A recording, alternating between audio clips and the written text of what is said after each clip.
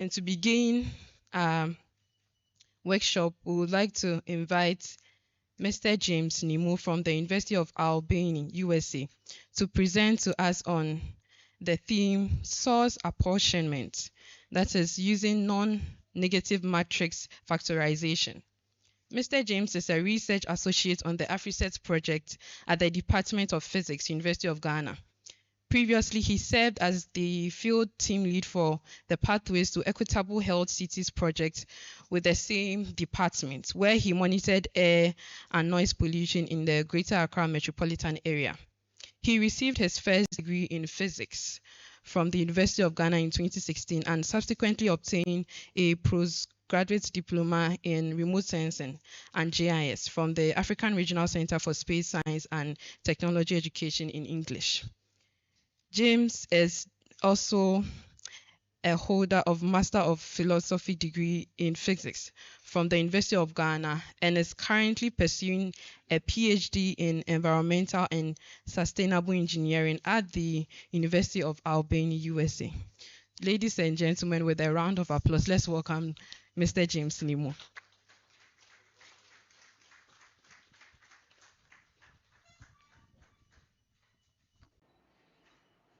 Good morning. I hope today's session will be kind of wonderful. I want to thank Prof. Hughes for bringing me down again. Last year I was here, and this year too I'm here.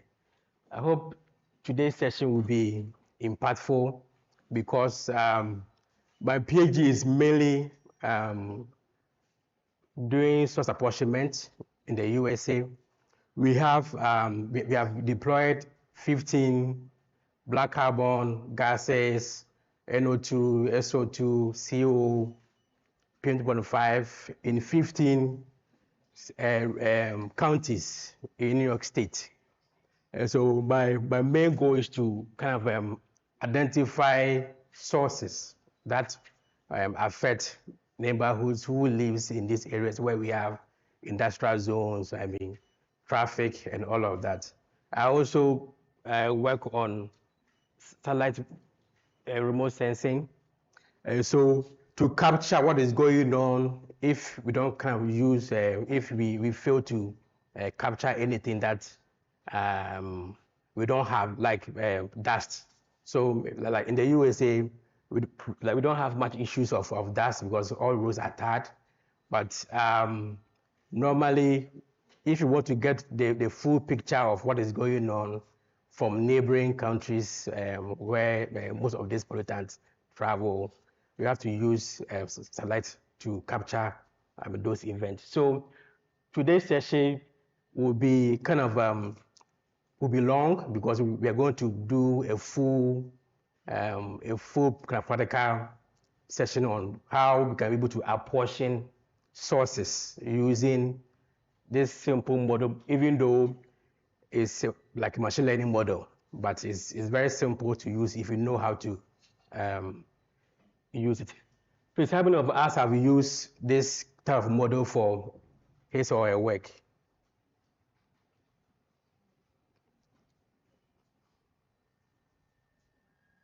How many of or like have heard the name like NMF in anywhere like R or Python? Or like have read a paper on NMF? Okay. So I heard of it when Dan Westervelt actually we met in Kigali, where he used this model for one study in Kinshasa, you know. And when I went to the US, my mentor has worked solely on this type of model and even gone further to use PMF and also like ME solver. So ME solver is actually advanced model for doing source apportionment. But this guy here can help us, at least if you don't have enough skill in doing source apportionment, you can just use this model just to infer what is going on in your neighborhood, okay? So before we run the model, you have the data, we have the code, we also have the slides, but don't just rush to run the code yet. Let me just carefully take you through what you expect and why we need to do this, okay? Why we need some kind of data to perform this task, okay? So what we'll be doing here, I've grouped it into 5. The first one is to get your data, and then once you get your data, you have your pattern environment that you have to load your data. The third one is to at least plot, just to see what kind of variables you have in your file. I mean, whether you have enough data, you have enough variables for this task. The fourth one is to run the NMF model. So the NMF model, in brief, is actually unlabeled machine learning or unsupervised machine learning. It means that we don't need to train it. So labeled machine learning, like those who use much of these in facial training, like how to kind of capture your face, you have to give the model your actual face, like a real face, to enable the model to kind of use that say pattern to draw conclusions of what you expect from the model. But in unlabeled machine learning, just give the data to the model, give what you want, and then it will just run it and give you your results, okay? So that's the difference between labeled and unlabeled machine learning models. The fifth task is to kind of plot what you have inferred or what you have used the model to perform. So in your file, you will find these variables. You will find gases, that's CO, ozone, NO2, that's the NOx. I think I've removed the NOx from the file, but I think, yeah, it's not there anymore. But so you will find CO, ozone, SO2, and NO2. And then there is no CO2, so maybe ignore that. You also have PM2.5 in the file, and then you have the particle bins. That's bin 0 to bin 6 of the file. So before we run the model, I want to explain what it means. So I mean, who can explain, maybe in brief, what it means to have a particle number and particle mass? As we all know of PM2.5, what we see in local sensor values. So normally sensors report particle mass, but not number. So I mean, who can give me the definition of particle number against particle mass in brief?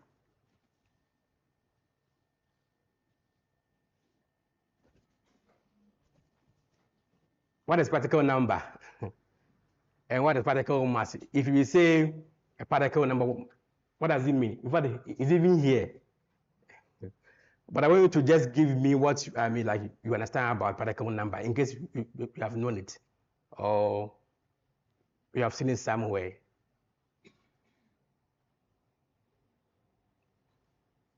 Okay. So particle number is actually, so we have sensors or monitors. That's job. So its job is to actually count each particle. So like in space, like if you have like a volume, so normally sensors had algorithms, and their task is to count how many particles passes like laser beam or like light waves. So as the particles are passing, it is counting how many particles are in the atmosphere. Okay, so a particle number is to count, is to just have an idea of the number of particles in the atmosphere. Okay, so it has a task to identify particular size of particles. All right, so like if it's PM1, it's going to count the number of particles, the number of PM1 in the atmosphere. So if it has like 100 or 20, 50, it will report that value per what you have timed it. So like if you have time like if you have like a clock, and then it's measuring like maybe like so like report every 10 minutes. So like each 10 minutes it will report how many particles that he has seen, okay, in ambient air. But particle mass, it is grouping all together, whether PM1, 0.5, 0.6, 0.7, PM10 as one. And then it's giving you the weight or the mass in the ambient air. So please, know the difference between particle number and particle mass. Am I clear? Okay. Question? Okay. What about concentration? The same way, that's the mass. So in sensors, because they are low cost in a way, there's no way to have this kind of advanced algorithm or a pump. So like normally, if a sensor has a pump, it can be able to count the size of the particle. But most of our sensors don't have pumps. Okay, so it will just give you the weight of the particles. Okay, yeah. So, in relation to particle mass and particle Number, yeah. by counting Yes, that size of the particle. All the particles. all the different types of The size of the particles. The size of the concentrate particles. on the size. Yes. Okay, why the other one just It's take just number? the number of the size, like of particular size. Okay. If it's PM1, its job is to just count PM1. If it's 100, just give me the number of PM1 in ambient air Okay. and report it. Okay. Okay. Okay. So the mass takes totality. Or PM1, PM2.5, or even lesser. So how does it report? How does its own report in comfort? So that is why we have a limitation in some of our sensors. Okay. So this guy here has a pump in its case. So it can give you beans. It is called beans. Its job is to count how many particles, the sizes, Okay. as the particles are passing through the light beam. That's the light. So as they are passing, its job is to just separate the sizes and count them. Okay. Okay, and report the number. Okay. Thank you. No. So in this task, we have an OPC entry sensor, which will help us to determine where exactly we have the sources, and this is key when it comes to source apportionment, because if you rely only on PM2.5 and PM10 and like gases, you won't know what exactly the sources are coming from. Okay, but like normally we guess or we assume that okay, maybe morning peaks is due to traffic. Maybe someone is burning some trash.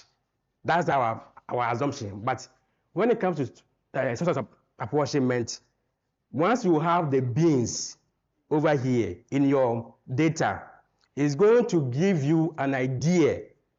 That means you won't guess anymore.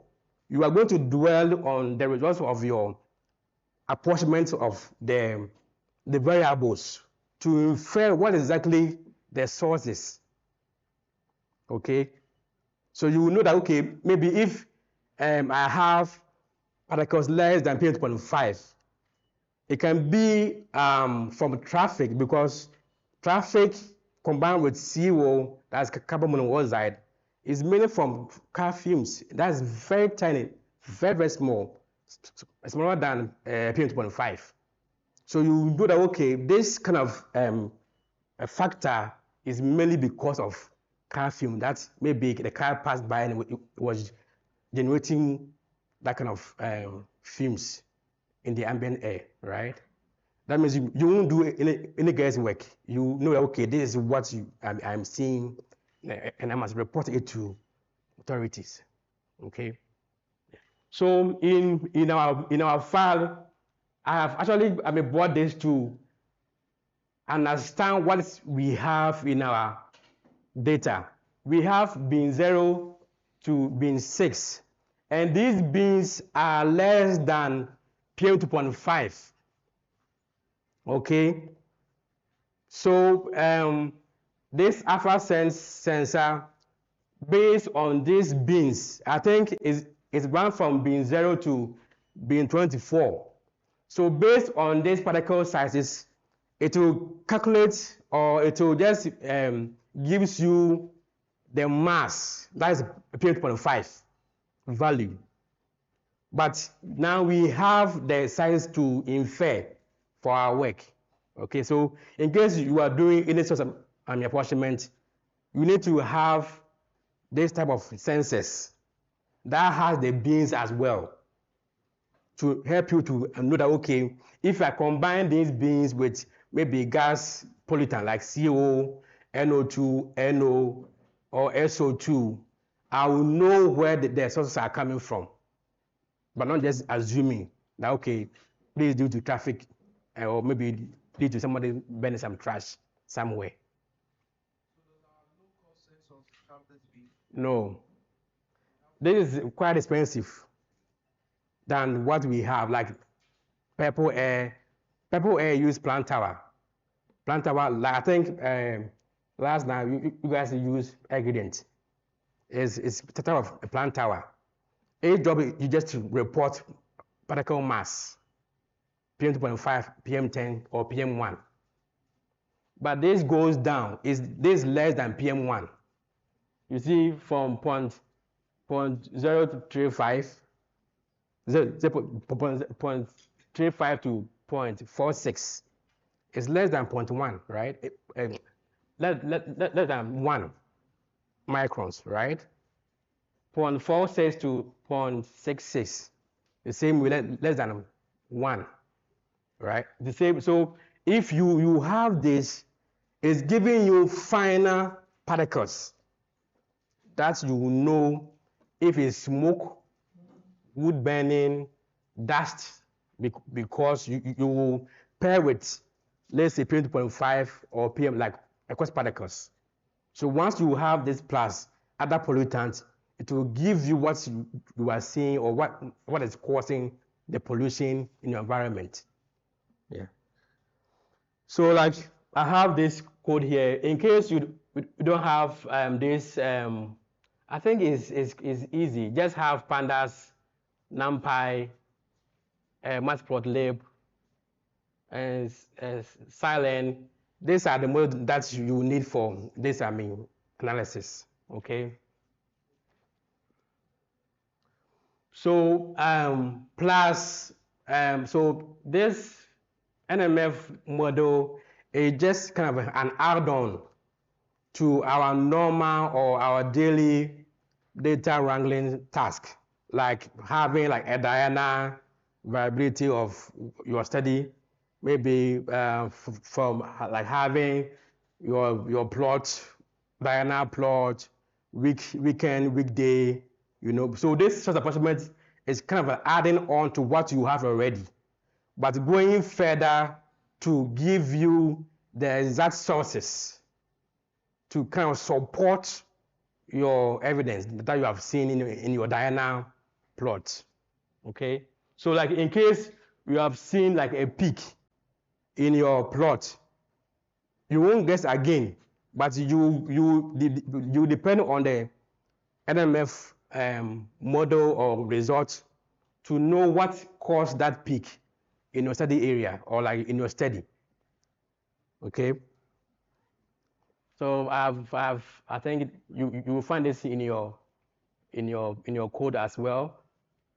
So let me come to the actual task of the NMF. The NMF is a matrix. Please, who can define a matrix? Matrix.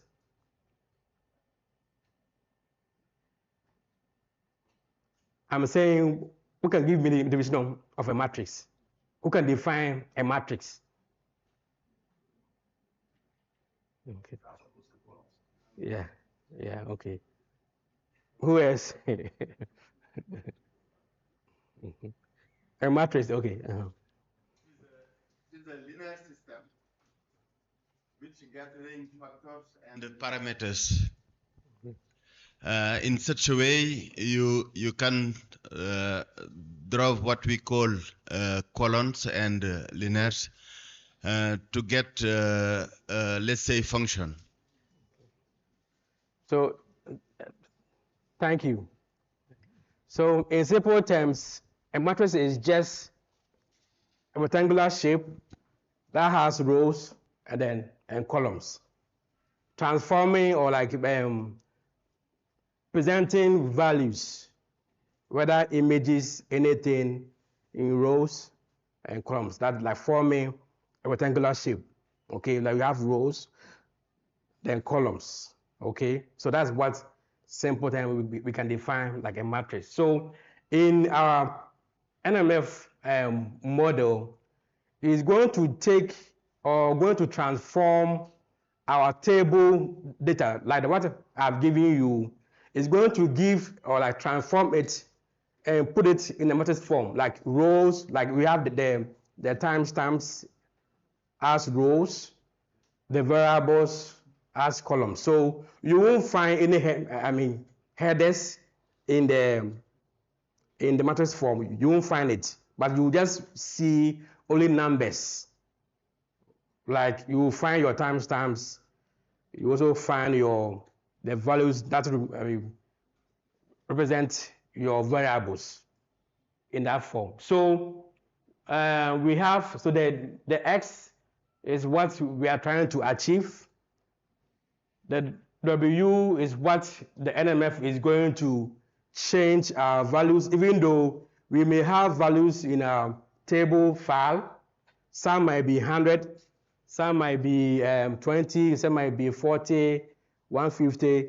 It's going to scale that values into simple forms from 0 to 1, into fractions to enable the model to adapt to more data, okay?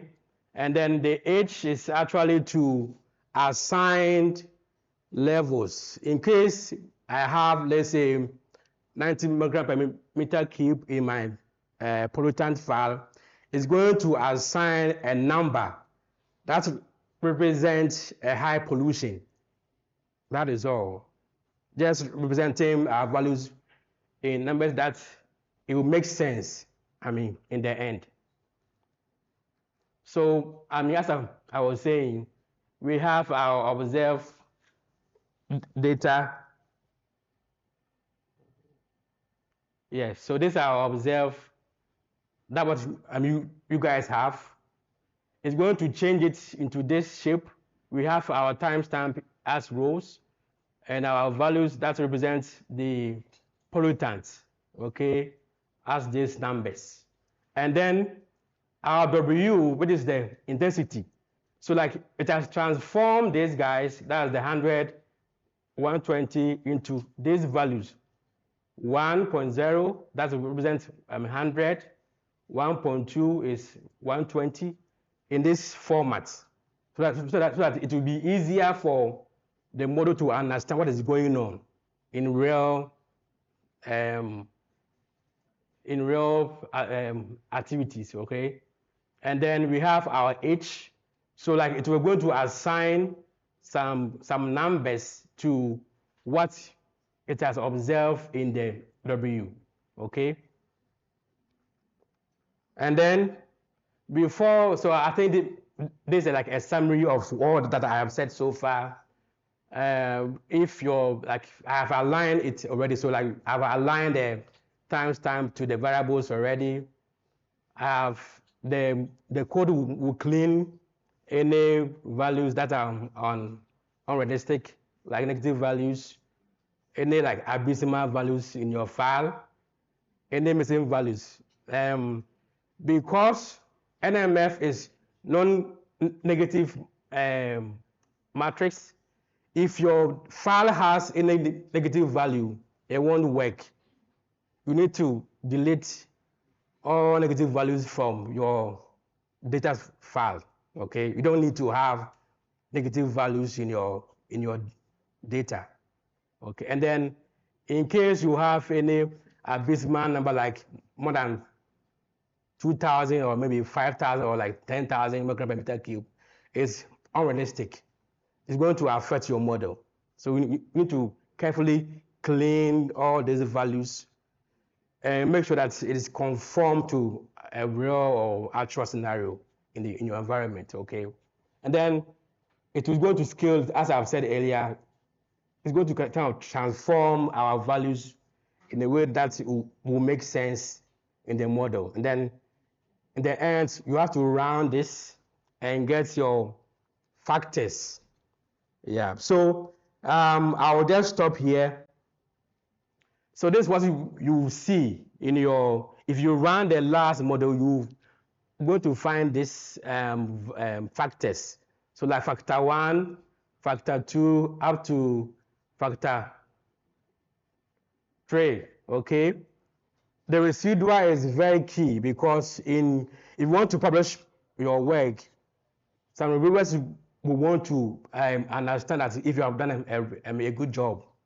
And so you have to add your residual to your figure, okay? So that at least in case it's higher, that means your model is not doing the right thing, because there's no way you will have a higher values for the residual as your real values here are lesser, okay? And so always they want to see that you are reporting the residual in your factors as well, okay? Yeah, so here, for example, we are seeing all the bins, that's from bin 0 to bin 5, and we are also seeing CO in factor 1, okay? From bin 0 to bin 5 plus CO, we also have NO2, we have NO. So this just tells you that this can be traffic. This is actually traffic because we have less particles than 2.5. And these ones are mainly from traffic, car fumes, because particles from car fumes are very tiny. Okay, and so if you have this factor here, then we are going to kind of check our diurnal profile, this guy. You see, for factor 1, from 6 a.m., we are seeing a peak. You see, here. And then 6 p.m. to, we are seeing peaks. And so like if we have this monitor at a roadside, we can infer that, okay, from these times are actually peaks of traffic in our roads areas, where cars will have will become spewing fumes, to pollute the environment. There is no guesswork, and that's what we want to kind of know, and also kind of confirm that, okay, cars would kind of stay longer in traffic, normally pollute our environment, and so we need to have more roads so that at least we can have a free flow of cars so that it won't cause traffic. Okay, and then we have other ones which we will discuss, I mean, later. And so like I'll stop here, and then if you have your code, I'll just bring the code up, and then we can just start running.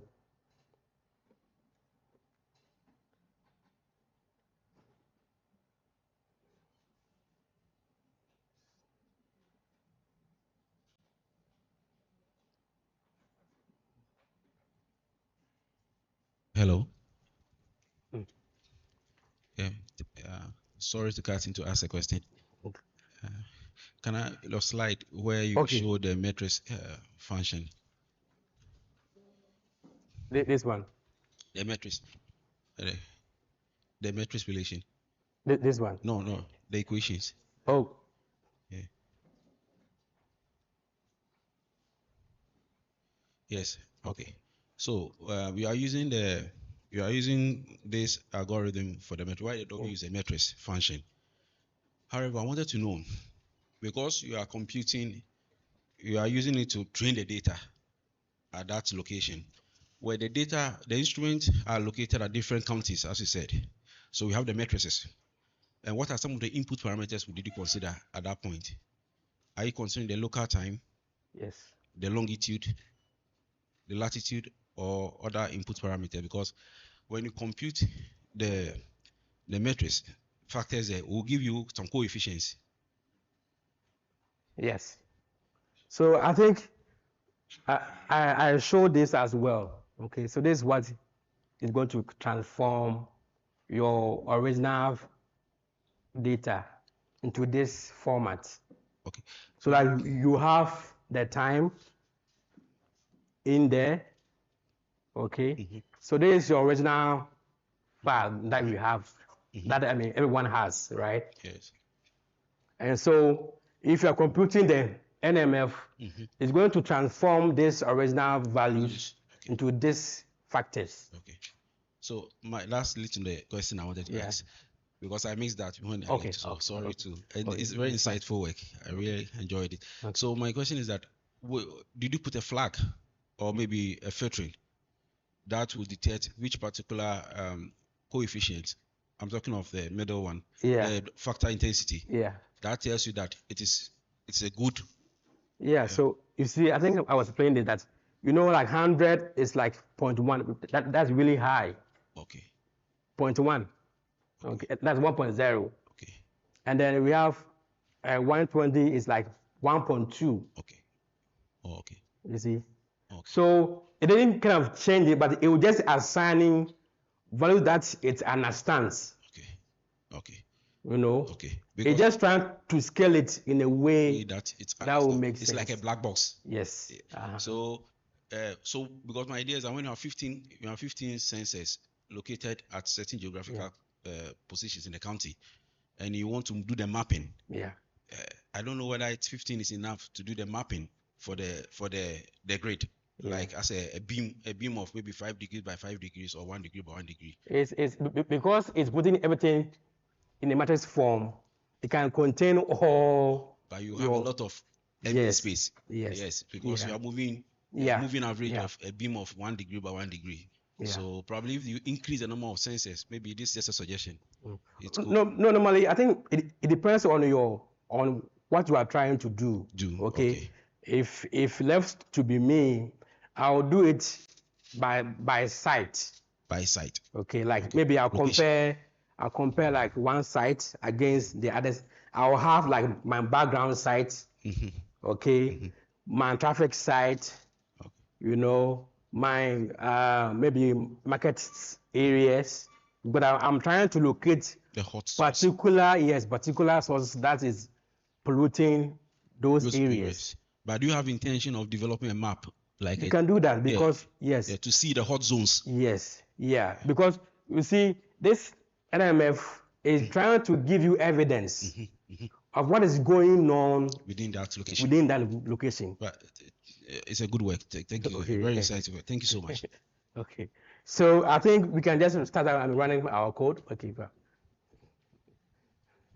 Thank you very much, Doctor. I will be short. I would like to know what is the physical meaning of these techniques. You start by saying bin 0 to bin 6 is Yeah. gonna give us the aerodynamic of particles. So And then, yeah, okay. 2 or 3 slides later, you talk about gas concentration. Okay. Where this gas come from? Because the device is just measuring the diameter of particles, right? The sizes. Yeah. Yes. How do you overcome to this gas concentration?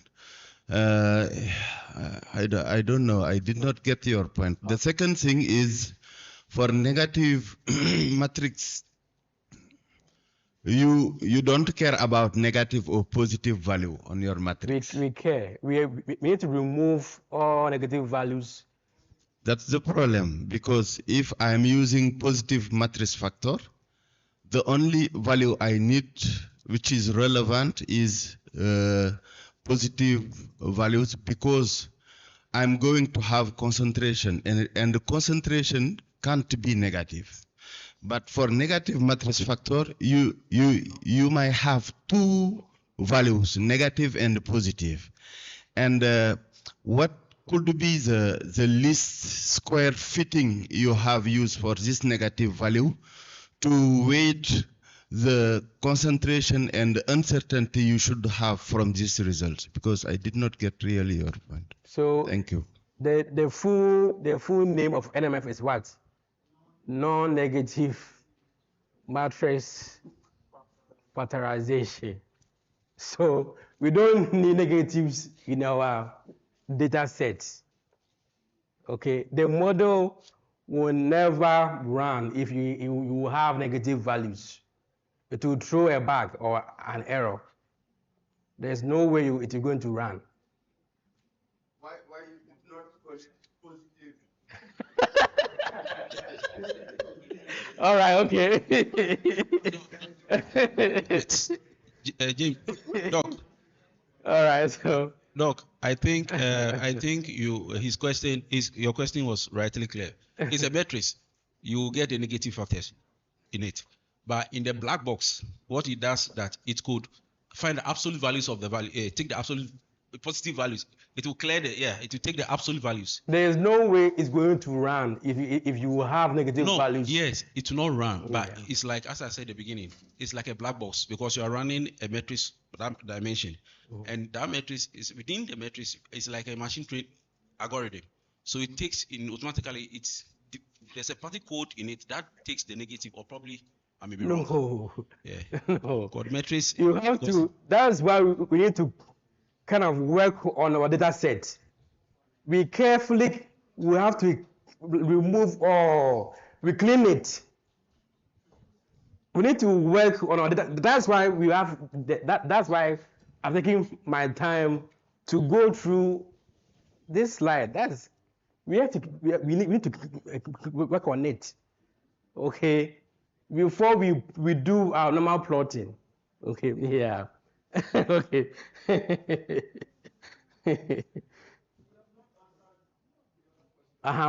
Which one? Sorry. Okay, so in our file we have paired gases also as well. We have CO, right? We have CO, we have NO2, we have NO, we have SO2 in our file that you guys have. The reason being that particles less than 2.5 are normally they come from fumes. Okay, car fumes have particles which are very less, and CO is going to confirm whether it's from car fumes or smoke. Okay, NO2 can also kind of confirm whether it's traffic or car fumes as well. So like if you have this pollutant in your analysis, it's giving you like firm evidence that okay, I have CO, I have NO2. I know that this kind of filters are coming from either car fumes or smoke, maybe wood burning somewhere. Okay? Yeah.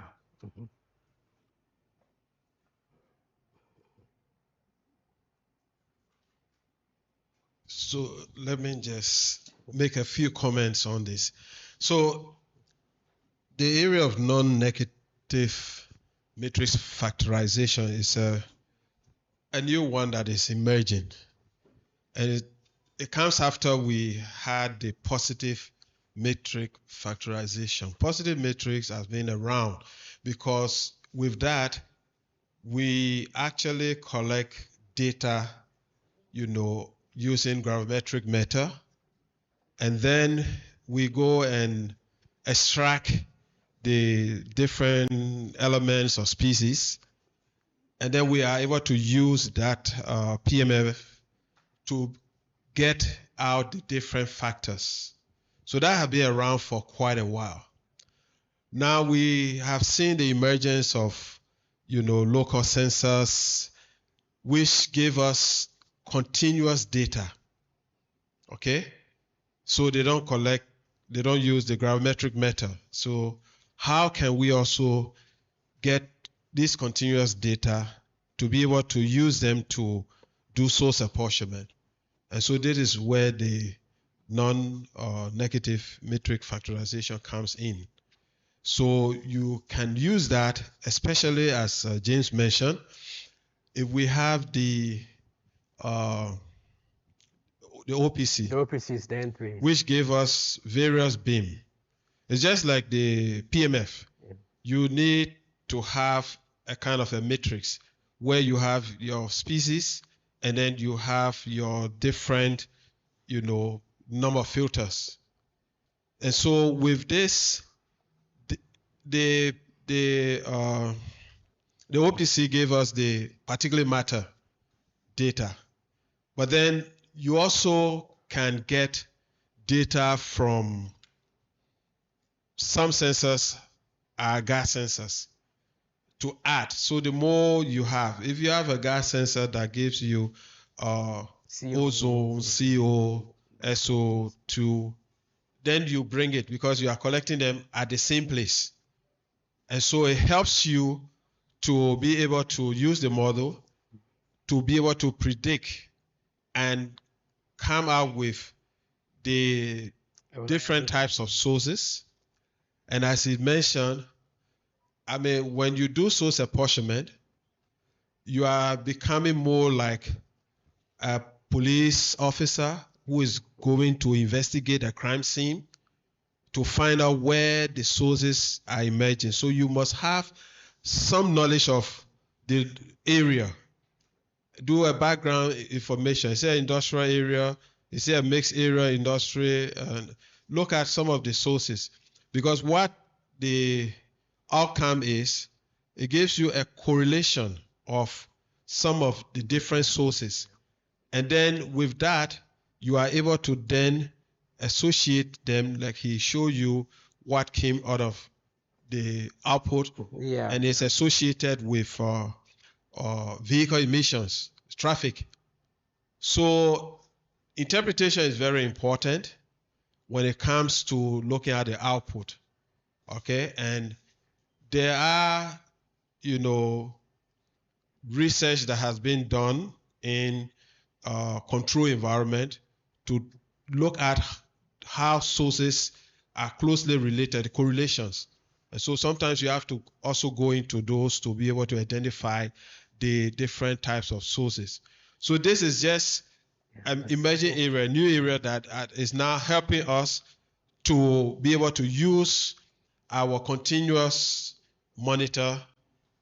Otherwise, the previous one, you may have to use the gravimetric method. That is collecting your data on the filter, taking the filter to a lab using different methods, maybe XRF or NAE or whatsoever method to extract the different heavy element and then you then put it into the PMF.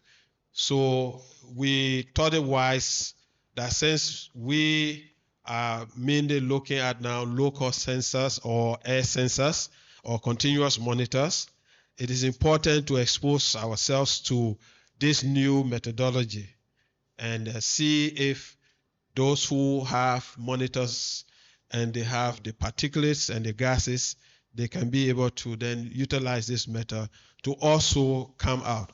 It is, usually you must also go to the field to verify whether the sources that you have apportioned is actually what you are measuring. So there's a lot of investigations that go through this, and there are some error margins that we have to look at, like he talks about the residual. Okay, so this is just to add to the questions that were coming from the flow. Yeah, thank you. So I have used a lot of positive metric factorization in my work, and also we have several students who we have supervised using this. So now I have some students who we are now using this method since we have a lot of data on the continuous monitors. Thank you. Okay. So I think we can, Prof, thank you. So okay, last one. Okay. In the perspective of the negative values and that of the unrealistic values, what is the recommended range that if I'm working with my data, I should be looking out for? So normally we cap it up to 1,000. That's the highest value that you can get. I mean, even though I'm working maybe in Dhaka, like Bangladesh, they have in fact peaks close to 5,000, 10,000, highly polluted. And so carefully, like normally it depends on the area, okay? Maybe here 1,000 is okay, but in Dhaka and maybe those countries in South Asian countries, they have pollution that goes beyond 1,000. So like if you see that, okay, 1,000 is kind of appearing frequently in your file, you go a bit further, like 2,000 or maybe 4,000, just to cap it so that at least you won't miss any high episode in your file. So okay. I can cap 0 to 1,000? Yes. Okay. Depends on how many thousand that you are seeing in your file. Okay. So like normally, that is why if you clean your data, it's very important. And it comes with experience. Okay. Well, don't just cap it from 0 to 1,000. Just carefully kind of see what you are monitoring. Just come through the file, just bring out some kind of frequencies and see, okay, maybe I'm seeing more values assigned to, let's say, 1,000. Okay, that means there's more pollution going on in the field. So that means I don't need to kind of cap it from my... Okay, thank you. My file. Yeah, okay. All right, so I think...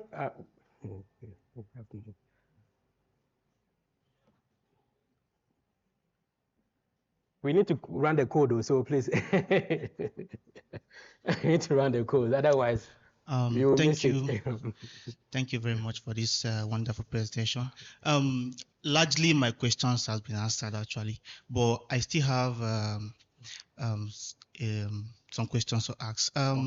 First, we understand that some of these low-cost sensors, they give out their data in different units, like ppm, some in microgram per meter cube.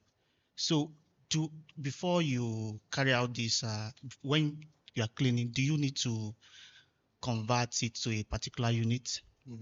Okay. And then also if you're not, okay, do you also normalize it first before you add it? So that's my question. So that's true. So in this kind of work, if you don't do normalization, you will have kind of different episodes happening in your factors. So that's why we scale it. I think it's in the code. we need to scale it from 0 to 1 to do away with all units. Okay, so that at least we can be able to work on the values. Yeah. So another question again is that I do understand that ppm in particular is kind of, I don't know, is not really that straightforward to convert to microgram per. So, but how do you, if you are doing it based on your experience, how do you The convert? algorithms will scale it from 0 to 1. That is all. Okay, thank you. So that you don't worry about the unit, okay, or the values, the high values. From 0 to 1, everything goes in there, run it, and then see patterns with the variables, pairing the beans with high values with the gases as well, so that we can have our patterns well laid out. Right. So I think if we all have the code. If you don't have like pandas, numpy, scikit-learn, we need to just do pip install, and like I think you just have to run it. If you have Wi-Fi, just run this, and you have all the packages installed. So like just install in case you don't have pandas, numpy, matplotlib, scikit-learn, because that's what it contains, the NMF model. Okay, so I think you need to install this in case you don't have it in your Python environment. So once you have this installed, just run this code. It will load all the what we need. So we have then pandas, then numpy, and then the minimum, maximum, it will scale it as you are asking. We're going to scale our values from 0 to 1. Okay. And then we have some kind of metrics to infer from our model. I have skipped so many things here because we are newbies. But like in case you are actually want to work on this, maybe do some publication, if you just reach out to me, I'll just guide you to do more thorough work on this. Okay. So I'll go ahead and run this. So like if we are using Mac, just do like command and return, Windows shift, then enter. It will run this session. It's running to load all the packages that I will need. So once it's run, I'll go ahead and load my file. And where you have your, so like have a folder. I've loaded all my packages. So now it's one. Okay. So just run the first setting in case you don't have it. Just install what I said earlier and run it. Put the code, the data, the slide in one folder, and just copy the path of where you have the file, and come and paste it at where I have the file path. That's the first code. Okay. So once you have the folder and then you have the file there, just copy the path and come and put it at where I have it. So remove where I have my path and put your path there.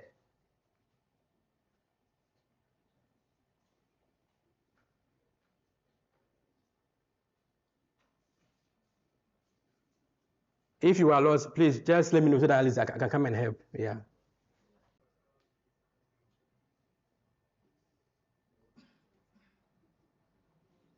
Please remove my path.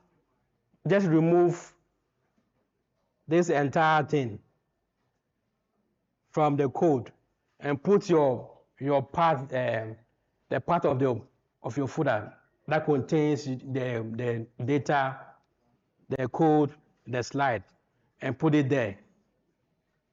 Maintain the code, the double code, maintain it.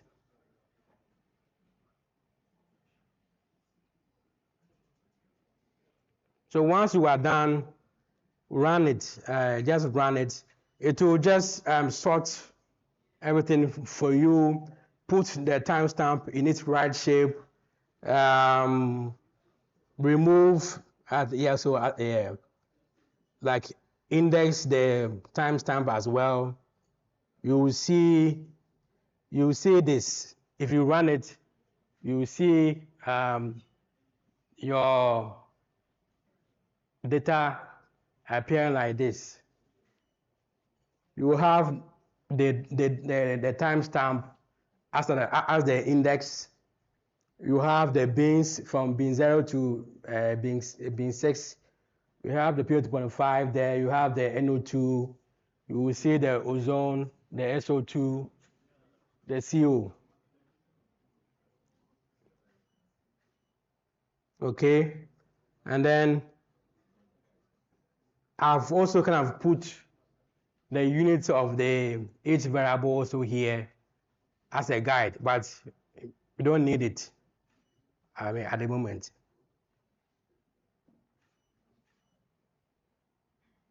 And then the third line of code, we are trying to like define our variables in a way that will make it easier for us to interpret. Okay, so we are just transforming our variables names from like bin 0, bin 2. We're just changing the names of the variable that we see at the top. Okay.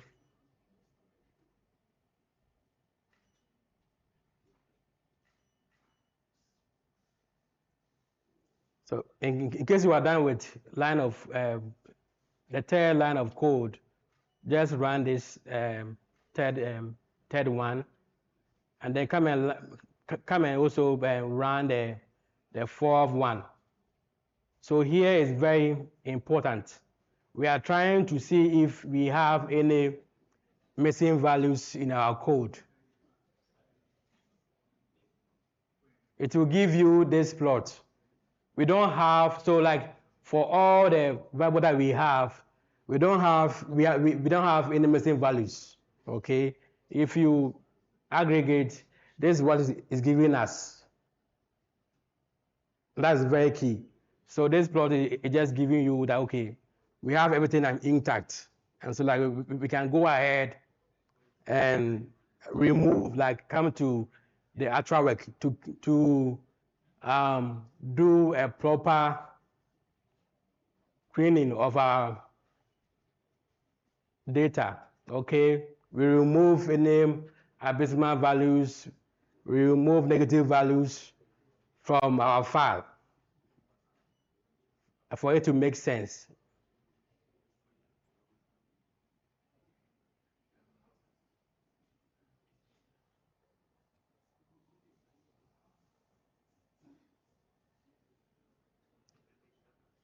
So once you can be able to kind of upload your data to this environment, everything is very easy. We just be running this stuff.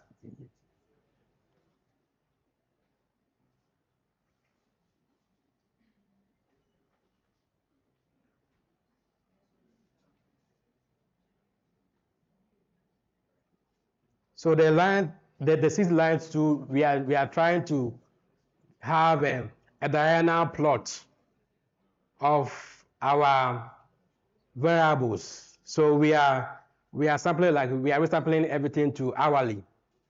Okay, so we will have like hourly values for each variable, and then we will plot. So you will find this plot for all our variables that we have we are going to use for our apportionment. So you will find relative humidity plot, the NO2, the ozone, the CO, the SO2, and if you scroll down, you also find the from bin 0 to bin 2, okay? So from bin 0, 1, 2, and then from bin 3 to bin 6. All of these things is telling us that we have some peaks or like episodes in our data that we can capture in case we are doing the interpretation. Okay, so it's very key.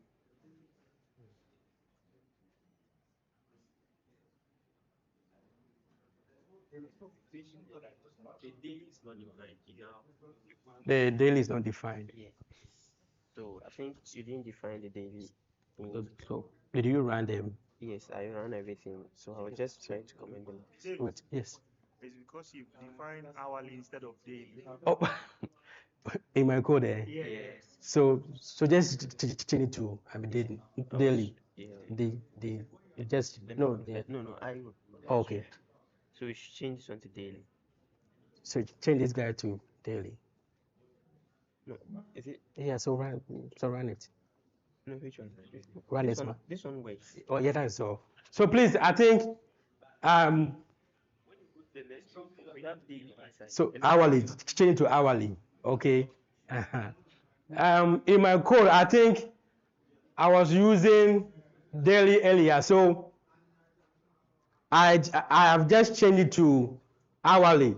So anywhere you see daily, change it to hourly. Like assigning a new variable called hourly to some part of the code. Sorry, I'm very sorry. So please, in case you see that your code is not running, just change it to hourly, not daily. Matthias, anyone that has daily error, it should be, I think, this plot. This one. It should be hourly, not daily. Okay.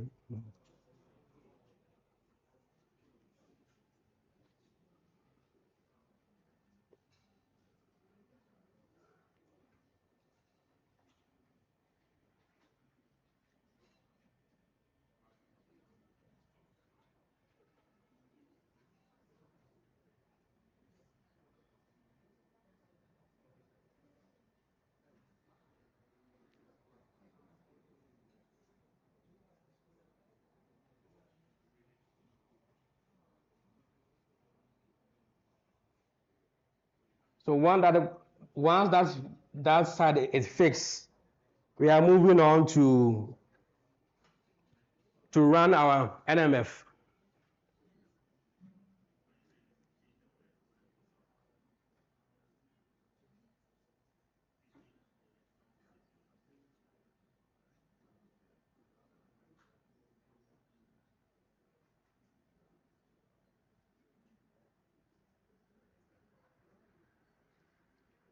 So we are about to prepare our NMF input file. This is very key. Step 8 is very key for anyone who want to run the code. Otherwise, it won't run. It will throw you like a bug. Okay. So here we are carefully trying to scale our data set and make sure that it's in the right format. Okay. Before we can run the model.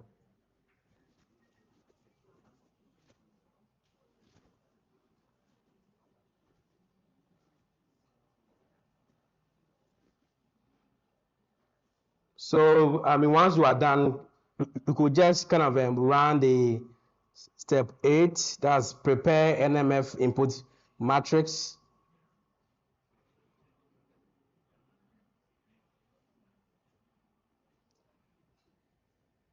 It doesn't need any missing values. It needs areas where we have data. And so drop any line or any space that you will find in your file. It's very key. Otherwise, your code won't run.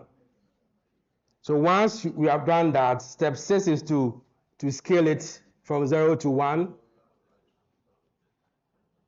And then you see this, that we have transformed our values to all from 0 to 1. So you won't find any high values, like you won't see our original values that we have seen in our file. Everything has been scaled to from 0 to 1, okay? And then step 7 is so this is where it becomes a bit tricky, because always it is very hard to kind of land on factors that you need for your model. I have skipped some part because we need to kind of train, retrain, remove some part. But I've moved that because it's very tedious, right? So we are assuming that we have four factors for now, but in real work, we have to retrain the model to give us less residuals before we can land on our actual factors for interpretation. Okay, so now we are assuming that we have 4 factors at the moment. We will run it, and then we will see this.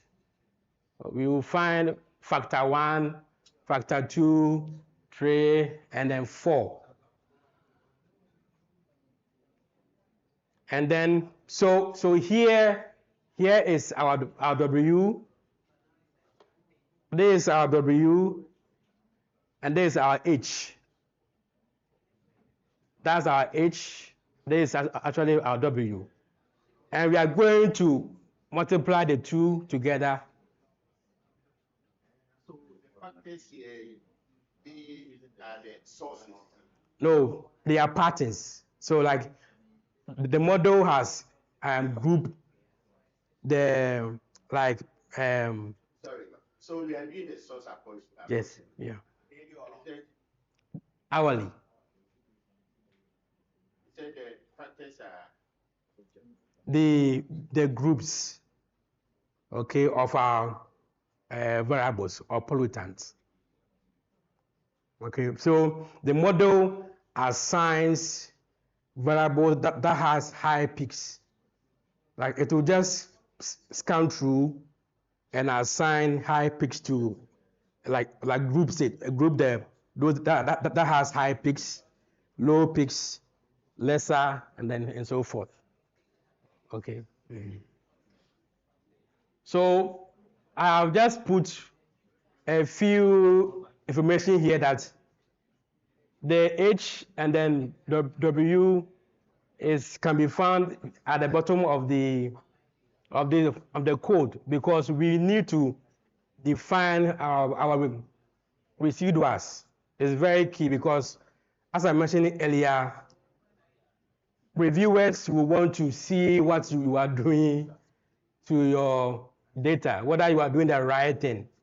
So if you don't report these residuals in your figures, they will put a question mark in your analysis. So it's very key. So once you have seen this, go ahead and then run this figure and run this code. That will give you the residual values. And then we need to also calculate the variables by factor. That's line code 12. Once you run it, come and run the last one. That will give you, that's code number 13. You will find this. So this is where we are arriving, and this is where we are coming to carefully sit down to understand that, okay, if I have all the beans from 0 to 6 plus some gas pollutants, that means it's actually from traffic or smoke, dust, anything that I need to infer from what is happening in my environment. Okay, so we have a factor 1 that contains all the beans. That's bean 0 to bean 6. I also have a small peak of CO2 is here, and I also have, so yeah, I think I have all the beans here from bean 0 to here, and then a CO. So it means that I'm definitely going to see that, okay, some time in my monitoring or in my study period, there was kind of high piece of traffic that occurred at my study area. Okay, and then the second factor, I am only seeing ozone. We don't measure ground ozone, but we have a secondary ozone from NO and NOx. Okay, if you combine NO, NOx will give you ozone. That's a secondary a pollutant.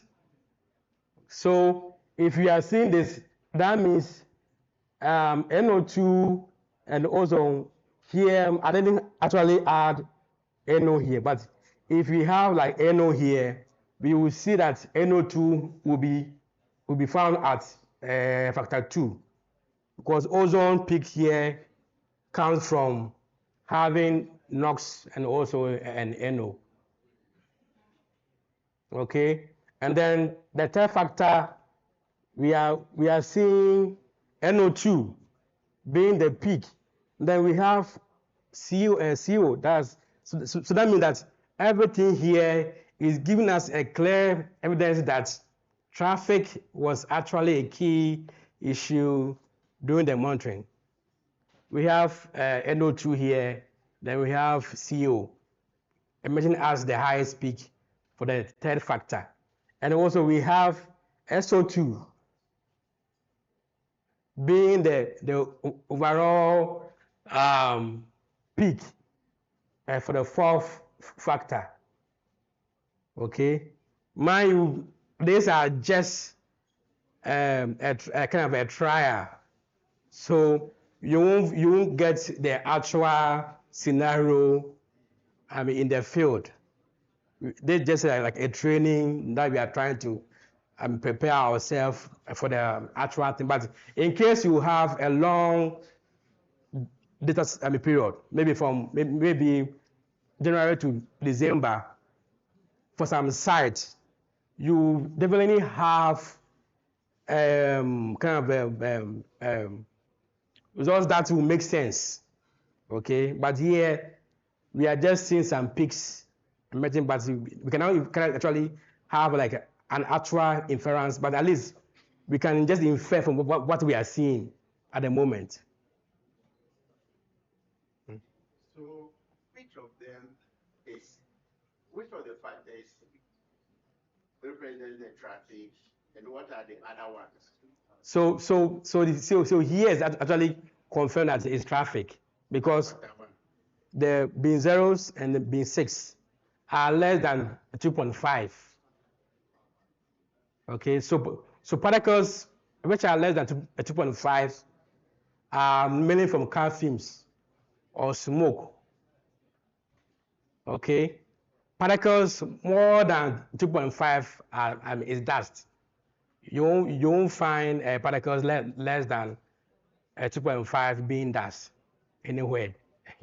So this guy here, and also CO being found at factor 1, just give that, okay, we have high episode of traffic at maybe at some time in our study period. Sorry, I came late, but then I'm trying to Very well. I'm interested in this source apportionment, Okay. apportionment thing. The, you know, the factors 1, 2, To 4. 4. Yeah. What are these factors? It is so the model is trying to like give us a pattern, like group episodes of our variables, okay, so that we can infer the typical sources of pollution in our study area. Without these patterns, there's no way we can infer what is happening in our study period, right? Yes. But, you know, when you talk of the factors, Yeah. I was thinking maybe we can think of, you know, like factors that would cause increase in, say, ozone. Yeah. You will need temperature. Mhm. We need, you know, certain gases like the NOx and the NO, or looking at different parts Yeah. like O Yeah. and then O2. Yeah. They all give you this, and there are other paths that can give you the ozone. So I was thinking the factors are going into those, you know, components that can generate that particular thing. But it's Because gone. we don't have the NO, we don't have the NO and NOx in our data set. If you have it, we will find it at 42. We didn't have it because this is like a trial that we are doing. Yes. But in case we have it, the NO and the NOx, it will be found in where we have the ozone. So in this case, like factor 1, Yeah. which you Contains all the attribute beans. to traffic. Yeah, because it's less than 2.5. The beans here, from bean 0 to bean 6. So I was showing, I think maybe we missed it. Visit.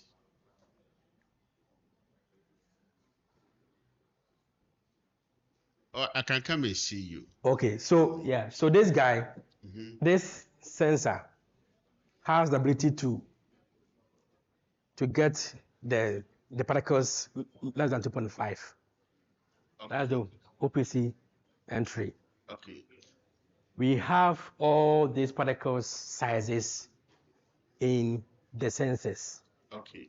So we have carefully given this to our, like assign these bins with CO, NO2, SO2, And the other PM2.5. gases. Yes, just to infer what is happening when we went out there to do our monitoring. Oh, okay. That is why we have factor 1 having all these bins and then CO.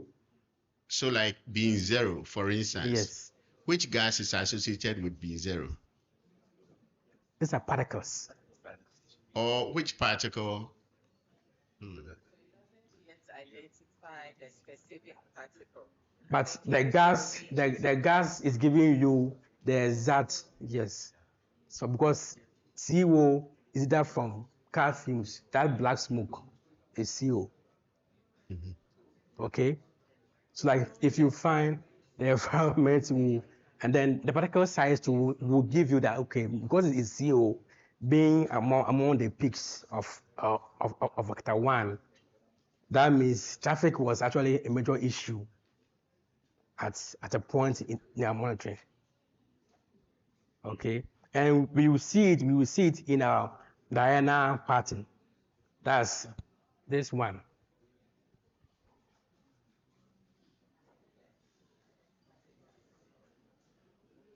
This one.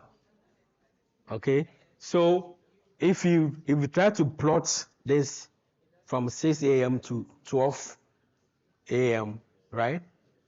We are seeing that, okay, from 6 a.m. our factor 1, which we have the beans, that's from bean 0 to bean 6, and then CO, is happening. That's the peaks. And evening. So the the blue line represents what? A factor 1. You see, the blue line is factor 1, and we have the peaks occurring at rush hours. That's between 6, and you know, in Accra, our rush hours start from 6. Okay, and then in the evening to when we are closed from work, we are going home. We have most of the peaks happening in the evening time. Okay. Then what about the factor 2? That's the same way, right? So if we have the same, so factor 2 is the red one, the orange one. Okay. If we have enough pollutants, we also have the same peaks as factor 1. Okay, like because it's ozone, we have like NO and also NOx as well. Where we have our so in case, let's say we have any industrial zone that we are going to monitor, we can say that okay, because ozone is happening, because it's happening actually in between 6 a.m. and 6 p.m. That is where those kind of industrial guys emit their pollutants. It's gone. You see that? But it looks like, I don't know, you know, I understand some of these things, and I'm beginning to see it as, because one, we say that source apportionment. Yeah, source. So at the how do you call it? The point of measurement, Yes. we are looking at all the sources that are contributing to whatever you get at that particular point of measurement. Now, looking at the graph, it looks like what you are calling factors, we can call them sources.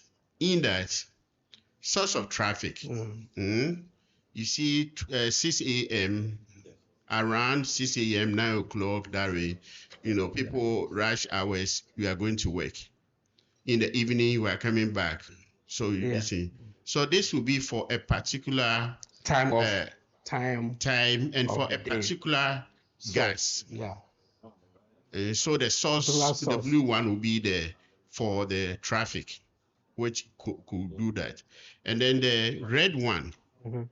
That orange. Yeah. The orange, colorblind.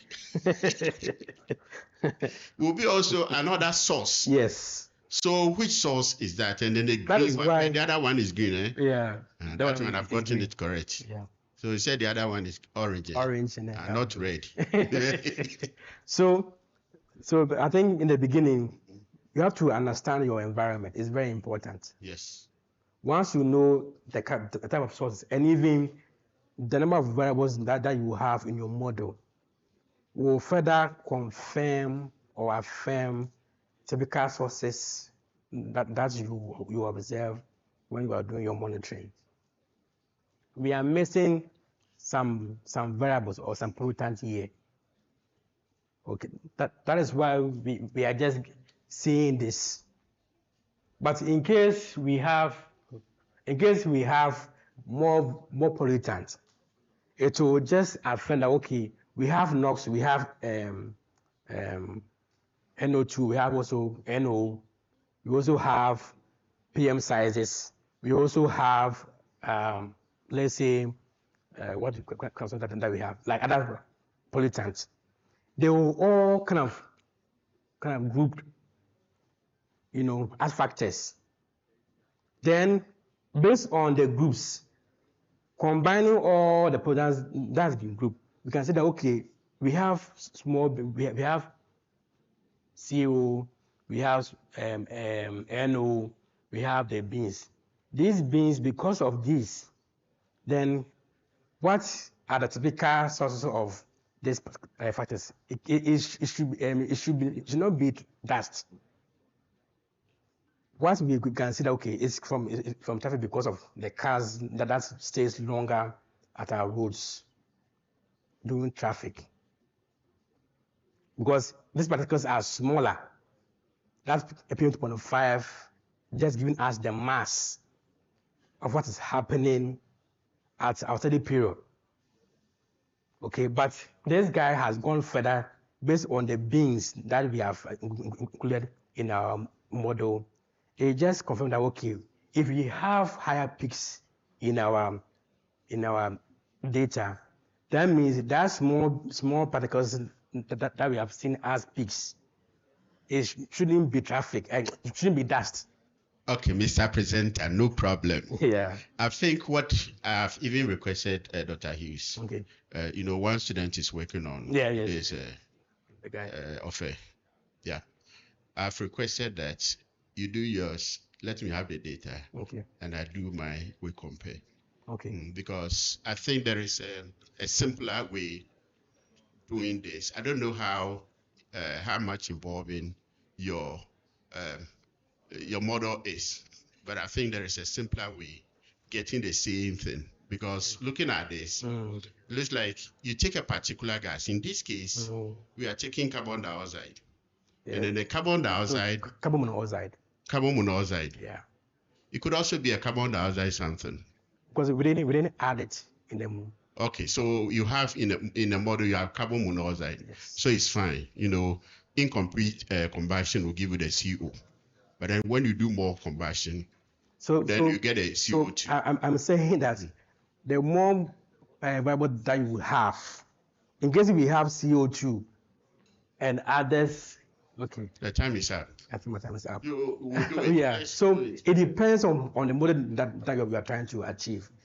If you have more variables, it will give you more evidence. It's fine. Yeah. Okay. I think we are almost in summary.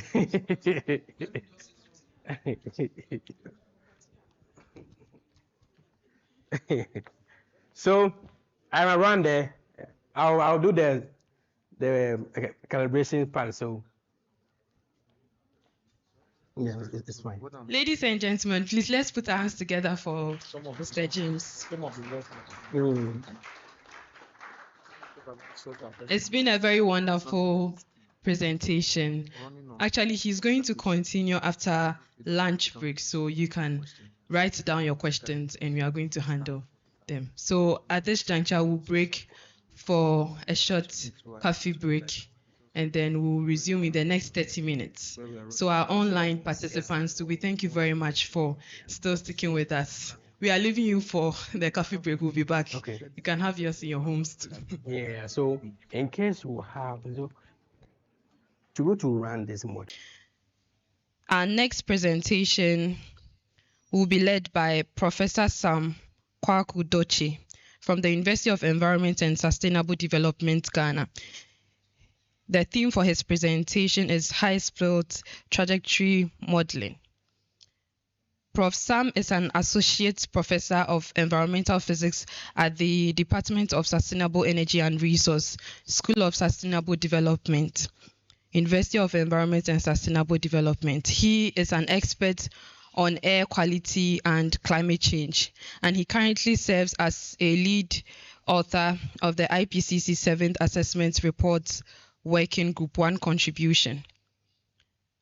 Prof. Quarcoo is a member of the Africa Emissions Working Group of the Global Emissions Inventory Initiative, the African Group on Atmospheric Sciences, the Meteorological Society, and the Ghana Science Association. With a round of applause, let's welcome Prof. Sam. To you all. I'm happy to be here, and I thank the organizers for this opportunity.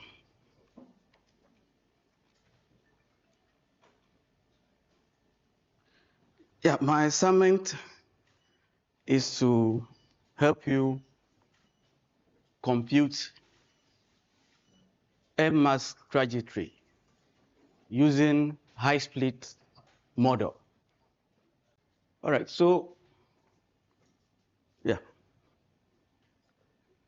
In air quality source apportionment, we have two main approaches, and they complement each other.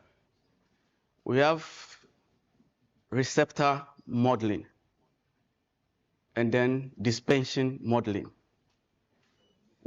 The first session, the technique that you use, the non-negative matrix factorization, is an example of receptor model or modeling. We have other older techniques like chemical mass balance, principal component analysis. We also have, as Prof. Hughes mentioned, we have positive matrix factorization. These are receptor models because they are based on air monitoring data. They establish the source receptor relationship using air monitoring data. The model that we want to learn how to use today, the Hysplit model, trajectory model, is an example of dispersion modeling. In dispersion modeling, you start by quantifying the emission rates. Then now apply mathematical models to account for the various processes in the atmosphere, to account for the meteorology, to account for the physical and chemical transformation of the pollutant, and then the deposition of the pollutant. So they are basically mathematical models. Before we learn how to compute the trajectory, we need to learn about the model. I'll be very brief. I'll not go into the details because you have different backgrounds. Now, so what's atmospheric dispersion modeling? As you are aware, air pollution is a complex problem. When you have pollutants in the atmosphere, they are subject to several nonlinear, in fact, complex nonlinear physical and chemical processes. And these processes control their concentration level or their composition. Now, in air dispersion modeling, we use mathematical models to represent the various processes in the atmosphere. We use mathematical models to represent the various processes. So we said what air dispersion modeling is a mathematical simulation of how air pollutant disperse in the atmosphere.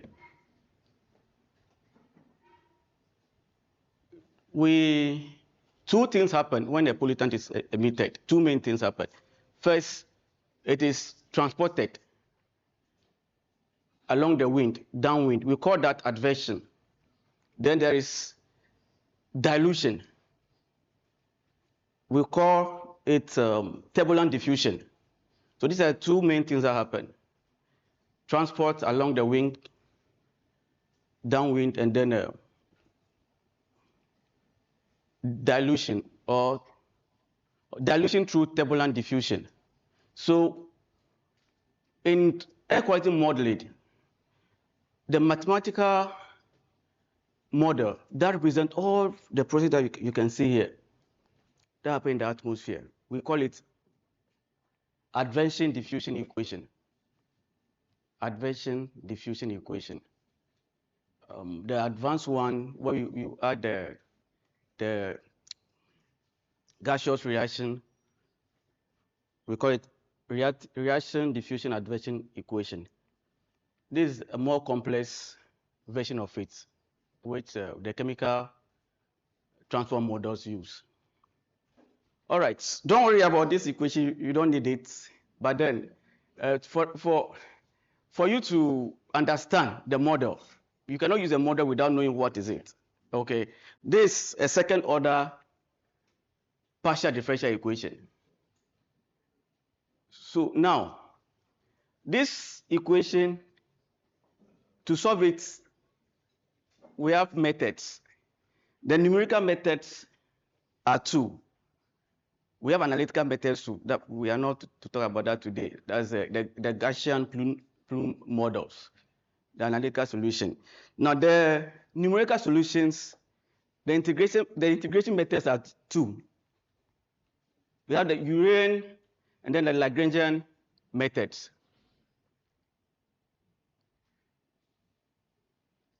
The difference between the two is with respect to the reference system. With the Urian method, we have a fixed reference system. The reference system is fixed with respect to the Earth.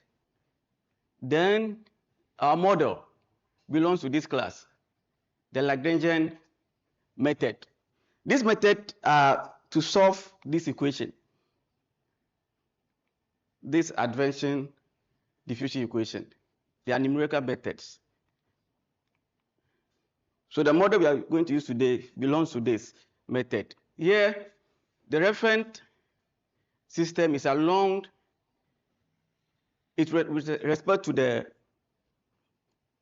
motion, the atmospheric motion. So here we have a fixed reference system. Then here we have a moving reference system. So these are the two methods of solving this second order partial differential equation numerically. So air quality models are based on this two calculations. This is the more effective approach. When you have, it's ideal for multiple sources. If you want to have handle complex chemistry, I'll still explain this when we move forward. You can use this method. Then this one, the Lagrangian method, is ideal for single point sources. Single point sources. It's not efficient for multiple sources when you're doing multiple sources. So this is about the methods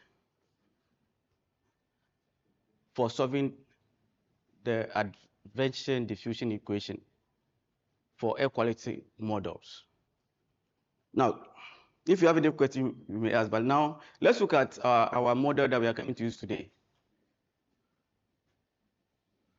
The full name is Hybrid Single Particle Lagrangian Integrated Trajectory Model. In short, Hysplit. Hysplit.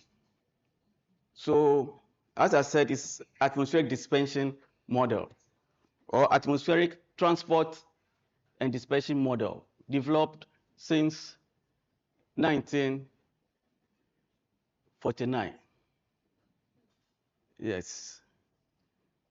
And at this place, U.S. National Oceanic and Atmospheric Administration, the Air Resources Laboratory. Now, its use is for computing simple air mass parcel trajectories. You'll get to know what a trajectory is very soon.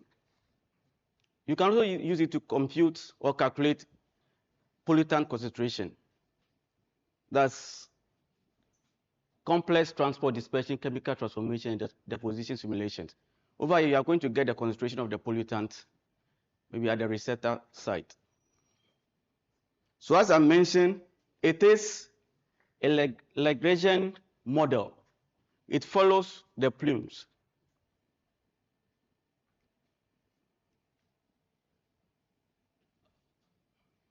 However, from the name, it's a hybrid, meaning it has both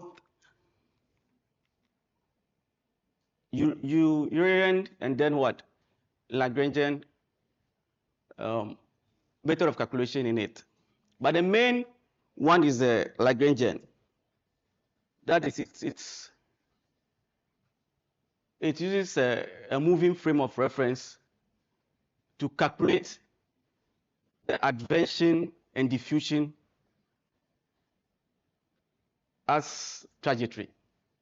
Then it has other parts based on the Urian method of calculation.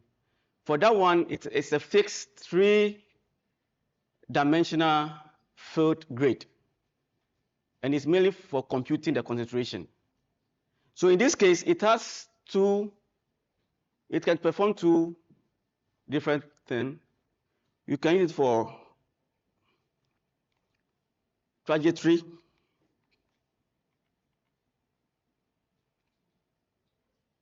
calculation, which we are going to do today. So the center line of the plume, every models, they can be overestimation, or usually you simplify. It's a simple representation of a complex system, but it gives us very useful information about where the sources are coming from. So it can go forward or backward, depending on what you want to, the aim of your research or of your study. So chemistry does not factor in any deposition or chemistry. Now here, if you want the chemistry, the concentration, it can also compute it. It can also compute the chemistry. Okay, so Hysplit is not suitable to simulate complex chemical reactions in the atmosphere. But there are studies where it has been combined with other models to perform this function. So here, with the second use, you are looking at the whole plume. But then for the trajectory, we are just looking at the path, the center line.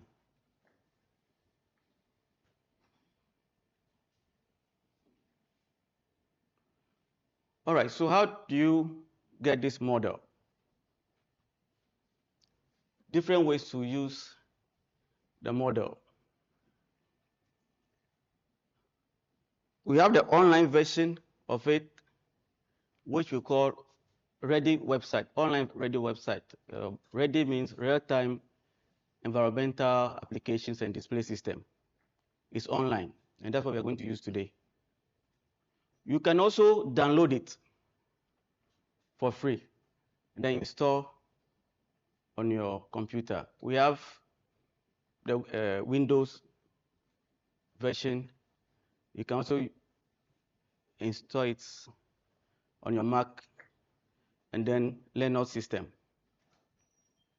So as I said, it's free. We have some function that you may have to register for it. To be able to use it to do such applications, you may have to register. So it's free, and these are the various applications. Now let's look at the trajectory.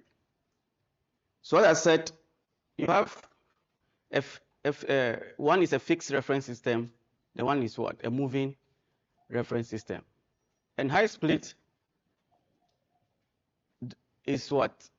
Lagrangian. So a moving reference frame. So you have a particle, okay, a computational particle. Then it's released. Now this is a source of emission. Okay, it's an emission source, maybe an industrial plant here. So there's emission. It goes through, let's say, the first position.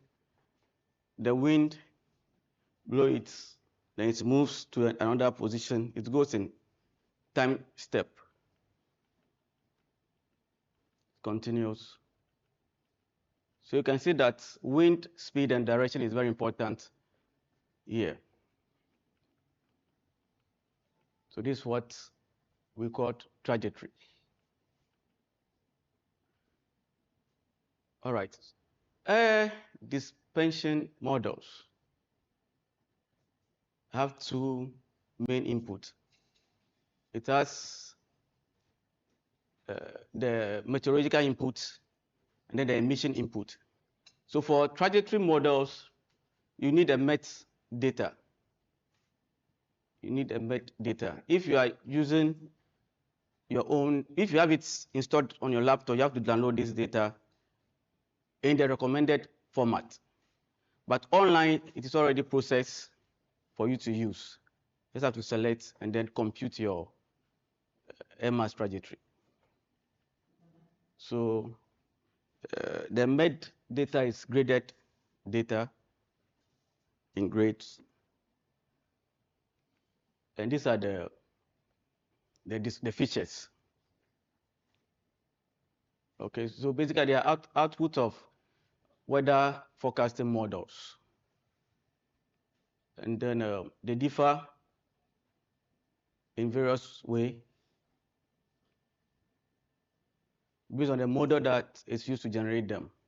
Now, basically, if you want to use any of the metadata, the description is online. You read about it and find out whether it fits your problem or what you want to use it for. So those who want to download it, it must be in the Hysplit format before you can use it. So online, this is what you see very soon. These are the various METs or meteorological data sets we have or available for us to use for our simulation. These are based, it doesn't cover our region. It's for continental US and the surrounding regions. But we'll be using these two. This is from this global forecast system data that I'll be using, and then the global data assimilation system data that we'll be using. These are global data that we can use for our region. So very soon, when you are asked to, the system asks you to select a particular data, you focus on this one.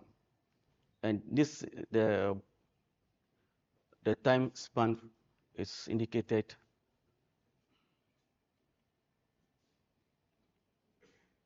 Okay, so I've already explained this. So trajectory, that is the simulated movement in the atmosphere of one computational particle. Okay, computational particle, and it's three-dimensional space. If you start the trajectory at different times, you have different results because the direction of the wind changes. So you have different, it will go different directions because it depends on the wind speed and direction. So think of it as the certain line of a plume, as I explained in the earlier slides. So this is what the model will be doing, a moving reference frame. Okay, so now you have your sensor location or your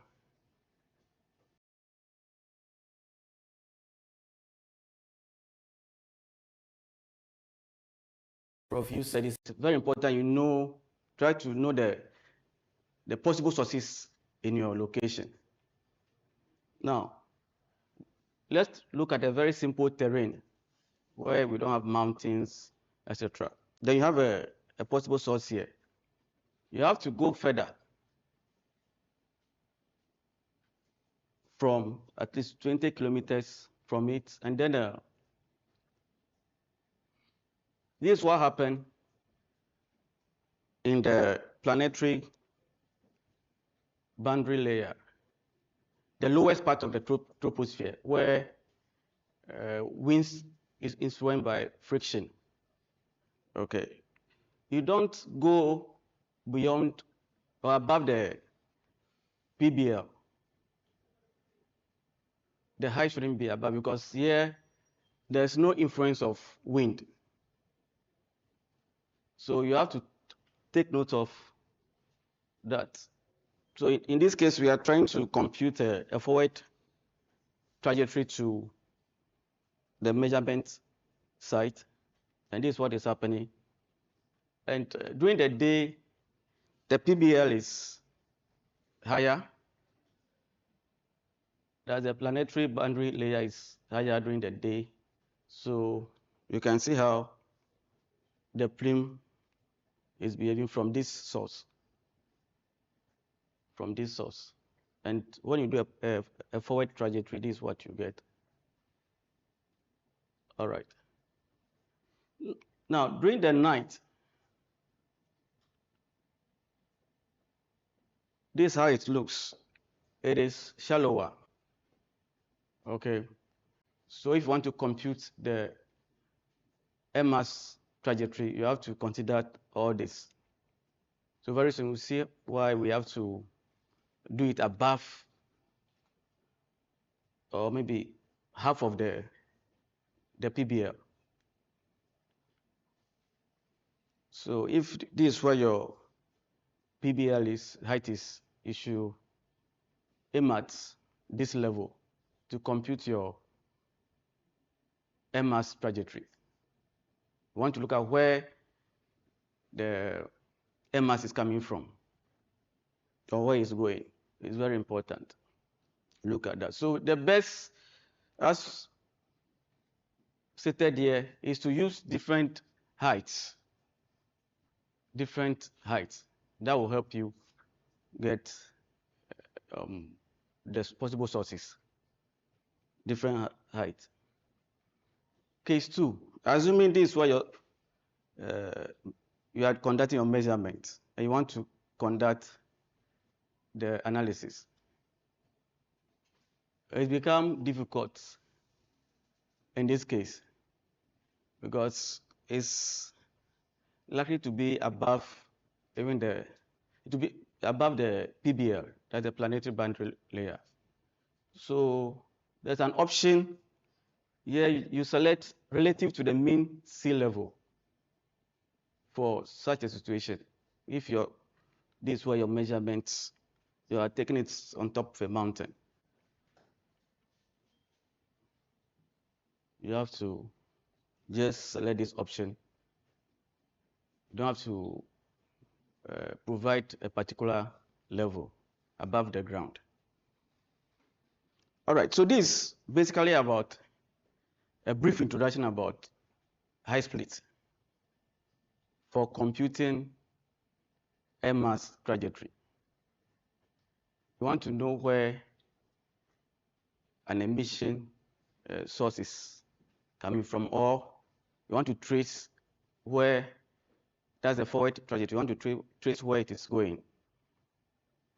When there's an emission, where it is going. This a very simple illustration. There's an example here.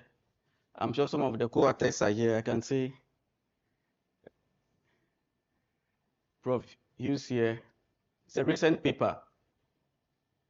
I want to use it to explain how you can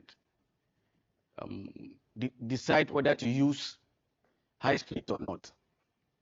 Now, this is a work done in 2 countries, Cote d'Ivoire and Ghana, 2 cities, Abidjan and Accra. They analyze data from June 2020 to 2021, June 2021, a 1 year, almost a year data at different sites, five sites in Abidjan and then 4 sites in Accra. Now, from the analysis, they realized that from mid-January 2021 to 31st January 2021, the PM 2.5 concentration from all the stations were above the recommended WHO level. Okay, not only in Accra, but also in Abidjan. So now they suspected regional air pollution in this case, or a transboundary air pollution. Okay, you know, from the beginning, I said that what? Receptor modeling and then air dispensing model complement each other. So after having this, they suspected harmattan dust might be the cause. And you know, those of us in this region, we experience harmattan during this period. But then they have to prove it. So they computed back trajectory for backward trajectory for 96 hours. I think that's 4 days. At the two locations, Accra and Abidjan. So we want to see where the air mass is coming from. Okay. And they computed it before the dust event, before this high concentration. Okay. Then during the event, and then after the event. So they selected the high peaks.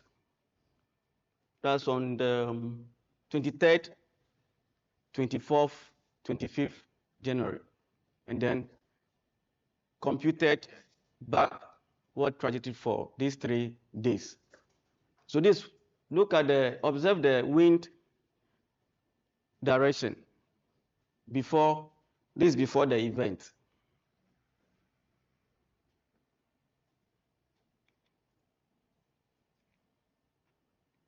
This is the direction of the wind. Then, during the event, you can see this southwestern winds.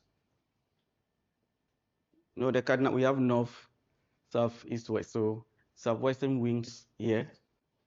And they trace it to the Atlantic Ocean.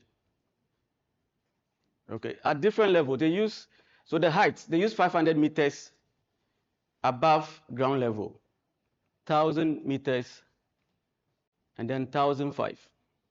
And they all behave, the 500 and 1,000 are in the same direction. Then there is recirculation in the case of the 1,005. So at the end, they suggested that what? Sahara Desert might have influenced the high PM 2.5 concentration. So this is an example of how we applied the Hysplit model. You need some small background in atmospheric science to be able to explain some of these maps. Okay, but then you can see the direction of the wind. This before, and this after during the event, they are coming from the Sahara Desert.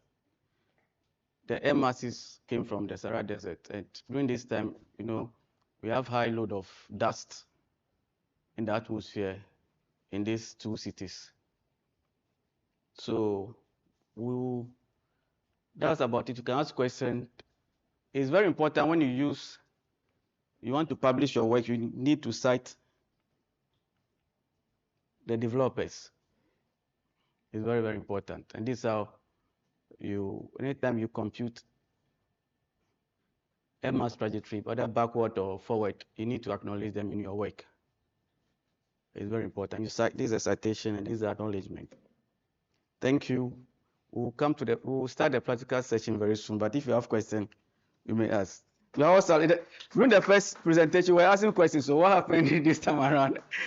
Anyway, so a bit about my background. I have BSc Physics, BSc Physics, MPhil Physics from, the BSc is from KNUST, and then the MPhil Physics from University of Ghana, where I did air quality measurement. Then I have a PhD in modeling and simulation from University of Brunei. So for my PhD, it's about models. So mathematical models. I use artificial intelligence also, statistical models. Yes, please. Thank you for the presentation. I think you made mention of the model's weakness in a way that you said you only focus on single source. I don't know if there are advanced version that focus on maybe multiple, or we can modify the formula or the model to capture such multiple sources. Yeah, so you can combine it with other models. Okay, other air quality models, so that you'll be able to capture multiple sources. You can, there's this model that I mentioned here. So we have chemical transport models like CMAC, like WolfChem. These models are ideal for CMAC is Community Multi-Scale Air Quality Model. So you can combine this with Hysplit and get, or be able to use it for multiple sources. We have some other models too. But when you come to air quality modeling, it's actually chemical, we use chemical transport models. They are the advanced form of the model, or air quality models, and they take care of emission, transformation, all the processes, all the atmospheric processes. They're able to take care of it and then compute the chemistry. Right. So if no more questions, then we can now do the demonstration.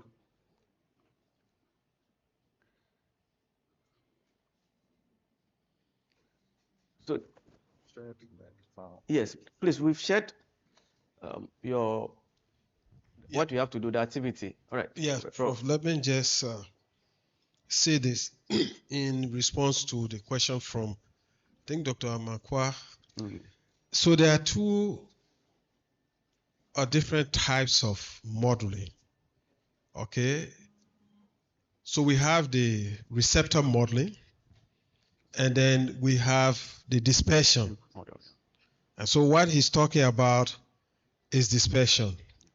That is, you have a source and you have a plume moving like a factory that is generating some level of pollution, and you want to find how far the pollution is moving and dispersing. You want to know if I'm polluting here, all right, how far will this pollution impact, and then you can take remedial measures.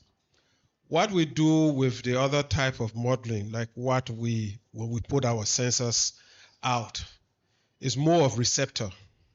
So it's like you have a bowl and you place it outside. You come back and you find that there are dust particles inside. So where is the particles coming from? They are coming from different sources. And so that's how James was able to show you that you have to now do source apportionment to find out what is the dominant source that is impacting where your sensors is.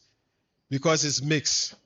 You could have a factory, you could have a residential area, you could have an industrial area. They are all sending out this pollutant. And your sensor is what? Monitoring them. So that's where the source apportionment is important, to find which source is contributing the highest to what you are measuring in terms of percentage wise. then you can start to see how you remedy or mitigate. But for the dispersion, you may have an idea. Say, for example, the Sahara dust, and the paper he shows that we took this data in the period, the dry period, and they impact West Africa. So we wanted to have a look at how the impact. We had a census here in at our site and also in Cote d'Ivoire. So when you have high episode, you want to understand where is this high pollution source coming from.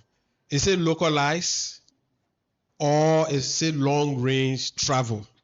Because sources travel across borders. And that's what happens when we have the Harmattan period. The dust that comes to West Africa emanate from the Chad Basin, all right? And it travels. And sometimes when you look at the trajectory that he's showing, you could see that the source may have also traveled over several different countries before coming to where the impact is being felt. And as it moves, it's also gathering other pollution, maybe from over Nigeria, over other countries, and it's coming to where we are. And so that is why we say that pollution is not static, it is dynamic. So you can decide that I'm putting all measures to ensure that my air is clean. But your neighbor could be, just generating pollution and it's impacting you. And we see that common even in where we live. A lot of open burnings. People just put fire to their garbage or their waste. And most time they will wait maybe until you are indoors and then you have to close all your windows. So what we are saying is that there are sources that move across borders, all right? And so we need to understand that pollution is not static, it is dynamic. And so what Prof is showing you is to understand when you measure a high source from your sensor, you can do the backward trajectory to see where that source came from. And then it gives you an idea of that source being either a localized source or it came and traveled from somewhere, and then you know how to mitigate.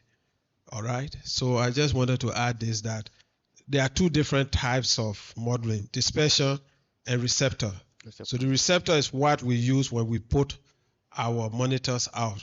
Dispersion is where you have a source and it's sending it out and you want to know how far they plume.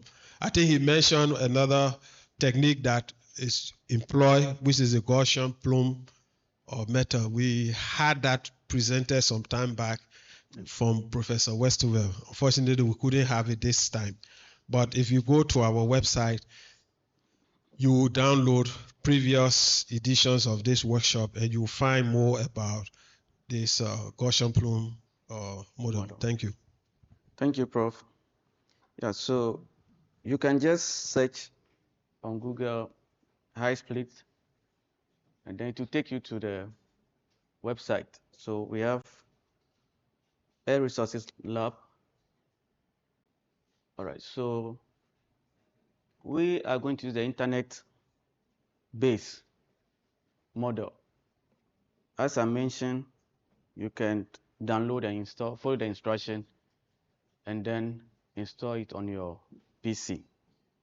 There are some versions that you need to register and get a key to be able to use them. So we are going to run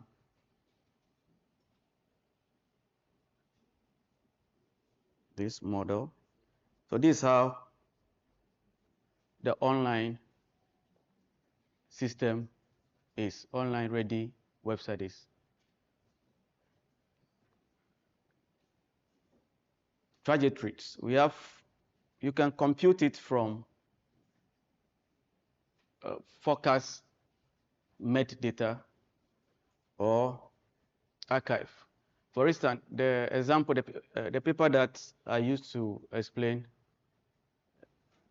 Emma's trajectory, the event happened in 2021, and you are working on it now.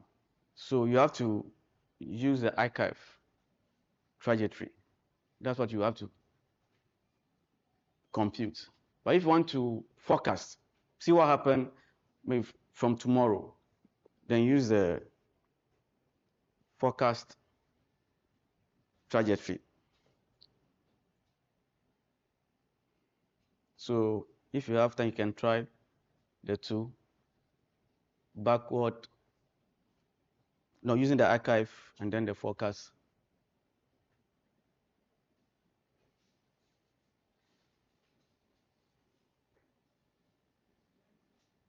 We are computing Emma's trajectory. So this is the next page.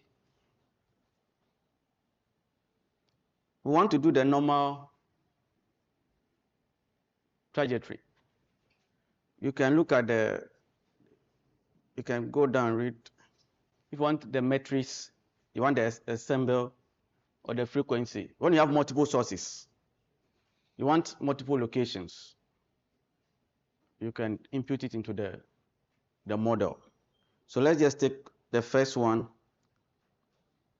and then we are using the normal. So you click on next.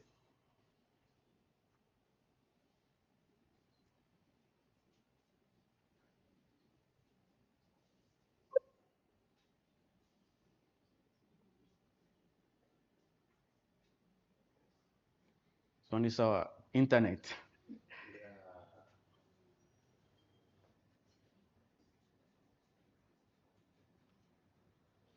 All right, so the meteorological data I showed to you, you realize that this particular one is it's only covering US and the surrounding region. So you have to use the pull down to select the appropriate one, the global one that covers our region. So we use the GFS, Global Forecast System data. Is 240 hour. And now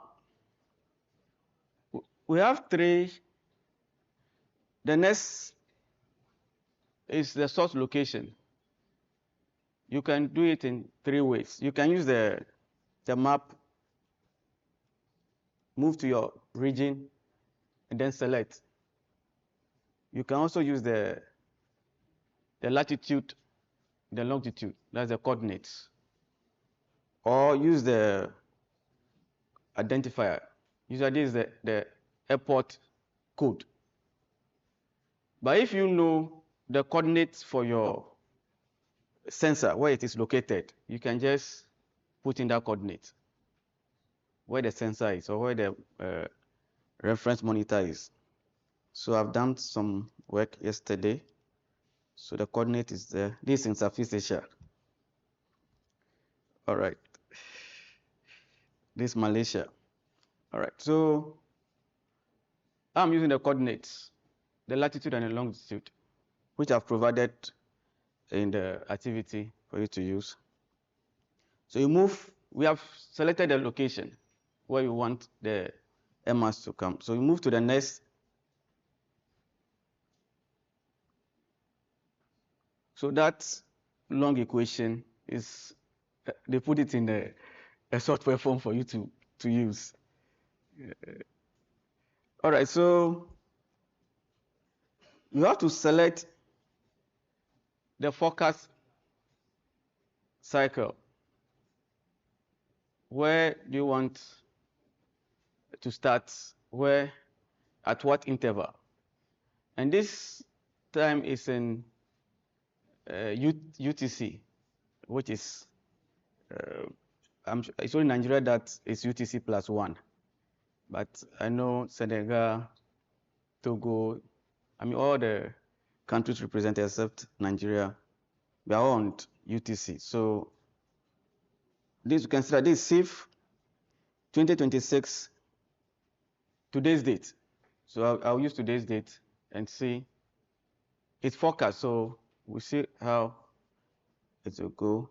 To depend on the hours that the data runs 240 hourly, the metadata. Now you now choose next. Yes, please.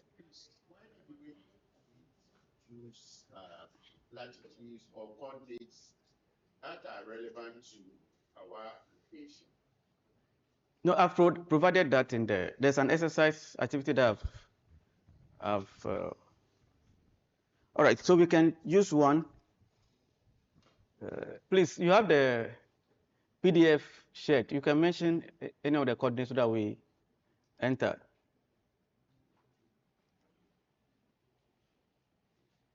Ghana, what we have there? 3 points. Can someone mention the coordinates we have there? The latitude. What do we have for Ghana? Yes, check the PDF that I shared with you. 7 point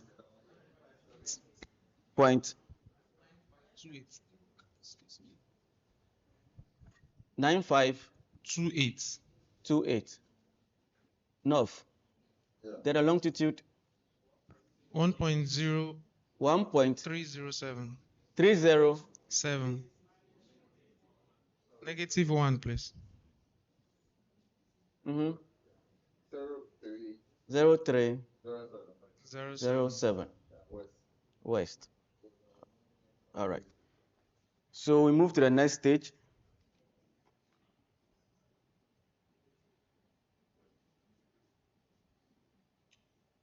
It's west.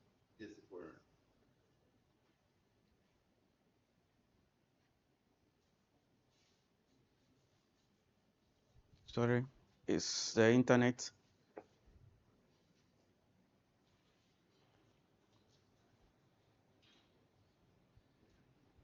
The cities we have here, we don't have Africa cities. Okay. A question. Okay. Oh yes, you can go ahead. Please, can you ask your question? Please, you can ask your question.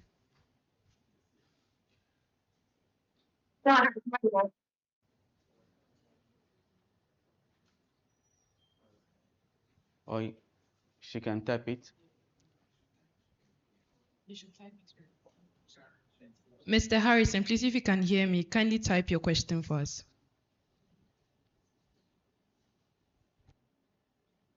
All right, so we can move to the next page.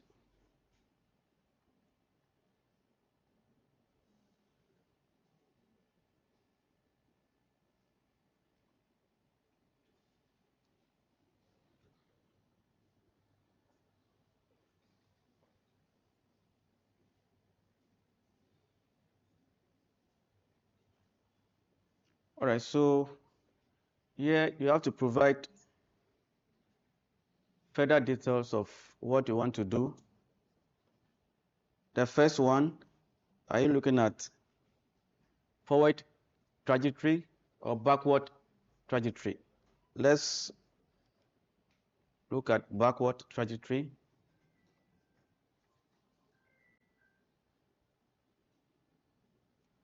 The vertical motion.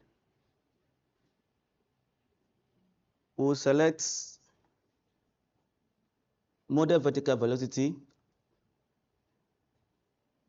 The next one, when it's isobaric, you have to provide some other information that you need. And it depends on what we want to do. We just need the mass trajectory. We're not looking at the pressure, volume, or other meteorological information. Now, start time. So the default, let's use the default is at 12 noon, as I mentioned. That's the start time, the default. But you can, as in the activity that you are to do, you can select any start time. Okay, but the ideal, because of how the PBL behaves, we always select start at 12 noon. Now, if you want to, like in the paper, we have Accra and Abidjan. So you may want to add another source location. As you can see, start 1, start 2, and all that. But we are dealing with only one start, that's Ghana. And then the height. So this height above ground level. We want to use 500, 1,000, and 1,005. But depending on your research, you can vary this. 1,000,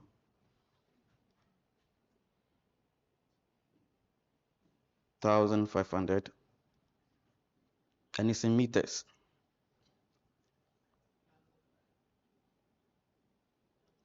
Thank you.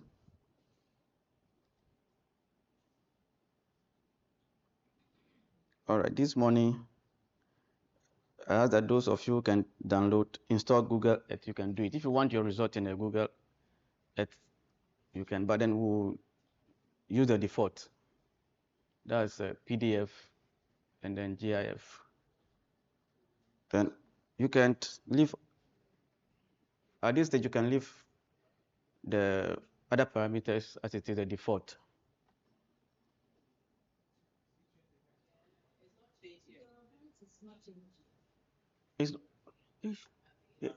It's from here. It's a changed here. Please, can you? It's okay now. All right. Thank you.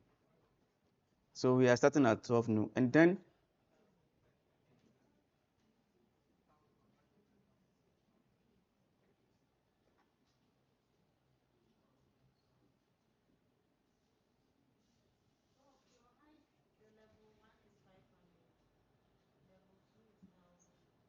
yes, and then 1,005. Yes, please.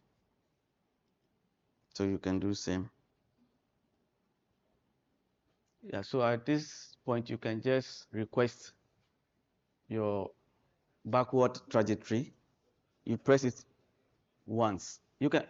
No, I can come back.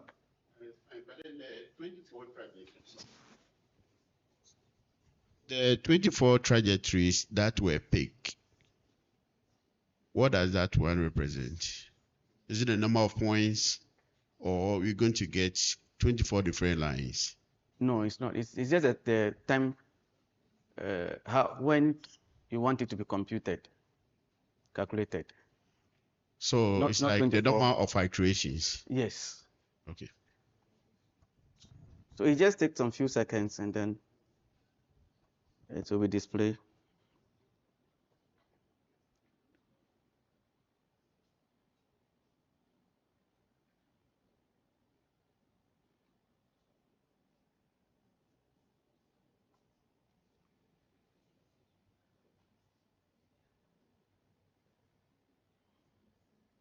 All right,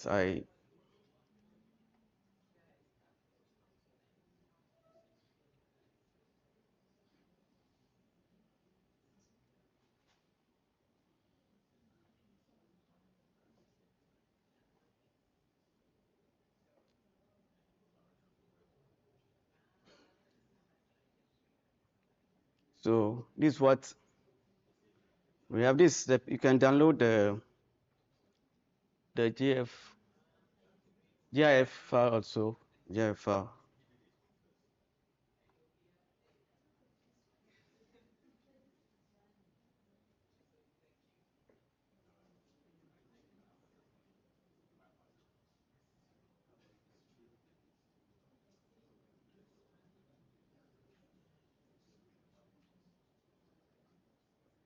Yeah, so based on the information that we put in,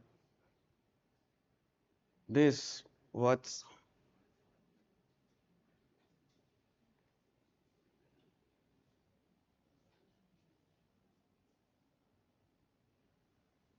So there is recirculation at level 1,000 meters above the ground level, and then 500 travel that far across the continent.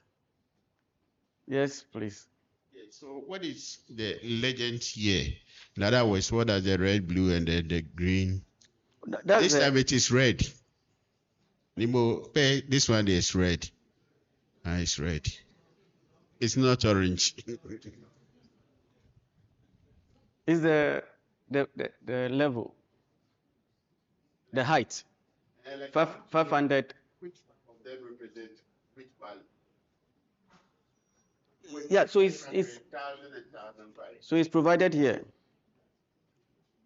It's provided here.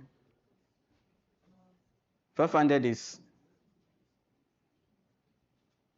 the red. The blue is 1,000. Because of the spacing that we choose.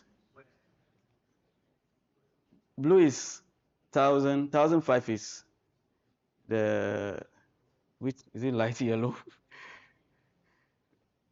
Okay, so usually is the blue color. It's compressed because of, this one traveled that far. So that's what I said, you compute different levels. So you can recompute this, taking the 500 from it. Then you get, you only have it for 1,000 and 1,005. Okay, because this one is longer. And, in scaling, they are using a bigger scale because of how this one behaved. So it's advisable you compute at different height, and then so you come back, as you can see here. Do you want to modify the plot without rerunning the model? It's possible. Trajectory endpoint, you can see it.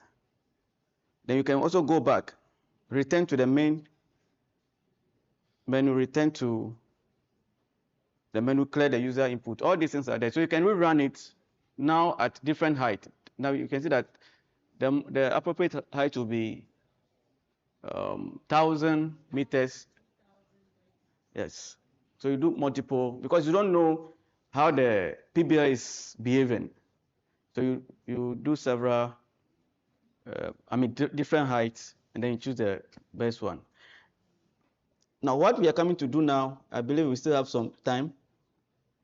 We'll follow this instruction.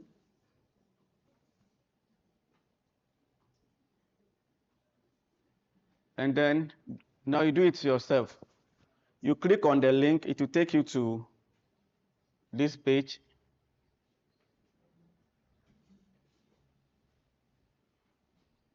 Then move to step 2.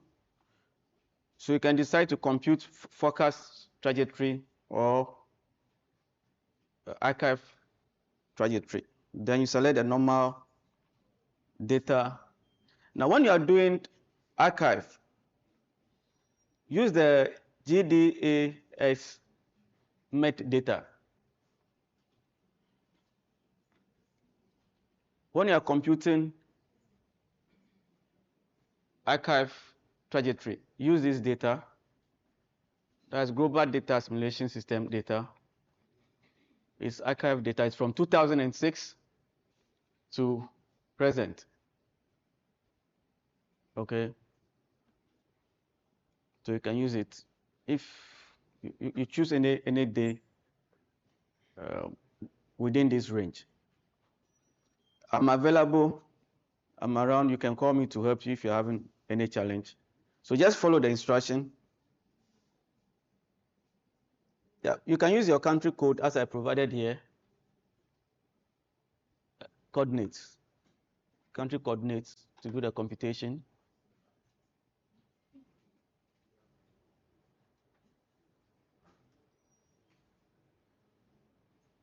All right, so let's practice it.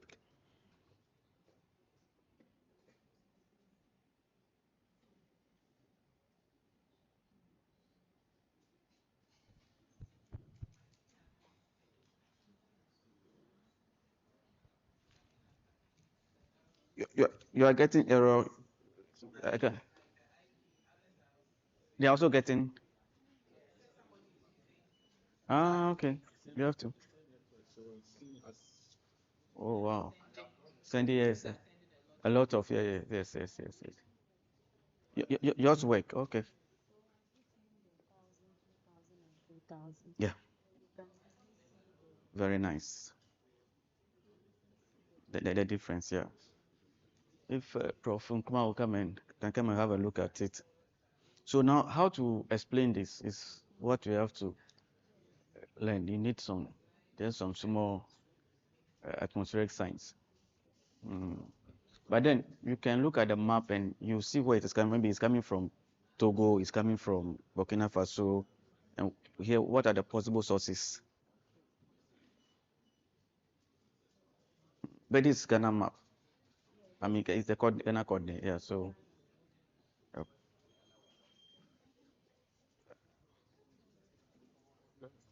Oh, okay.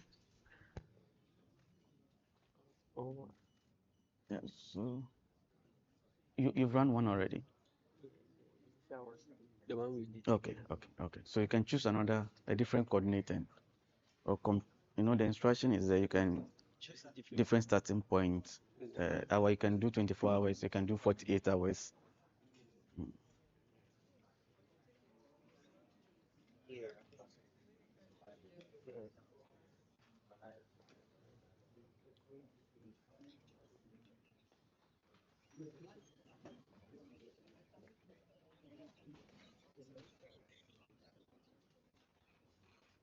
Properly down. I'm waiting for people to finish. You're getting it, okay. Sometimes it's the network. Okay. So please go back.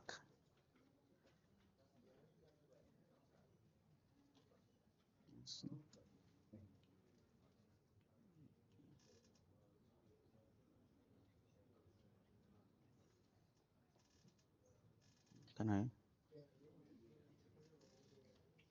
Please let's run it again. Let's see.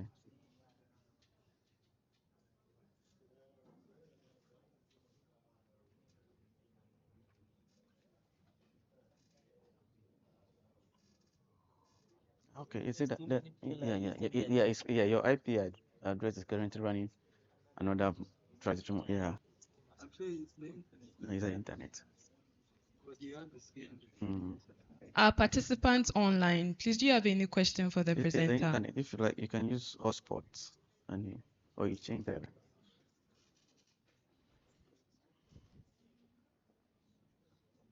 We should select GFS. Yes, for the if you are doing the Can show by hand or probably select this text one. in the chat box. Yes, please. The GFO can give you exactly. So you see, archive. Consider this one is from it goes back from 2006. All right, thank you. So that's archive. Prof.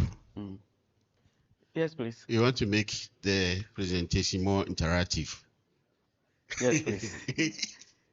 Yeah, so actually a number of questions and concerns. One, what is the resolution of the model we are using now?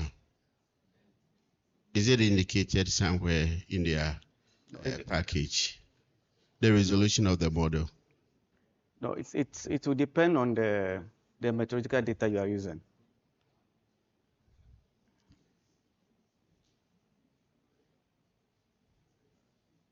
It's the input data. What you put in is what you get. Which usually every model, when you write it, there is a scale to which you can view. Some of them, the scale can be so small so that you can see tiny things wherever the model is working. And that's what I'm asking about this. When we look at the initial part, we see the Hysplit, spin Hysplit, whatever's Hysplit. I mean, different people at different locations doing this. And it is because of this resolution thing.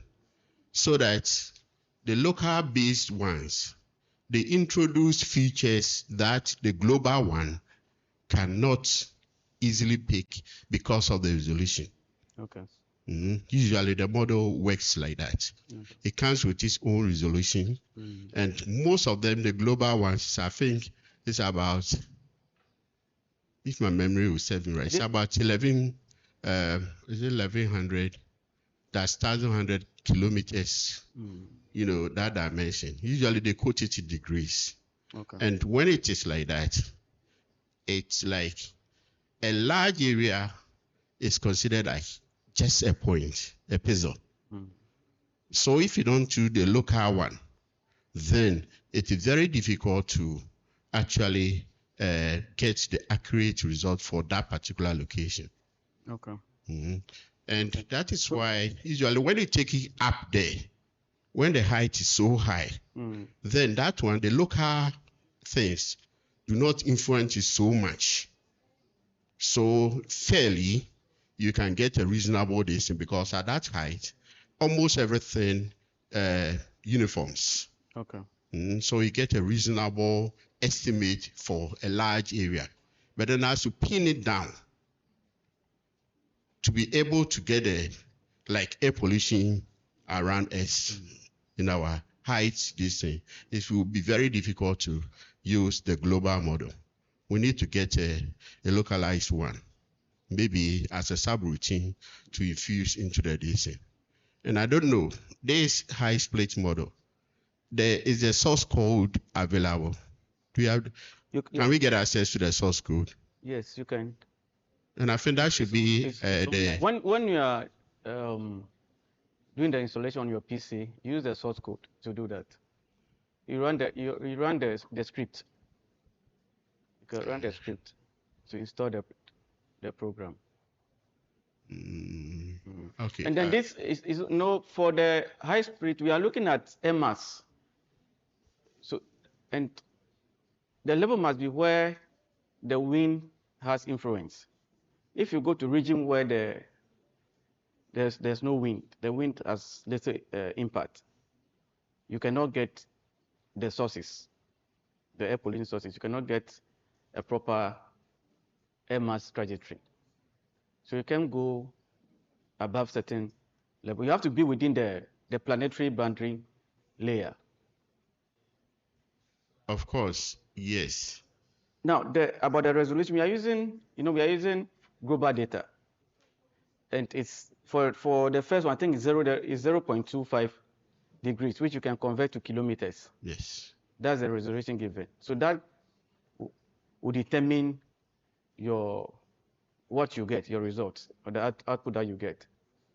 So yes. We put in met data to get our output. Yeah, that is where I'd wanted to know about this. Yeah, for this data, the first one, I think I saw 0.25 degrees.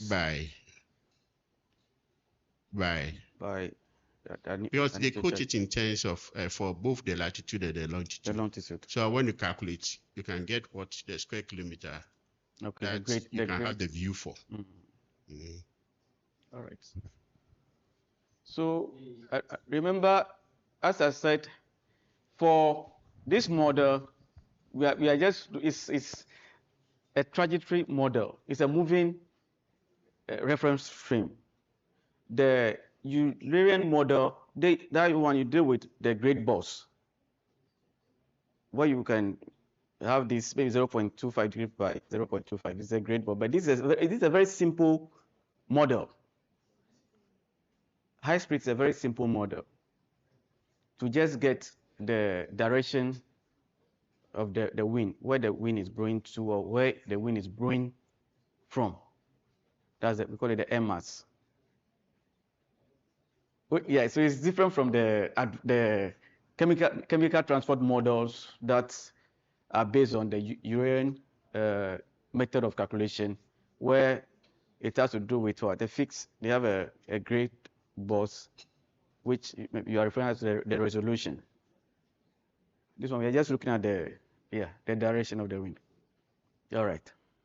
Thank you. Mr. James will continue with his presentation for 30 minutes. He will be presenting on correction and calibration modules. Thank you very much. So online participants, please take notes. Thank you. I'm trying to, I will explain why, or like justify why we need to calibrate our local sensor data, particularly PM2.5 that we have seen in almost every sensor that we have deployed in Africa. Okay. So I have seen people confusing how we do sensor prediction and sensor correction. So people are confusing predicting PM2.5 from calibrating PM2.5. If you are predicting PM2.5, you may need wind speed, wind direction, topology, body layer height, and thing. But when it comes to calibration, we are trying to correct what the sensor is missing. And so there's no way you will have to add wind speed, wind direction in the model.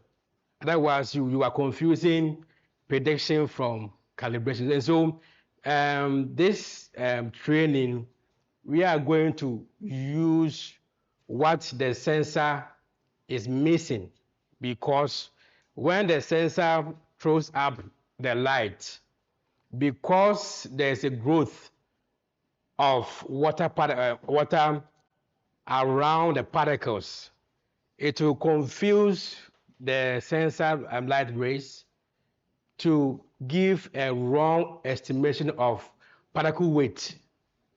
And so the actual thing the actual value or the actual estimate that the algorithm needs to bring out, it will miss it, okay? And so you'll find most sensors either underestimation or estimating particle masses.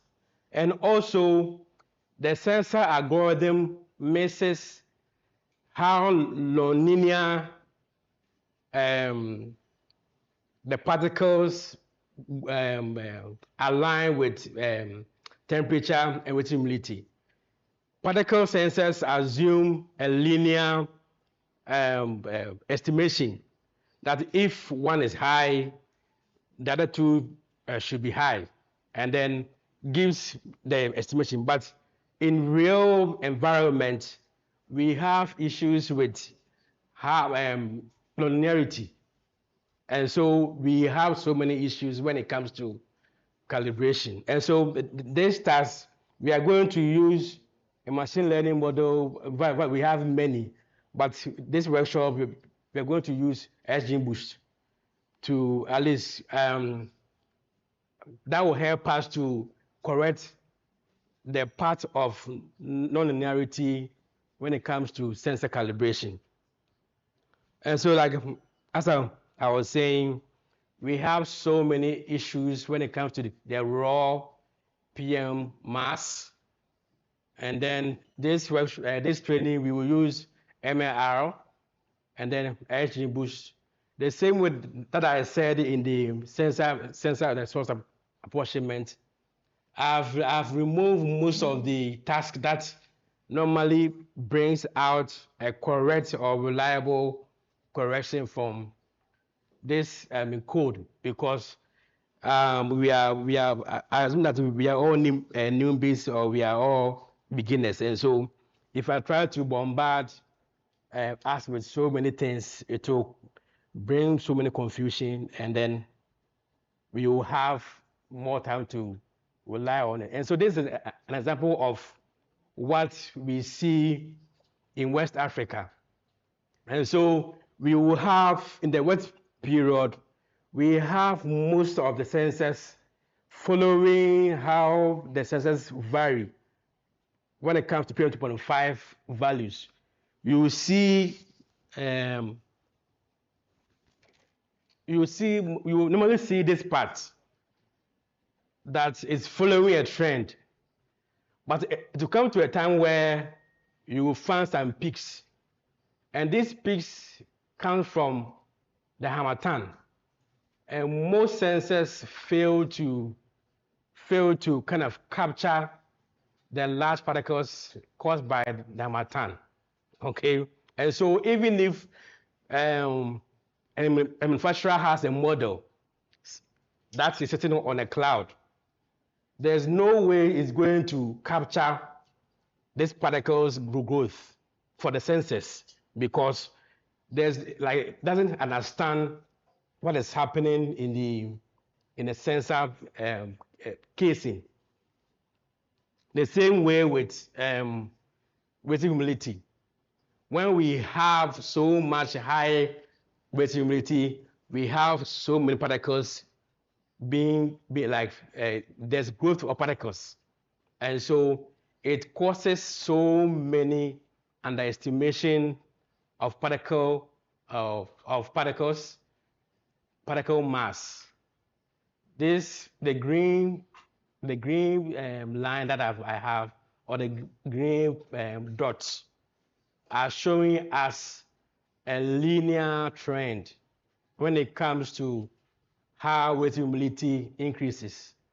But the blue line, we have so much kind of a dispersion or bias because of how the particles are being surrounded by water droplets, and then it causes the sensor to give so much errors when it comes to particle mass. And so in the next 30 minutes, we will load our data. I think I've shared the data already. Okay, I shared that for the first one.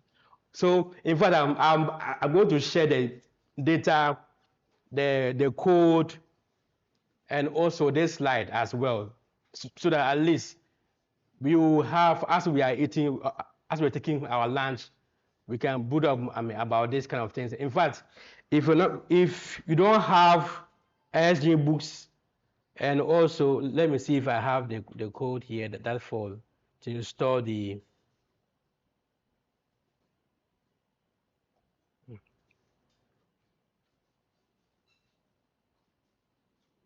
yeah. So just install this package. I think the same package that we use for the social apportionment. If you have Silent, it contains the SG Boost regressor. Okay, so just install that. Let me just check my code if we have to install. I have installed that already.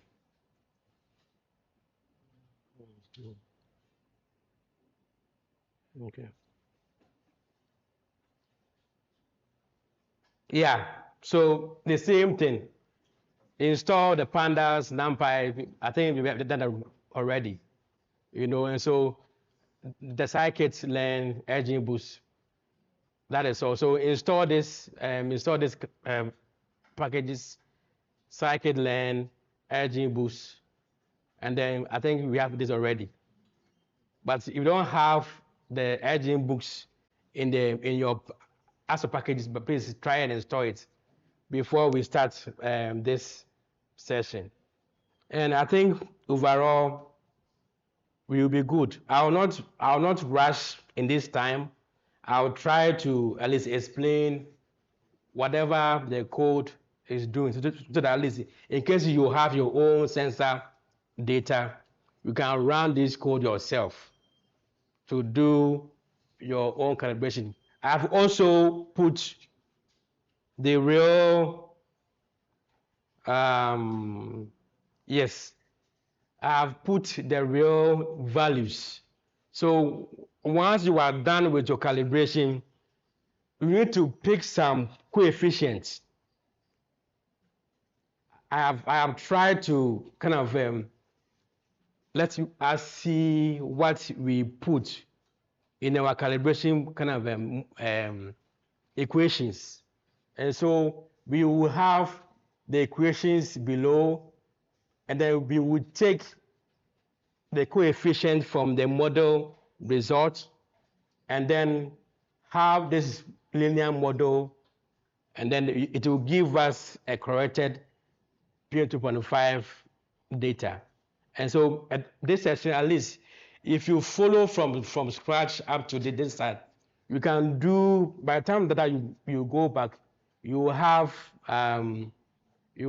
the strength to do your own calibration in case you have all that you will see in this training, okay?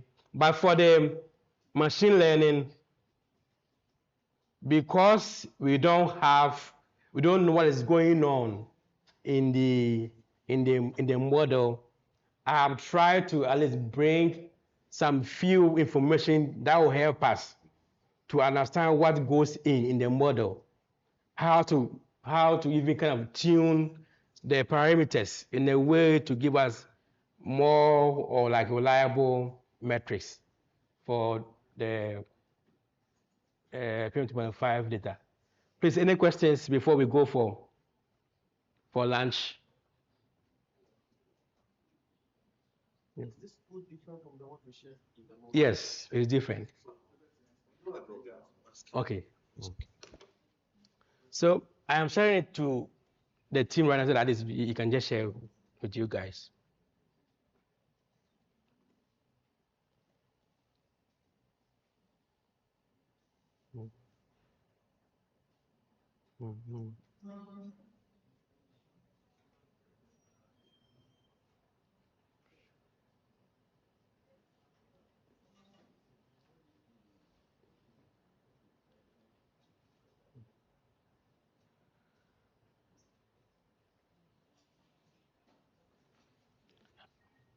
Matthias.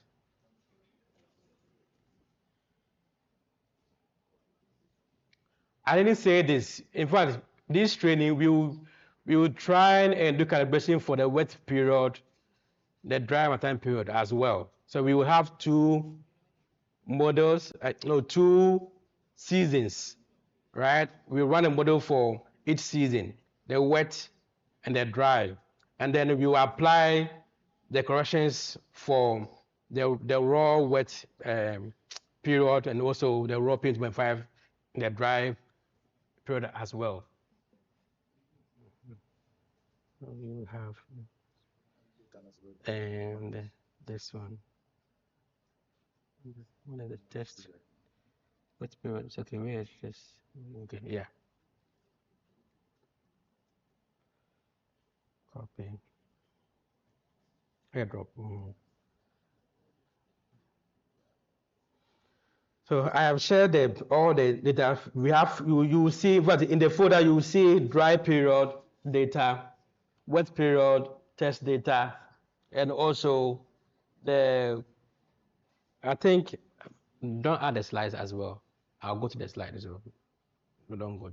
And then the code as well.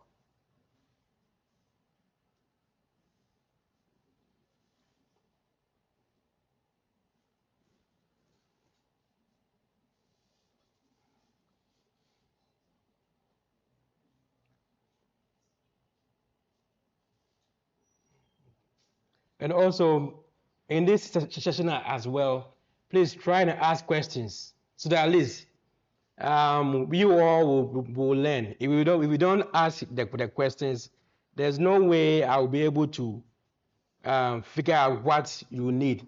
I've just kind of I've tried to give us a simplified code to make things easier for everyone. But we can do more. If you want to do any publication, there are more things that we need to do to have what the reviewers want to see. Now there's this AI stuff, but AI don't have what it is required. AI is a tool, but what we know of science has gone far, and so we are more than AI. Yeah. Okay. So there's a way that those scientists want to see how we present our results. Okay. So ask the questions, and then once you ask the questions, at least we will try to answer these questions so that at least it will help you and I to do like a reliable science, not based on guesswork or from AI.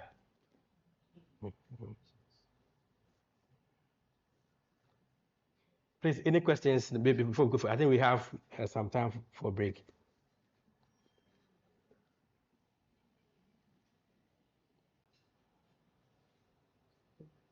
We can use this time to install our packages, right? So in the same way, remove my path and then put where you have stored your data, and then put the two paths there. I have two paths. So in the code, I have two paths: wet file and then also dry file. So these are the paths. So once you remove these guys from here and put your own there, you are good to go. So here, just install XGBoost. I think that's what is needed here. You have pandas, you have NumPy, you have matplotlib, you have scikit-learn. So just install only XGBoost. That is all for this training. And if you don't have start models, just install it as well. People install start models for our metrics, the R squares, the root mean squares, and also the MBEs.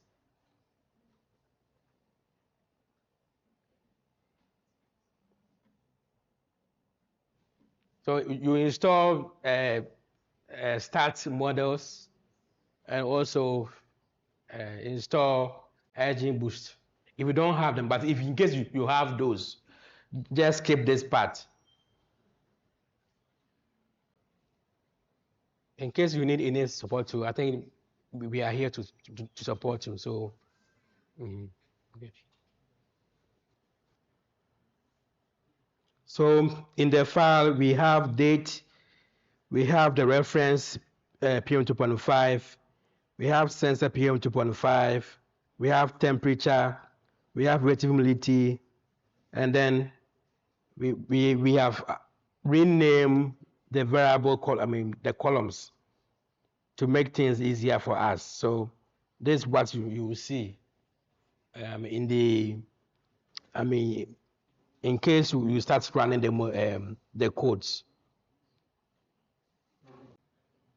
How many of us have been able to install the packages? Okay. So I've seen one person who have been able to install all the packages. Okay, two. Okay. So you mean that the rest? Okay. All right.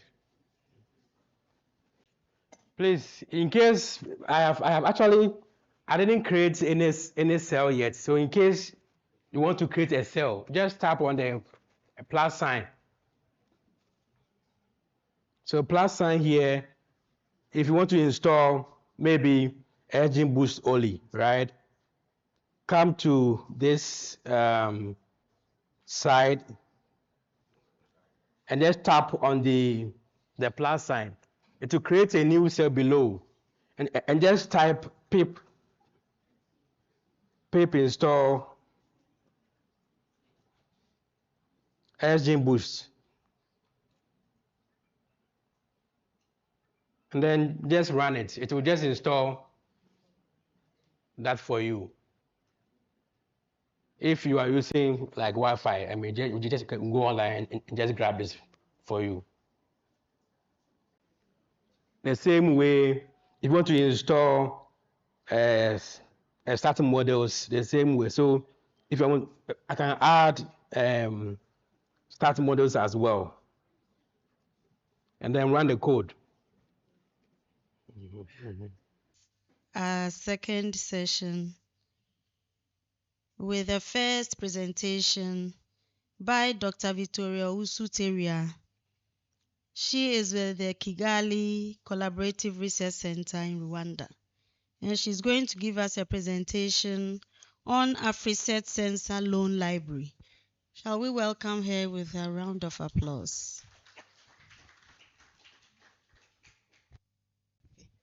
Thank you, Dinah. Good afternoon, everyone. I'm Victoria at the Kigali Collaborative Research Center. So I'm giving a brief presentation on the Sensor Loan Program being hosted at the Afri-SET facility at the Department of Physics. I'll be doing this presentation with a colleague of mine in Rwanda. So she's our web developer, Moss.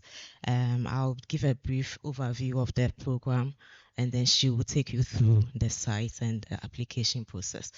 So the Sensor Loan Program was it's an idea of expanding the network of sensors, that is enhancing monitoring over West Africa and then Africa at large.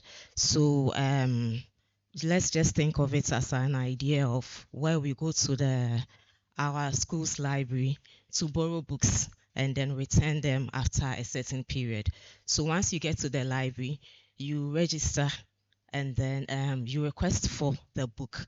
A time is given for you to return it back so other people can also use it. So that is the whole idea for the Sensor Loan Program. And so there are a couple of sensors available at the Afri-SET Center now. That is up for borrowing. You go through the process. There's a process for selection.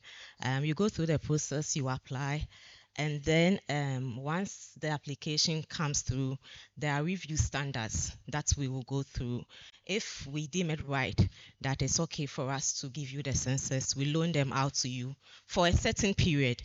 Once you are done with that, you return it back to the facility for other organizations. And please let's note that currently we'll be looking at community groups such as schools for a start, piloting over Ghana now and then expanding to the rest of West Africa. So how to access the sensors? We just go to the Afri-SET website. The link is there, it's available now. There's a web page that has been designed for the loan program. You navigate to the page and then you go through the overview there. You submit an application for review. At the end of the day, we are able to expand our monitoring sites, get enough data, accurate data, which will be openly accessible to the public through the OpenAQ platform. And also technical support from the Afri-SET Center would be given to borrowers as well.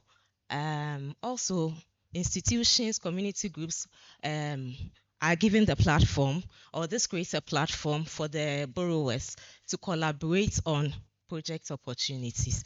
At the end of it all, what we seek to gain, like I've said earlier, is to get openly accessible data that have been improved or corrected using Afri-SET correction models, and also we do co-location verification and all before we release the sensors out. And so we get improved local air quality data. And then also awareness is created. Like I said, we will be looking at the community groups such as schools. So whilst we are at it, we will be educating. So it's a form of outreach. Once they offer or they come in, they apply for the sensors, we take them through and we go to them just to make sure we impart knowledge onto the students or the pupils. Then at the end of the day, we sort of create some form of advocacy with the students for possible behavioral change. Also, as we are deploying the sensors, we are enhancing data over a very large network or site, that's the locality, the spatial. We are enhancing the spatial monitoring. And so we'll be generating enough evidence-based data to inform decision making. So once, for instance, once we are giving school children the census, we are collecting the data, we help them analyze, we teach them or take them through how to understand the data they've even collected. They are able to advocate for certain things to be changed to improve living conditions or to improve the environmental conditions. And then also we seek to gain capacity through this program. So we are strengthening air quality capacity through the Afri-SET facility. Being that once borrowers come on board, the facility is available, the team will be available to take them through the technicalities of the handling the sensors, how to access data, what to do with the data, and even understanding the data we are collecting. So the next page. And so we move to the next page. So this is the site. You can scan the QR code. It will take you directly to the loan program site. This is how you apply. You go to the link, just use the QR code, and then you fill in your details. You find the apply now tab there. You fill in your details, you submit, and then you wait for a response or a feedback. My colleague Moss will take over from here. Hi, Moss. Hi, hello. Thank you for having me. Can you hear me? Yes, we can. Okay. Let me just share my screen and we go through, I take you through the application. Can you see my screen now? Yes. Perfect. So you can navigate to Afri-SET website and go here under Center Library.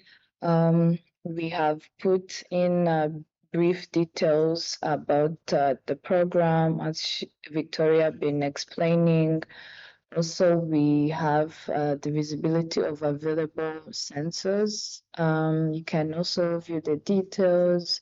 You can explore more.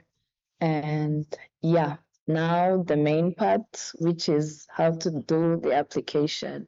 So you can click here and apply for loan. Then let me take you through the whole application process. So we have about 5 steps, and each step you provide, of course, information according to what the friends is asking you.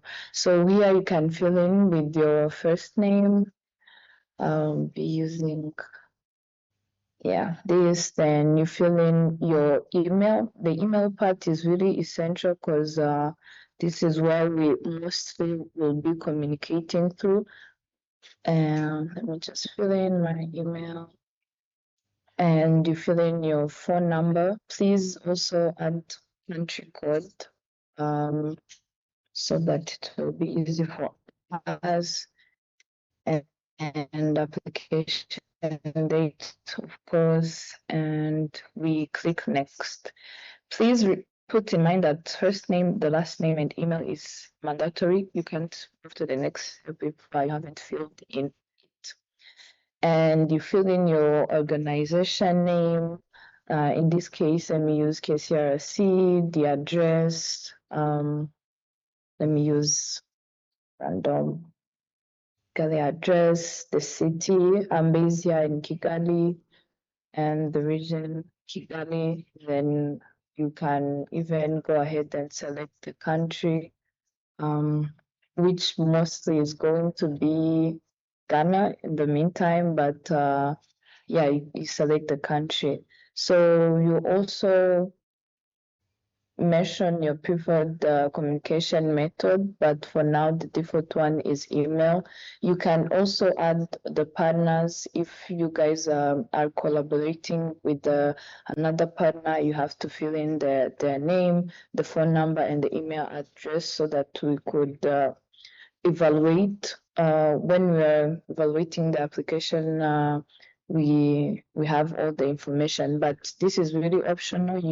If you don't have one, then it's optional. Then you go to the next to the next step. And please keep in mind that the organization name, your address, and the country, city, and region is mandatory for this step. So you will not you will have to fill in the information. We click next, then the name you're going to call your project, the goal. This project goal is more of the description of the why you want to use these centers, the goal, the objectives, and also the results that you're expecting. More of the brief, yeah. Here, let me just explain. These are dummy data, but you will fill in with your own, yeah. And here you mention the number of sensors you're requesting. Please keep in mind that this part is really, really mandatory. Once you've filled in the number of the sensors and the application gets accepted, it will be hard to request more sensors. So be careful on this part, on how many sensors you're requesting for.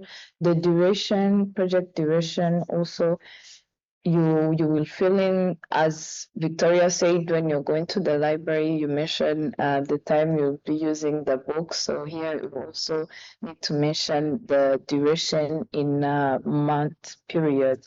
So I will put 3. You will just put a number, that's fine, since we're counting it in a month period, and you fill in the permanently monitoring location. Let me just say Kigali, since easier in Kigali. And after that, you select the monitoring objectives. We have research, supplement existing monitoring that you already have, educational purposes for personal exposure monitoring, source identification, or or information awareness. So let me just use education since we're starting with schools. This part also, project title, project goal, and the number of centers you request. Everything here is mandatory on this step. You have to fill it in. And we go on the 4th step, which you will answer if you already have an experience with the air quality monitoring. If yes, then that's good. If no, that's also okay. And you can also describe your experience with the air quality information and experience, not air quality monitoring, but your experience with the air quality, the information you have, any experience that you have. That's what you're going to fill in here. Explain. Yeah. And here, this part is optional to adding like related links. I will use an example. Here you can put a link to your organization if you have a website, or your LinkedIn profile, depending, or any relevant links that you think it might help you with the application process. For now, let me just use Afri-SET link. I add the link, or it's not even mandatory, so it can be optional. Let me just not add it. And then you go on the last step. Here you will verify that everything important information is there. You as a person who applied, the organization, the location, sensor required, the duration, and also where the project will be based. And you confirm. You also confirm, and we have your name as your digital signature. So now I will use Ms. Emily Ladies, please keep in mind that the names you filled in for first name and last name, that's what you're going to use for your digital signature. Yeah, and after that, this is pretty much it. You have to verify and you can submit your application. So you'll get a message that looks like this, that your application has been successfully submitted. And if you get to meet any challenges with the application, please feel free to click here on this email. Then it will lead you to our email, and you can text us or you can send any questions that you have. Yeah, that's pretty much it. And yeah, anyone who has questions, yeah, please go ahead. Thank you. Thanks so much, Moss. And so, in addition, I'll add that we would have the manual for operating the sensor or for deploying the sensor uploaded on the website. And then also, once you get the or you receive your sensors, there's a brochure and then some sticky notes that will be attached to them as well. Thank you all so much for your attention.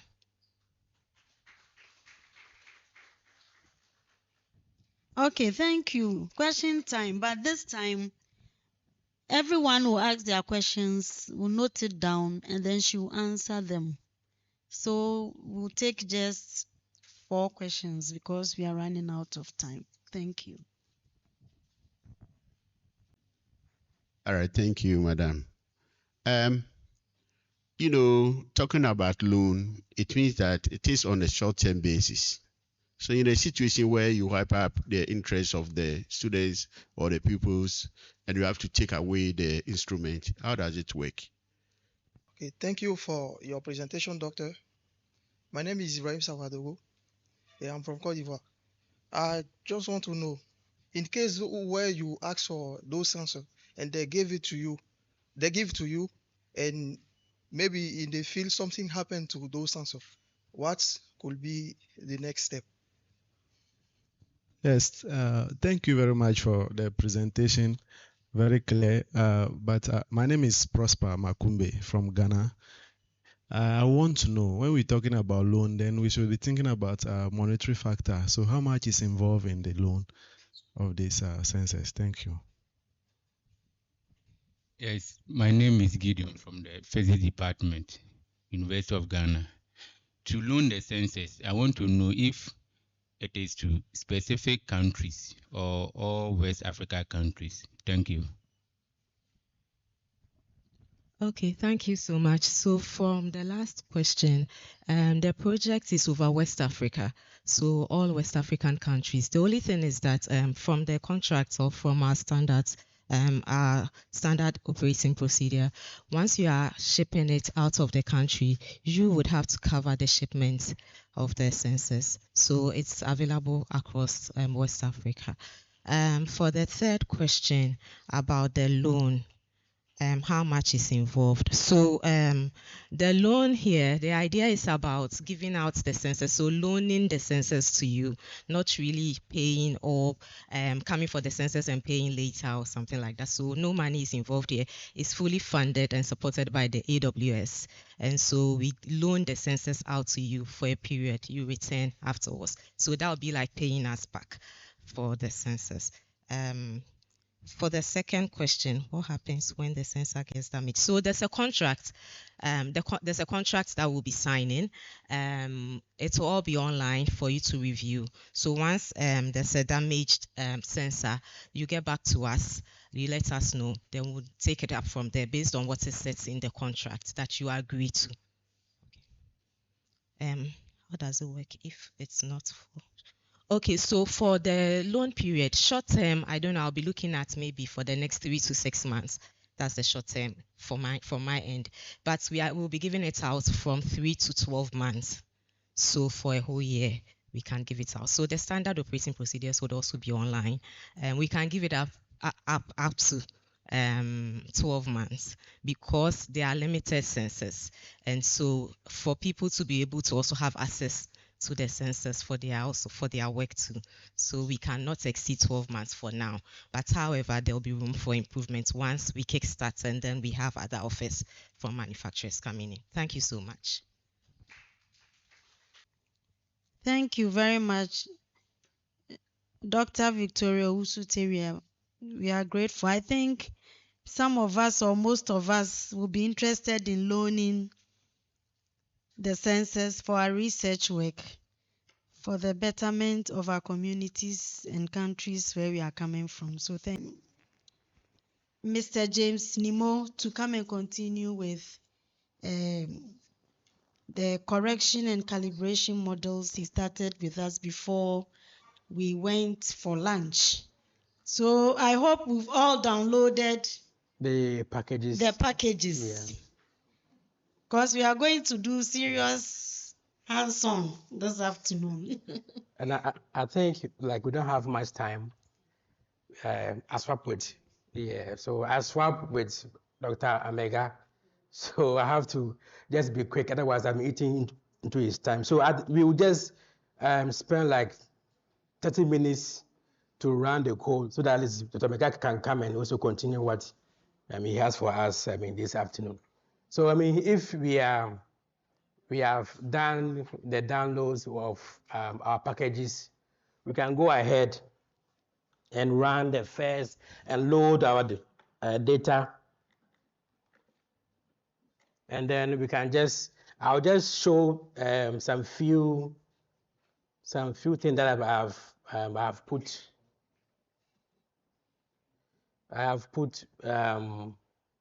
in the code. So I wanted to show us this session where we do clean our PM2.5 data. So for the RH filter, I have gone further to remove extra high high RH values. The reason being that if you filter values which are high in the RH, it's going to help us give us a good model. Mostly, if you include RH up to, let's say, 95, 99, 100 in the model, you may get your model results being a bit skewed. So in an actual sense, we are trying to dry the particle. We are trying to remove particle growth of our PM2.5 values. So the more you bring it to like a 75, 80, at the most 85, you remove most of the particles that has that kind of a relative humidity or like water being formed around the particles. And we have seen that in most sensors, they cap, in fact, most RQS sensors, air gradient and coal, internal temperature and relative humidity, they have capped their temperature and relative humidity to up to 75. In a way, they are trying to dry the particles or remove junk, because most of the data, if you include temperatures, high temperatures and high humidity, it means that some of the devices, when they are hot, very hot, they try to produce junk. Okay, so we are aware of that. So please, it's very key. If you want to get a good model, a good results, try to at least study your data, know where we have much errors, and try to cap it. Okay? Any questions? All right. So you can run this portion of the code.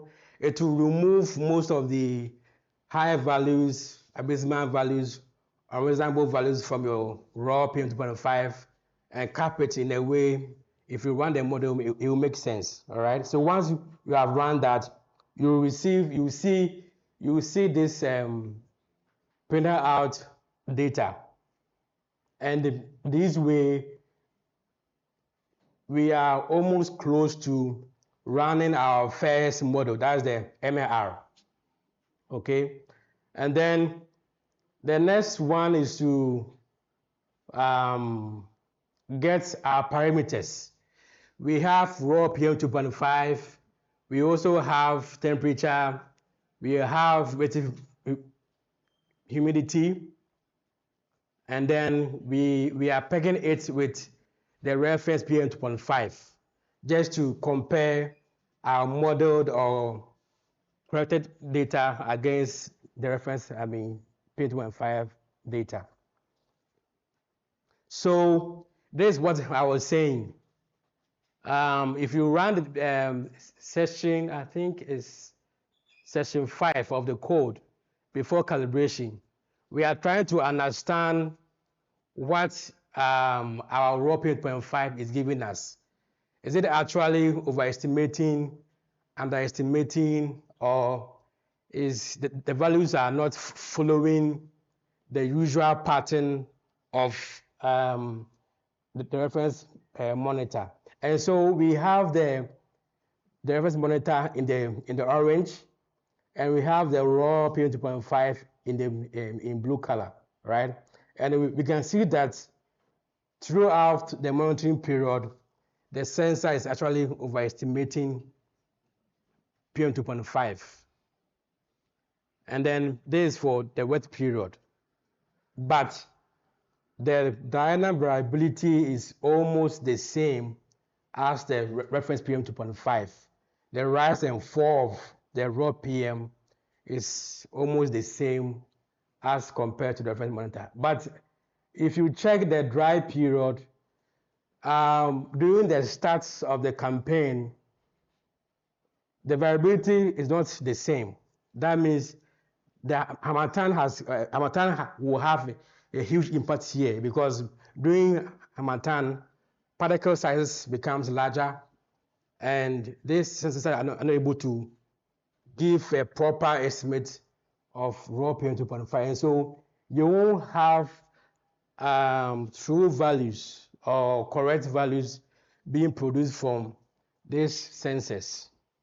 But at times it follows the variability, and it's also kind of underestimating PM2.5 during the campaign period.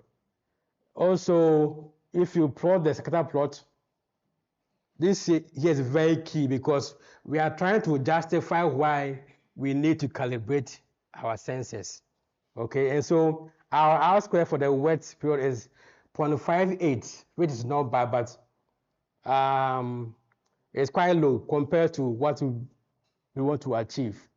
Compared to the dry period also has a higher R square value. And here I'm reporting the Pearson R squared, not model R squared. I'm just reporting the Pearson R squared. The MAE, that's the error, is 3.65 for the wet, while the MAE for the dry is 2.57. The root mean square error is actually 4.81 in the wet, and then the dry period is actually 3.551. And then we have, now we can quantify how much it is underestimating. That's using the MB, that's the mean bias error, which is negative 3.51 for the wet, and in the dry period is negative 1.32. So it means that throughout the campaign, these sensors are underestimating raw PM2.5 values, all right? And so we need to do calibration. And so for we are now about to run our first model, but here is the equation that we normally give. The reason why we use MLR is because it's simple. We will know what is, like, we can track what is going on in the model. We can be able to kind of adjust. In case we want to add a nonlinear term here, we can add, because we understand what is going on. But in the machine learning model, you can't. Like, you don't know what is going on in the model, how it adjusts the variables as it's correcting the values. But here, you will see what is going on because it is assuming a linear trend. Well, if one is high, the other two will be high, like just like a linear trend. But in the machine learning models, it works best for nonlinearity.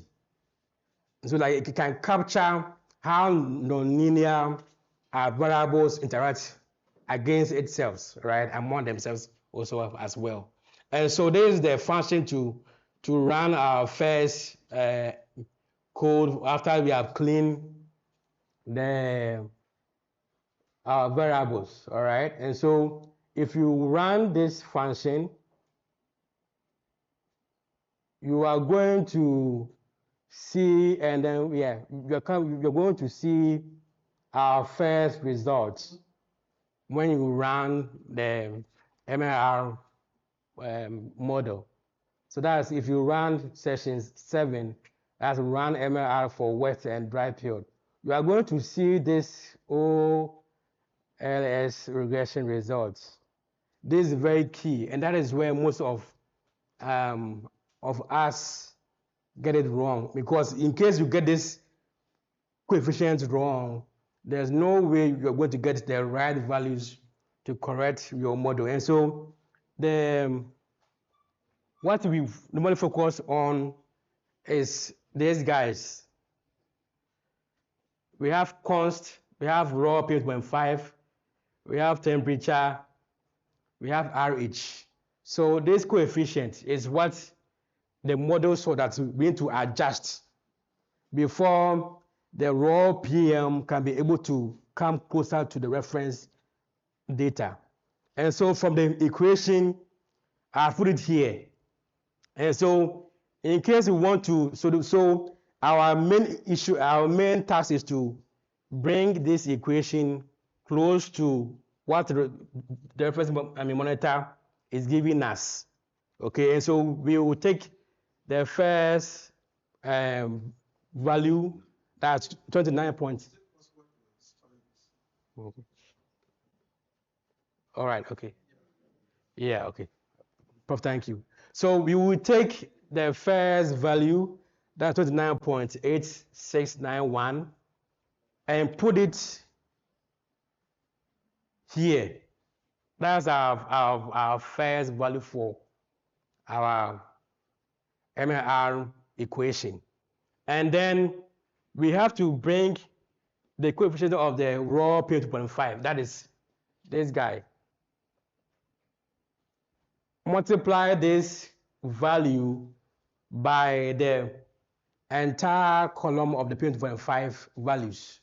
That's the raw, sorry. And then take temperature from here, times it by temperature, that's the entire temperature values that we have found in our sensor. The same way, take RH, that's the negative 0.1259 by the RH values. When you sum it all, you will get your calibrated or corrected PM2.5 values. That will be close to the reference PM2.5. That is actually how nice and also how simple we can use MLR. That is why in any publications, we will have to post these guys. To use them, have this equation, apply it, and get your corrected variables. Any questions?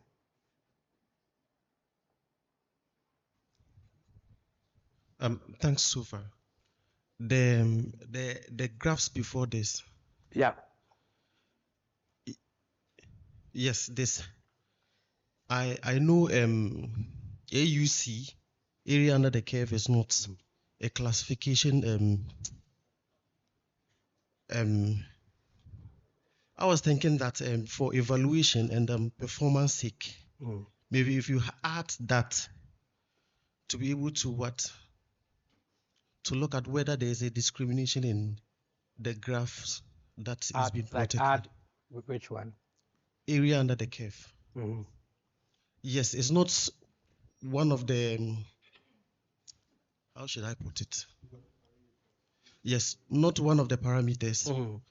But I was thinking that in addition to that, with these parameters, it will be able to show the completeness of the evaluation of this graph. All right. So you are right, but we are following what the US EPA has given out for the metrics.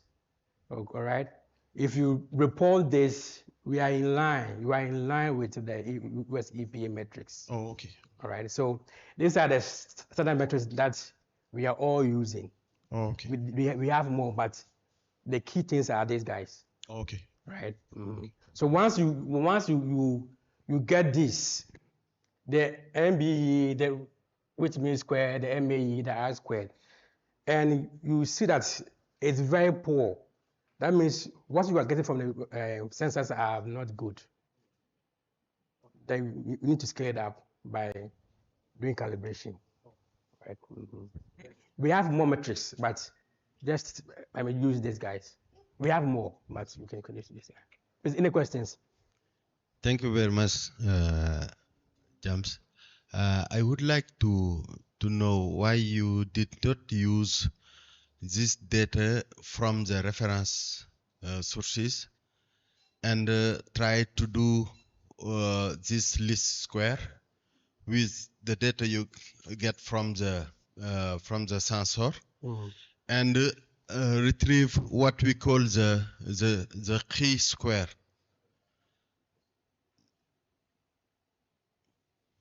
Then, if you have the chi square, we can minimize the error, because all this step is just to know the error and to minimize them, right?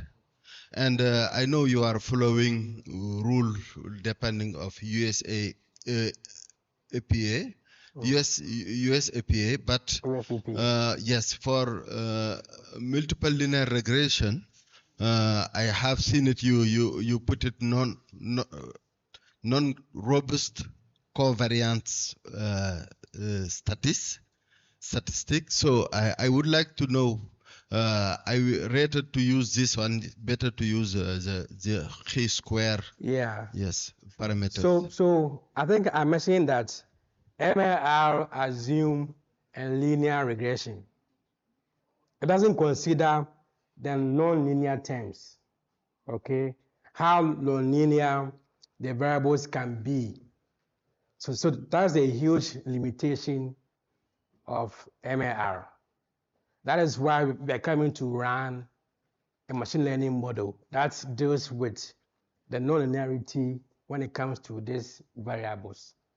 It captures both the linear and then non-linear. So it gives you a robust result.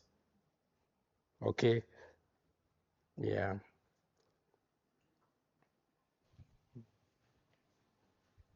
Yeah, thank you very much. The MBE for the wet and the dry, hopefully they are used, or the values that are there are used in the multiple linear regression calibration to generate the coefficients. We are using the variables, the raw PM 2.5, temperature, and RH from the sensors. Okay, so these values do not go into... Yes, so it's just giving you what you see. In case you are using this, you are reporting these values for any policy work, you are seeing the errors. Okay, that means you cannot report this values. Okay, let me put it this way. What are the acceptable values of the MBEs? That it should be 0. Okay. Like 0.0. It should be 0. There should be no kind of error. That's what we are trying to achieve. So once you get that means apart from 0, yeah. So do the yes. So that's why I was showing you this You see that? So this is the what we are trying. What we have, right? And we don't have this in every city or every area. It's very expensive. So whatever it is positive, MBE positive, what That does means it mean? it's overestimating the PM2.5 So the value. underestimating and the overestimating. Right. Okay. Uh-huh. Thank you. Any more questions?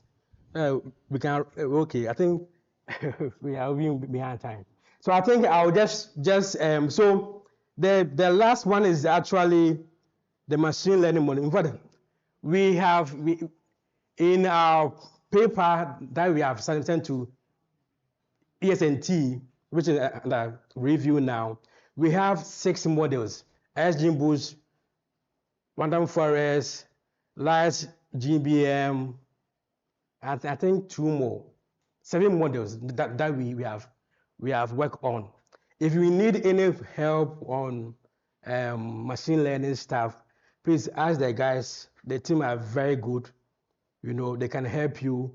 I'm also available in case I'm free. I'll guide you to kind of give you, because these things, and I will tell you, don't rely on AI. AI don't know what we are seeing. It is only on assumption. Now, everyone is an expert, machine learning expert. Be very careful. You know, just try to consult the right people to help you do the right thing. Don't rely your results, your expertise on AI. I'm not saying that it is bad, but please do it responsibly, right? Otherwise, when we catch you, in fact, I was doing one review for a paper, and I just saw that everything that he has done on using AI, you know, it's very sad the way now academia is turning. But I'm advising you, because it can end your career if we find out you are using AI. So please be careful. All right. So then the next one is actually this. I've tried to summarize what we normally do. If you are trying to use machine learning, you have to go step by step. First, test your default parameters.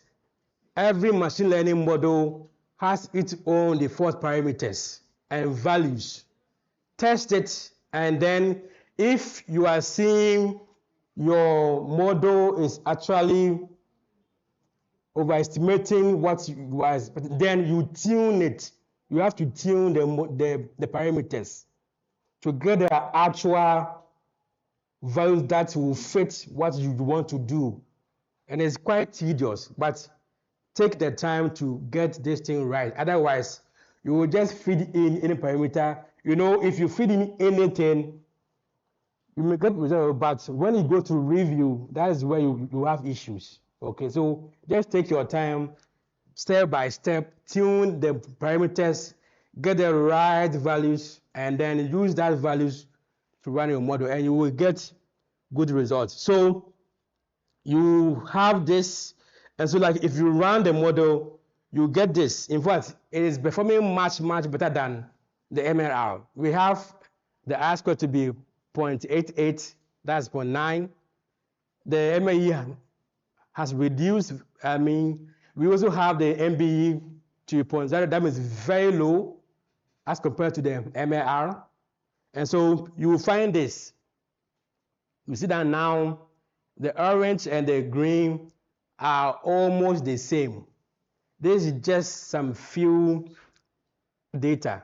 But now you can see that if you tune it well, you will get the raw PM2.5 to be almost close the reference monitor values.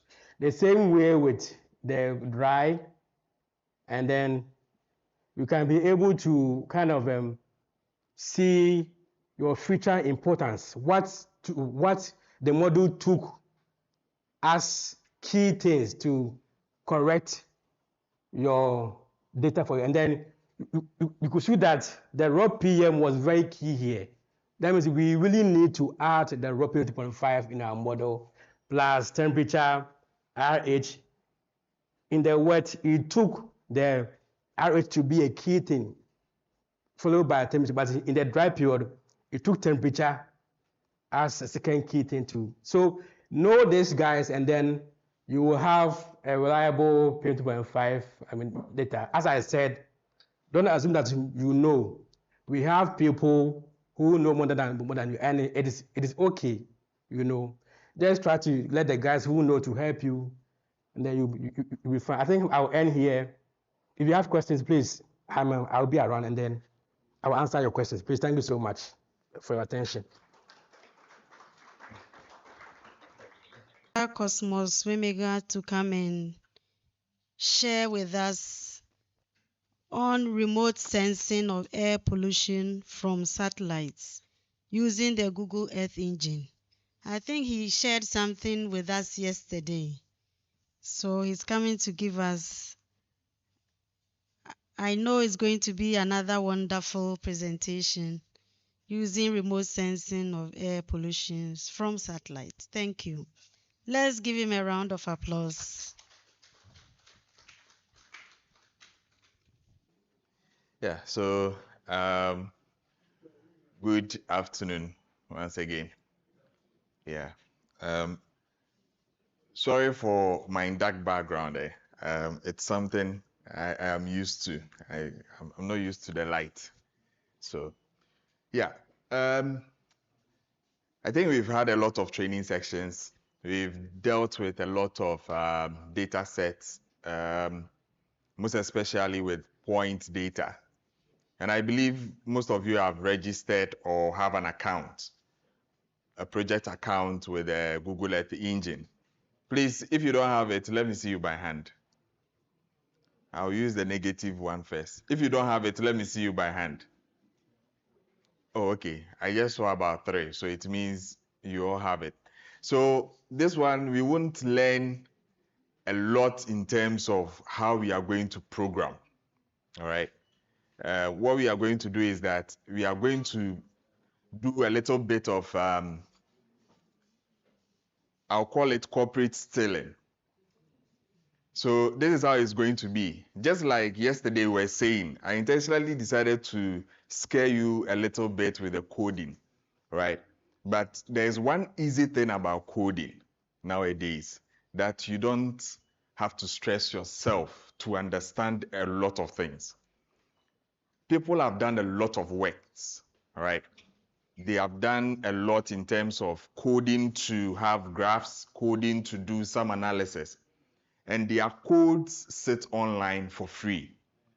All you can do is to Google what you want, just copy, put it inside the editor that you are using, and try and edit it to suit what you want. What I mean is, a lot of people have sewn dresses and all those things, right? You can go to the shop, buy the one that you think you like. If it is not your size, take it to the tailor. If you can do it yourself, just cut, piece, and put it together and wear it that way. So it's that very simple, all right? So today, for all those who have the account, we will just do some simple thing. Now, you can just go into your browser, and then you can just put in this Google Earth data set for air quality. Okay, Google Earth data set for air quality. I think, yeah. Okay. So once you get this, AI will try and be telling you some things, which we've already talked about. So if you want to use AI, you use it responsibly.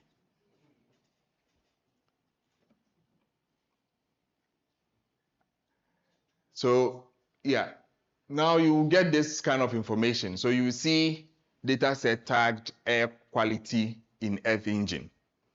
Now, there are 2 forms of it. In Google, most of their platforms, what they use is Java.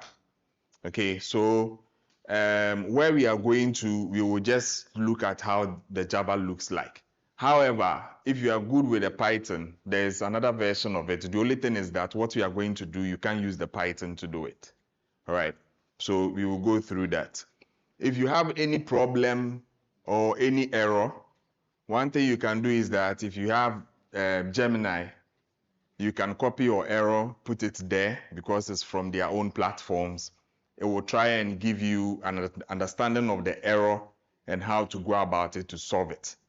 Then the only thing is that you try and also understand what is being put there. Okay, don't just copy and paste, please. So you copy and then you edit it to make sure that it is working perfectly. Inside here, when you click on this, it will lead you to a page. Okay, I think I have some of the pages open here. So I'll just go to one. So it will lead you to a page like this, all right? Let me see. Okay. Yeah. So you will see this. Now, there are a lot of data sets that sits over there. People are still contributing to it to make their data sets available to them. And I believe that one day, we would also have these observation data also being there. Now, depending on what you're going to use, but when it comes to air quality, most of the time we deal with Sentinel. Okay, most of the time we deal with Sentinel. You can also get some data from MODIS, but most of that is AOD, aerosol optical depth. And you can use that one to get a certain relation with PM 2.5 and you can use it.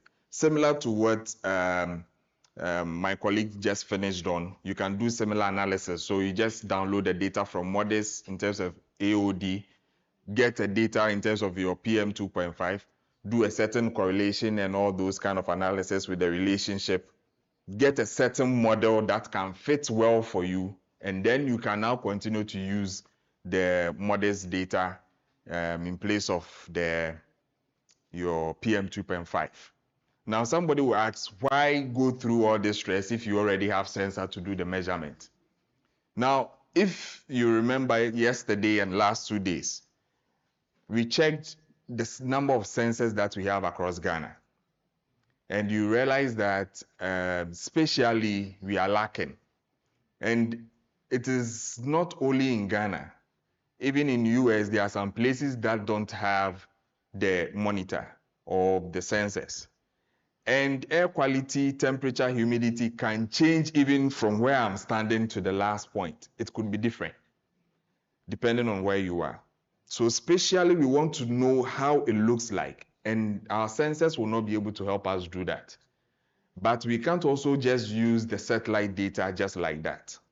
So what people do is that they try and validate to see whether what we get from the satellite is exactly as is being measured from the sensors, all right, or the observation. So if you go and buy a certain dress from a shop and you make your own dress, you can put it together side by side and see by how much did they miss your measurement in terms of the hand, by how much did they miss your measurement by the waist, all right, so that you don't end up getting what I ordered versus what I got. Okay, so that is how we try and shape it and make sure that we have a system that works very well when we are doing our analysis. So in here, there are a lot of data sets, but we are going to focus much on the Sentinel, all right? So if you click on the Sentinel, you will see they are giving you their own story when they give birth to it and all those things, the number of models and all the satellites that they have, what they do. Okay, they have the multispectral instruments that can be used for land use, land cover change, and all those things. And then when you come here, you will see ocean and land color instrument, and then the tropomy. Okay, so this is one of the satellite or the models that they use when it comes to air quality. All right. So when you click on this one, you would have a lot of information over there. Okay. There are other ones that are down there. We won't bother ourselves that much. So when you go in here, you will see aerosol index, UV aerosol index. You will see cloud. Then you will see carbon monoxide. Okay. So now we don't have a lot of sensors to be measuring the gas components. And even the ones that we have, a lot of them are not really doing well when it comes to the gas. So you have to be very, very careful when you have a sensor, especially in low cost, that is giving you gas measurement. So please be very careful when you are using them. So you can just rely on these ones to do your analysis. So we have the carbon monoxide, we have the formaldehyde, nitrogen oxide, dioxide, we have ozone. Okay. So what you can do is that, assuming you want nitrogen dioxide data, you can just click on this and it will lead you to this another beautiful page where you have the availability in terms of the date when the data, they started taking the data and where they have it up to, and then the revisit interval. So this is also very important, 2 days, which means that the satellite is able to cover the same location, all right, within 2 days. So if the satellite is here today and it takes an image or picks the data from here, by the time it gets back to the same point, it would have been 2 days. Okay, so that is one of the problems when it comes to the satellite data. The revisiting time are a bit longer. So in terms of time, temporal resolution, it's very poor. All right. Landsat and others do have 16 days revisiting period. So that's also very difficult. So sometimes you just have to manage. All right. But there are ways that you can do to fill in that. We are not going into that. Otherwise, some people will beat me. So let me just, yeah. So it will give you some information. This is the Earth Engine snippet. So this is the link. Okay. So yesterday, I remember we talked about API, which I said the API key is what gives you the key to the system, right? When it comes to Google Earth Engine, your account gives you the key to their system. But these links that you see here gives you the key to a particular data set. So when you click on this or you copy this and include it in your code, it means that is where you are going to get your data from. So any of the data sets, if you want to use it, there are links. This is where you see it. If you see any code online and you want to change it to suit what you want, but the data they are using is different, you can just come here, copy this, go and replace it with their path, and then you will be able to get this and then just do some tweaking. So here they will give you a certain description of the data you are going to use, the product. You can look inside here. These are the bands. I don't know if I should explain the bands. So I'll just leave it. So let's say these are just the variables inside or the parameters. Okay. As to the satellite bands, we can talk about that later. So this one is having a lot of parameters in there, depending on which one you are going to use. So if you want the NO2 data itself, this is it. This is the variable name, okay? NO2 column number density, all right? And that's mole per meter cube, square, sorry. And then you see the maximum and the minimum values in there, and then the pixel size, and then it will give you some description about it. These are all other things you can use if you want. Now, this is the most important thing that I want us to look at. So, explore with this engine. So, any of the data set that you get on Google Earth Engine, they will give you a short code, okay, like *170#, that when you dial, you start doing your Momo. It's either somebody is cheating you or you are sending money to somebody you like. So it's the same thing. They will just give you a short code, and it will depend on what you are going to use it for. So if you want to go within their system and make sure that even if you don't understand anything, you will be able to view something, you just go to the Java side, this one, and then you click on this, open in code editor. Okay, those who are very good with Python, the other things you have to import, but this will be the Python side. You copy this one and then you can use it. But if you are not, just go to this side. When you click it, you see this. Now let me explain just a few here, and then I'll see how you can copy this into the system. So you have to collect the data. So just like you see in the Python and the R, we sometimes do some assignment, okay? X, let's say we say X equals so and so and so, okay? X equals 2, X equals so and so. It's the same thing that we do in Java. But in Java, before you do that, you bring this var. Okay, so the var, you can just take it like variable. So you're assigning something to a variable. So once you bring this var, you'll be able to now do this. So you see the link I was talking about, it comes here. So EE stands for Earth Engine, which is the key that it uses, and then image collection. So we have feature collection, image collection. When it comes to data sets like this, we use image collection. When it comes to a shape file that you want to use in Google Earth Engine and other geometry, you use feature collection. So that's the difference. We will get there soon. Then you select. So what do you want? We saw some variables in here. So if you want tropopause pressure, if you want this, if you want that, stratospheric NO2 or tropospheric NO2, or you just want NO2 column number density, that is what you put in here.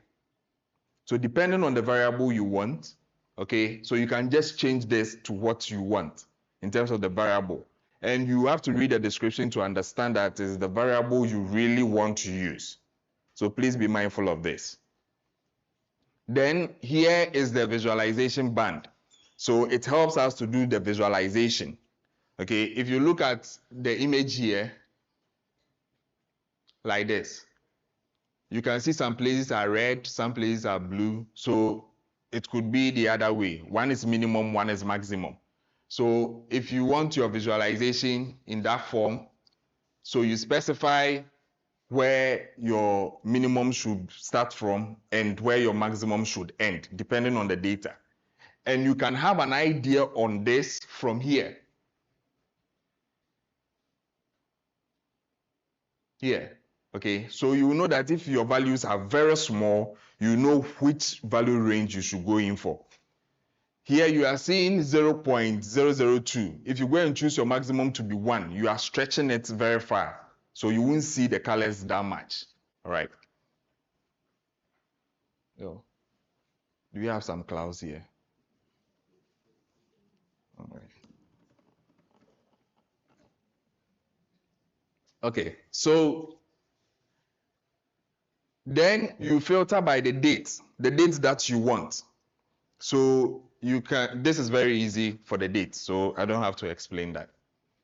Then your palette. So palette is just a set of colors that would have to give you when you are visualizing your data from the smallest to the biggest. So just like the colors I showed, the same thing. So the black will be for the low one, and the red will be for the high one. In this, please be mindful, there are other codes that when you copy, you will not see black, blue, purple, and these colors there. You will see #06FC.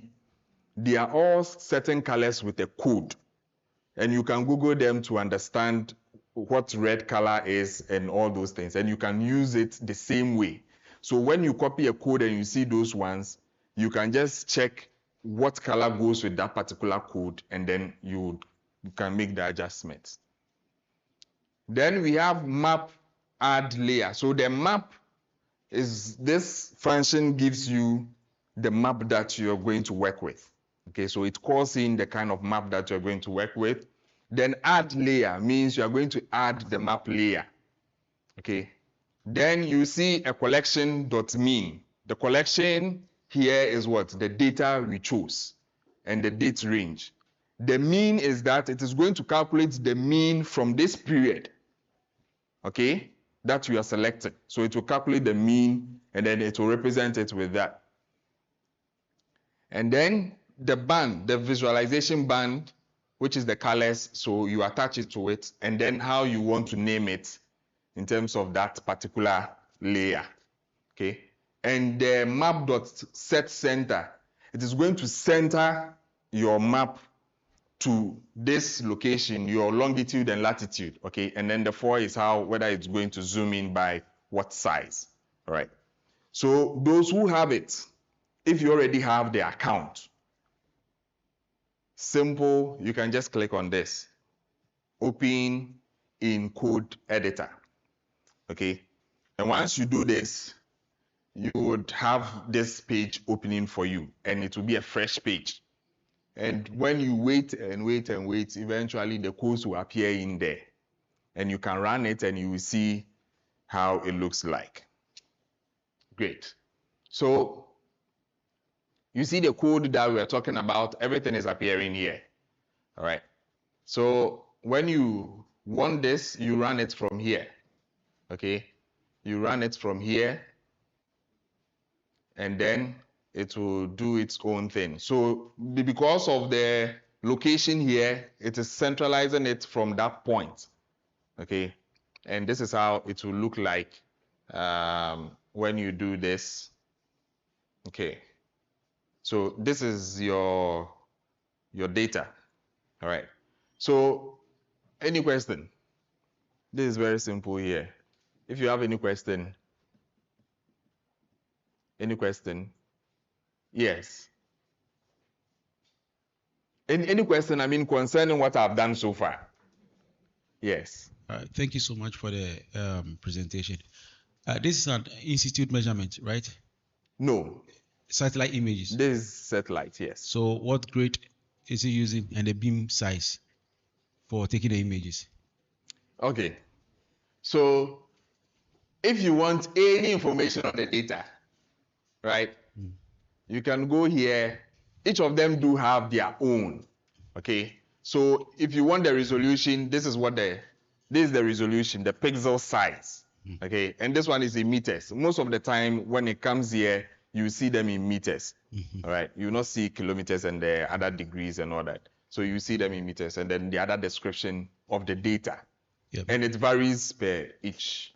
So that comes to the main figure you showed, because when someone has a sensor and then the sensor is, let me say, two sensors which are separated by some few meters, it is difficult to use this data to quantify what you are seeing as maybe that. So that's why I was asking whether it's an institute or just remote sensing data that is taken. So it's difficult to compare it. Maybe if you have 2 PM 2.5 from this image to 2 sensors, it's difficult to quantify whether the result you are seeing is what you are seeing, because there's a lot of, if you look at carefully, the data from them, there's a lot of interpolation in the data.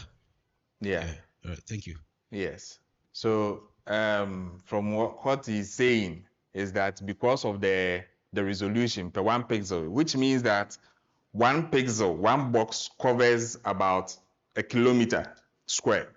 Okay. So when you have, somebody can have about 3 or 4 sensors within that space and then be able to do those things. Yes. If you are new within this space, what he's saying is very, very right. And it's very, very true that if you have data covering that, it's better.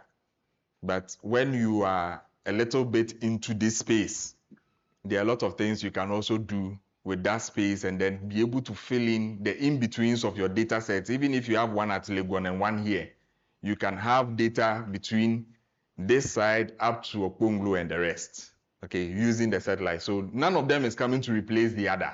They are just complementing. Yes. So at this point, I'll continue. Or a question? Yeah, so I'll continue. So in here, this is what it's doing now, all right? Very simple, very neat. Now, this is covering the entire space, okay? So if you want to trim it down to the location that you need it, let's say over Ghana or over West Africa, there are certain things that you can do to it, all right? So I will just come in. So yeah, so if you want, there's one thing you can do. So when you want to create a file, you can go in here on your own. You can create a folder, just like I have a lot of folders, and then a file is for each particular work or code you want to do. Okay, so once you choose for a file, a new file, if you have other folders in there, it will ask you which one you want. So you can select which one you want to deal with, okay, and then you can name it how you want to name it, and then you click on OK, and it will create it for you. All right. So what I wanted to do, no. Yeah, so let me save this first. All right, great.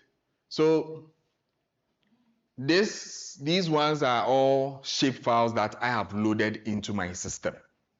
All right, now this is how you load in a shape file. We all know what a shape file is. That is, if you are within a certain location, all right, there are certain boundaries, administrative boundaries. When you're able to get those ones for the study area you have, you can upload it onto the Google Earth Engine. And one of the things about Google Earth Engine, the reason why it is very good for us to use it, and then you adopt it in terms of your working space, is that all the data sets that you work with sit on their cloud. Nothing comes onto your machine. That is one. If you want to download it, you can download it, but it will be there. Two, anywhere that you have the network, that's internet, with any machine, you can connect to the server and work on it. So you don't have to be carrying your laptops around because you want to work with this. So if this is where your data and your works are, you can go anywhere in the world and forget your laptop in the house. And you know what the Kwashe boys can do to you when they meet you with your laptops. So the students among us and the Ghanaians, the others, I don't know how you call them. Those who meet you by the roadside and, take your bags and your money. All right.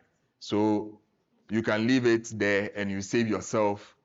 And imagine doing your PhD or your master's or some project worth millions of Ghana cedis, and they attack you and they want your laptop, and that is where the work is, and you tell them you won't give it to them.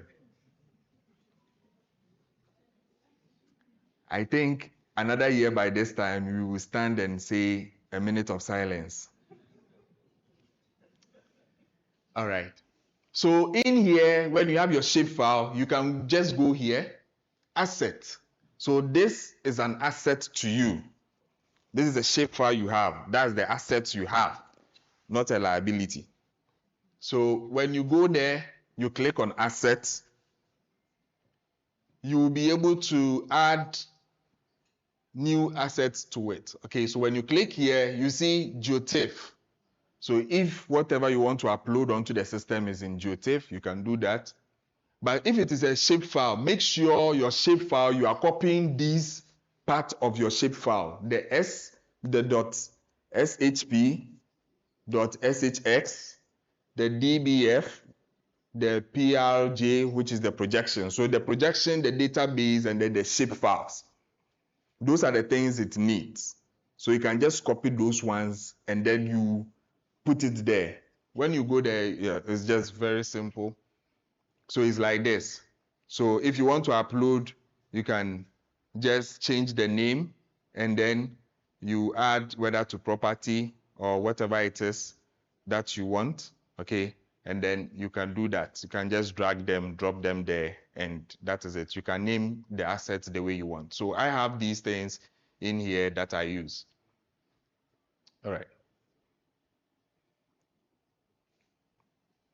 So you can call them into your system to work with the particular shapefile that you want. But you don't have this, so we won't go much into it. But if you want to call it in, you can just go to the asset side. Okay, asset, and you see this arrow. Once you click on the arrow, it will just bring in over here for you to use. Okay, and then you can rename it per any way that you want. However, if you don't have that, there's a simple way to also do it by using this. Okay, to draw a rectangle over the area that you want, and automatically Google will pick all those information, the longitude and the latitudes over there, give it to you in this form here, okay, and then you work with it. So once you pick this, you use this to pick the location across here. What happens is that it will come and store it inside here. So you can quickly come here, go to the coordinates, see this 5 elements, copy it, and then resize them to suit what you are seeing here, okay? But if you go online, there are a lot of codes sitting there. So if you go into Google and type, I want Google JavaScript for Google Earth Engine to do so and so, it will give you a number of scripts that people have, okay, for free. You can just copy and go and use them, right? Now, if you want to comment something inside Java, unlike Python that you use the hash, in Java you use the slash, the double one, okay? So this word, /. So you use double of it and it will comment. If I should remove it, you see the color changes. But if I bring it here, this is how you see it, okay? So when you have somebody's code and you don't like something in there, you want to change something, just comment out that person's code and then reshape it to fit yours. Don't delete it though. Don't delete it though. Just comment it out and then try and study how it is and then use it to shape yours. Okay? For instance, like this one. Once it comes into the system like this, you can copy this, everything here. Okay? Just copy and paste. And then you come here and come and paste. But when you paste, you see how it looks like. Have you seen it? And this is not in a very good shape for you to use. In fact, it will give you an error. So what you do is you come and look here. Because you've commented that person's zone out, you can now look at this one and then make sure you do exactly as it is over there. Okay? And then it will be very easy to go. This one, it is corporate stealing. No one will beat you for it. All right? So that is what I have done here. And this is a geometry, okay? So these are coordinates. It will have to convert it into a certain geometry form for you to be able to use. So it uses the ee.geometry.polygon. What we did was a polygon, all right? We used the polygon, this one, okay, inside Google Earth. So it's polygon.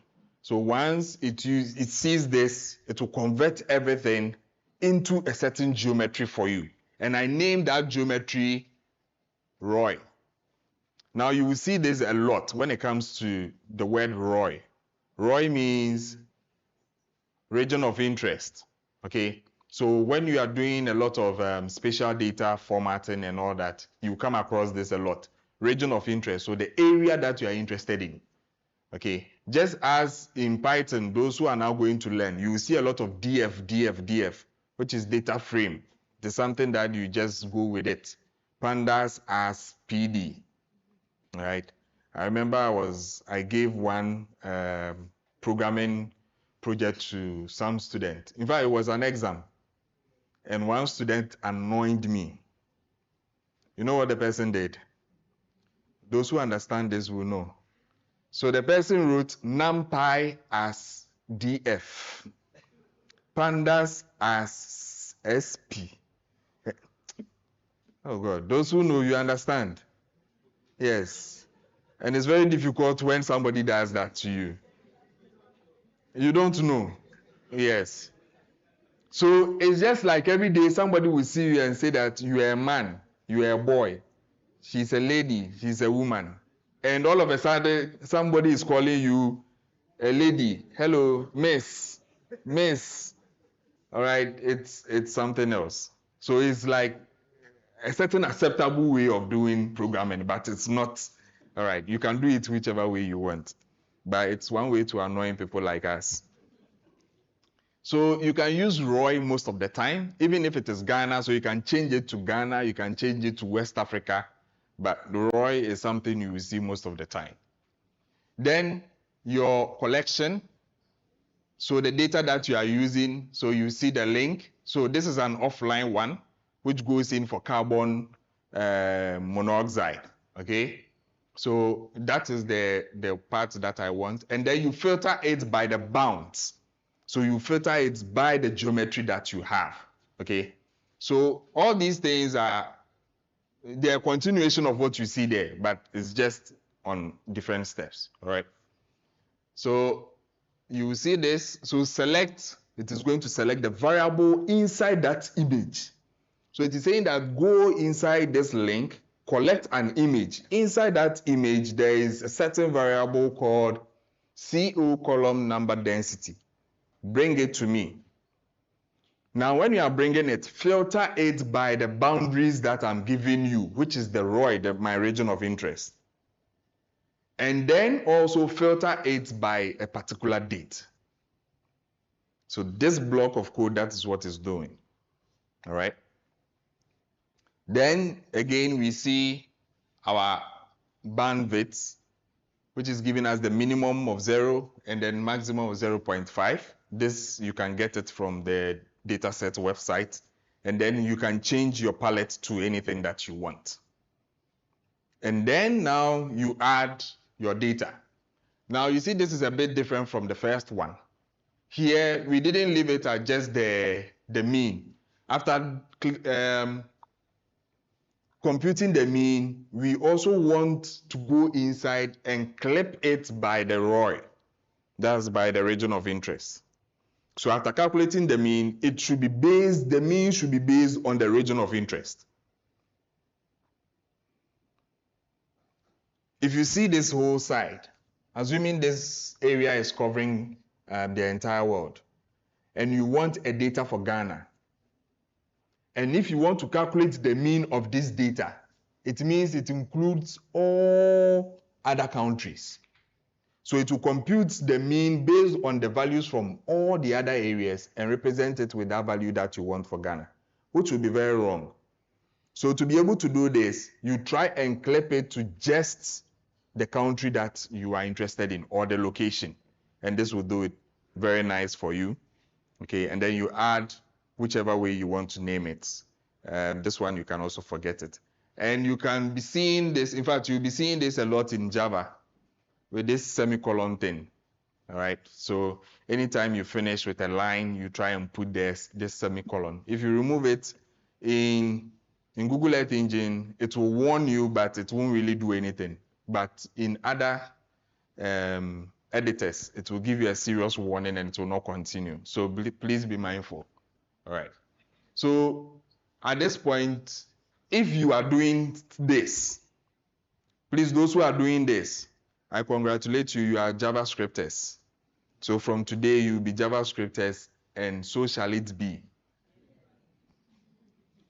All right. So you can save this, and then once you run, because of where we have picked our volume from, okay, so the layer that we are talking about is what you will see here. Okay, so it will bring this layer here, and we can do a whole lot of things with it. So it's still, yeah. Okay, so you see when we clip this just by the area that we want, all right? And that is it. So this is covering, so this is carbon monoxide, and it's in 2019, yeah, for a whole year. And those who are around the Congo side, the Rwandans, I'm sure you understand why we are seeing this high, right? Okay.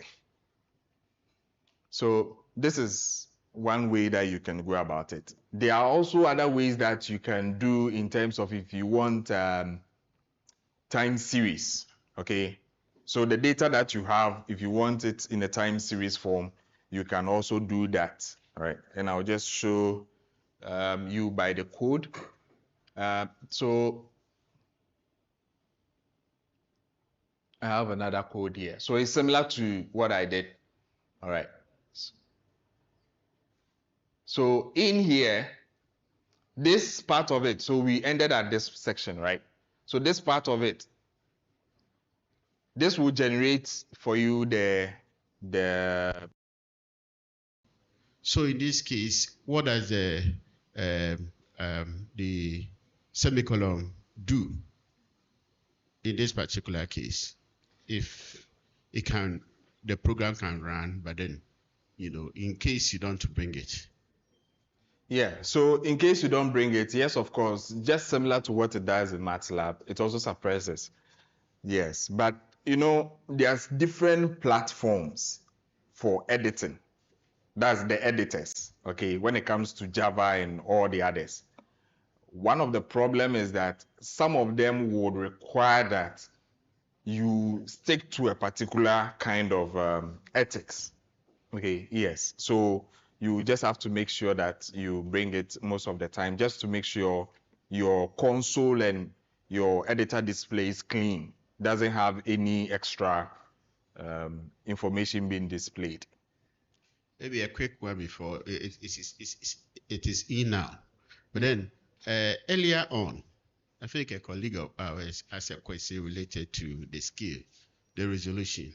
Yeah. So, and so in a situation where you have maybe more than one, how do you call it, instrument within the region where the, how do you call it, within the minimum resolution of the satellite, how would you be able to apportion, you know, the sources? You get what I mean? Yeah. Okay. So that's the area I didn't want to go, but let me step in.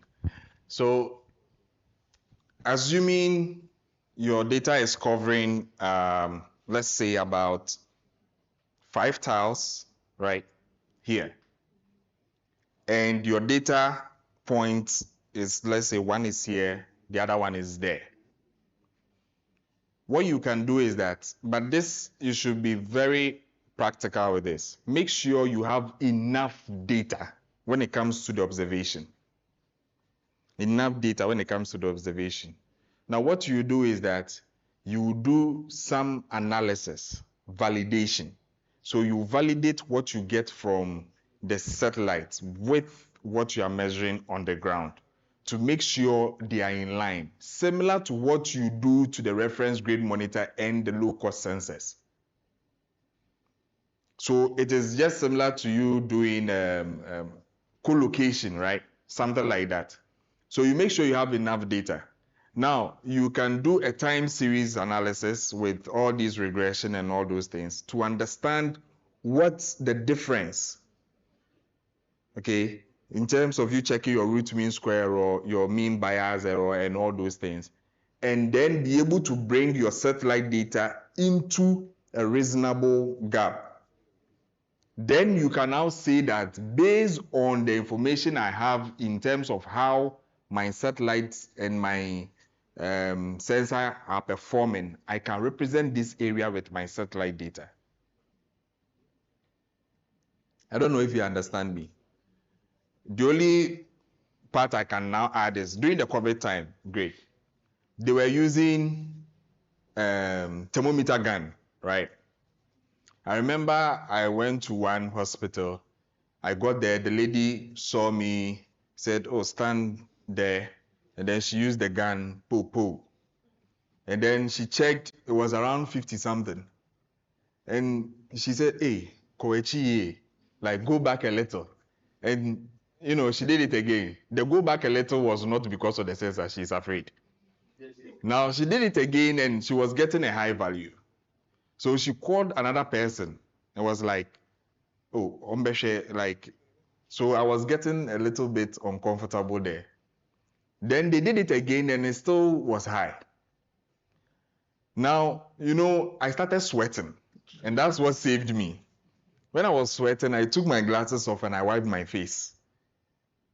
And they were like, my check him. Then they checked and they were getting just around 35, 36.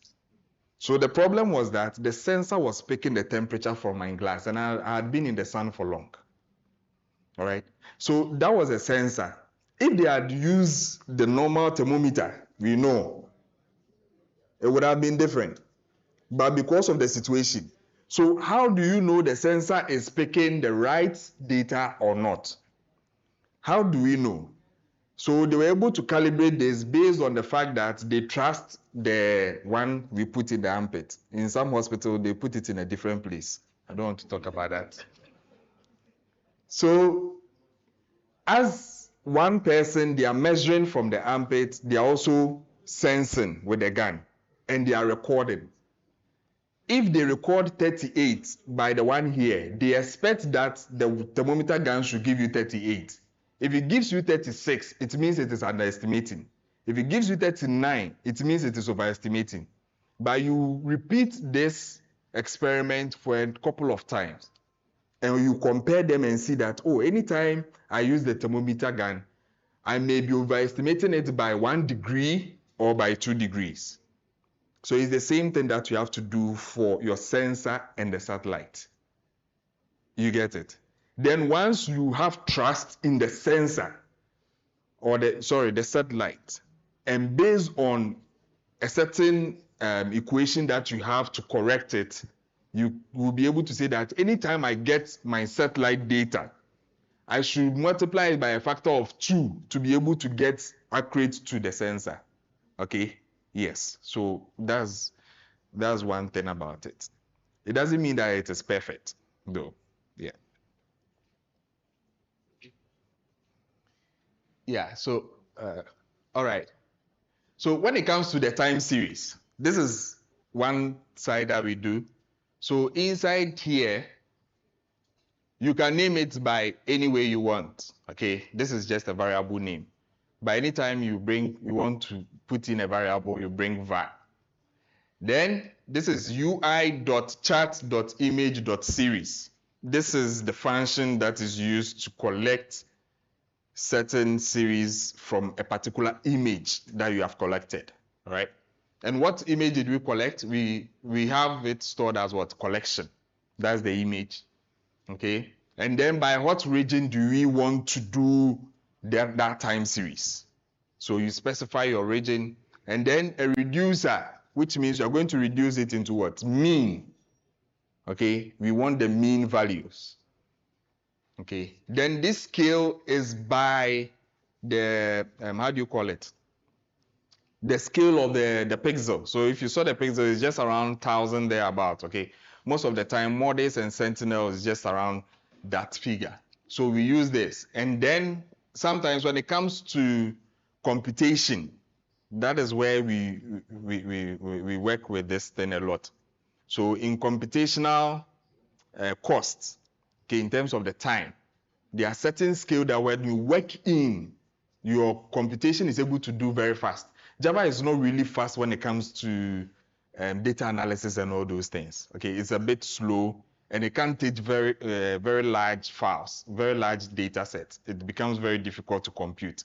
So sometimes you reduce the scale, okay? And then this is setting it by the time. So most of the time you just do this, all right? And then any title you want to give it and then all that. And then when you bring your print, similar to what we have in there, this will print our time series for us. So we can be able to generate that here. Oh, yeah. So you see collection query aborted after accumulating over 5,000 elements. So that's also a limit that my account can get. Okay. So sometimes I may have to refresh or reduce the number of period. So I can reduce this to, let's say, 0.6. 31. Let me see. And I can refresh. Yeah, so please, if you have any other, yeah, this is 6, so this should be 30. Yeah, any question before I move on? Any question before I move on? So I hope you are following on your machines. Okay, if you are not following, I beg, if you call me and I ask you one question and you're not able to answer, I won't answer your question. Yes. Any question? Let me refresh this. Any question? Any question? Yes. Yeah. Yeah. Just want to know how difficult or easy to do something related to Ghana, like periods where we have, dry seasons, that we have bushfires and the rest, to see if we, based on our localities, we can appreciate what this one is giving to us. Yeah. Evidence-based modeling. Yeah. So when it comes to Ghana, one of the things that is very difficult is that we don't have the data. That is one. Even the satellite. No, I'm coming. So in this sense, we mostly depend on the satellite data. But the satellite data, most of the time, or there are certain things that are based on assumptions. So it may be happening or it may not be happening. And when it comes to fire, sometimes the satellites will be able to pick a very high temperature from a very hard rock and it will give it as though it is fire, for instance. But it may not be fire. So to validate whatever is there becomes difficult. However, that's the only option. So we just depend on it. I hope you understand. It's just like if you want rainfall data for this area, you won't get it. What you get is from GMET, the one at Mempasem. And it can rain here and not even rain at GMET. So how do you even know indeed? So you see why we have to increase our data coverage. Yeah, so that's one of the things. But yeah, for what you are saying is very true. So because of that, let me run this. I have this code. So I specifically did this for this program. I will let you have these codes. I will share it for those who are interested. Because there are some people, they will get it and they will never use it. And they will come back another time and come and say that it is still sitting on their machine. Are they outside or they are here? So, yes. So, if you look at this, so I have my shape file, okay, for Accra, Kumasi, and all that, Tamale. And then I have defined, so even if you want a shape file, you can get Ghana's shape file from this location, from this site. All right. So you can collect this and then also import what you have. So you see what I was talking about, collect image collection, and this one is what? Feature collection. So this one is collecting a feature, not an image. All right. Then my palette, so you see these colors that you see. These are the ones that you see in here. So they are just some codes that HTML also uses and other programming languages. So you can use that. And then my pollutant, so from where I am picking them from Copernicus Sentinel 5, okay? The same location that I picked. And this is near real time. So if you see NRT, that's near real time. So they are able to give you data as and when they are able to scan the area, all right? And I created this for different kind of pollutants, okay, that you can have in there. And then here I added population data just for us to be able to see what is happening over a specific location. All right, so we can update the map with the, and we can see the population. No, let me choose Ghana. I think that one would do. Okay, and then we will see how the NO2 looks like across the country and by what.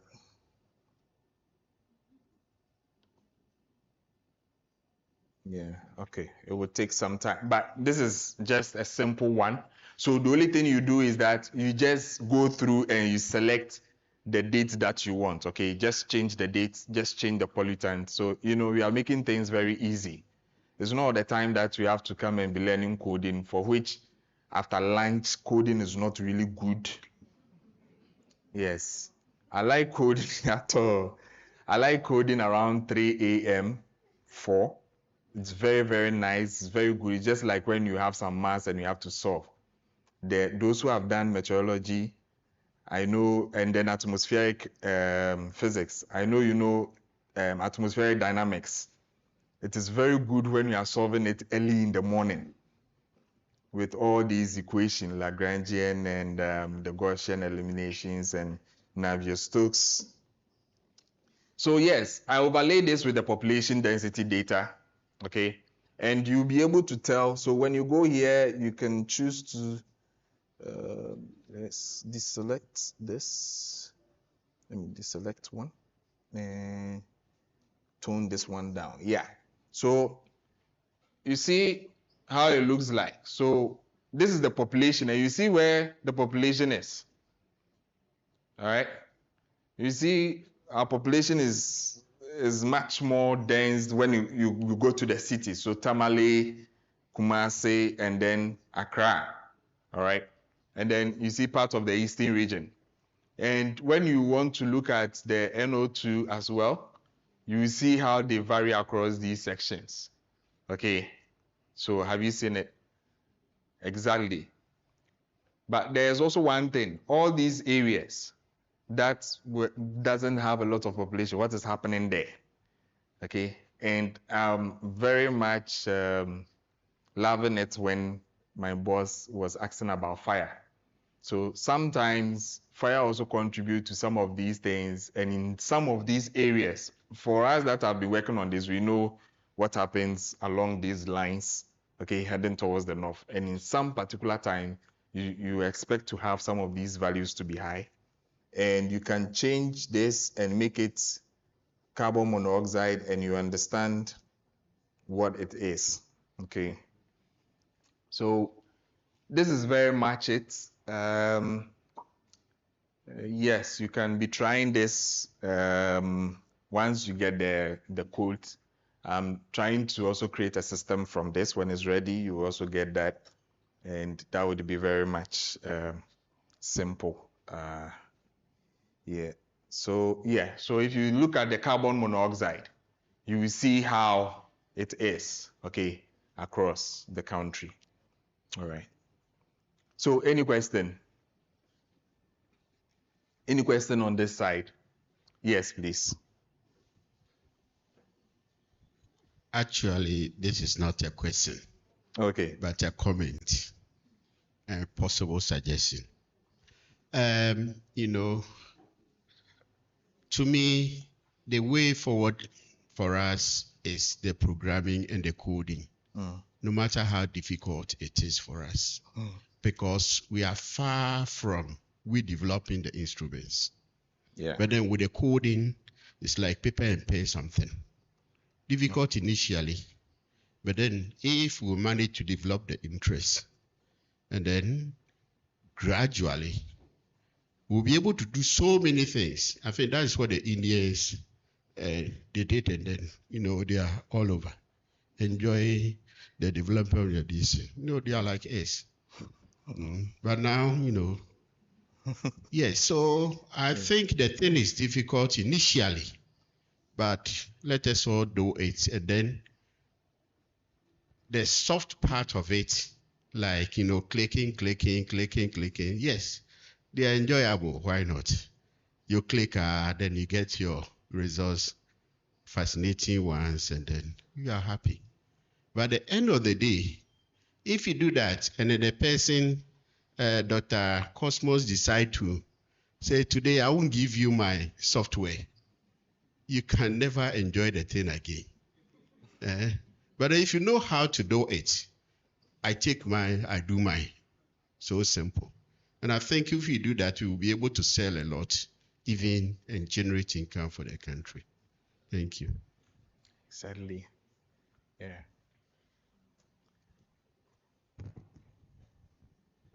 So you see, coding is not difficult, not that difficult, all right?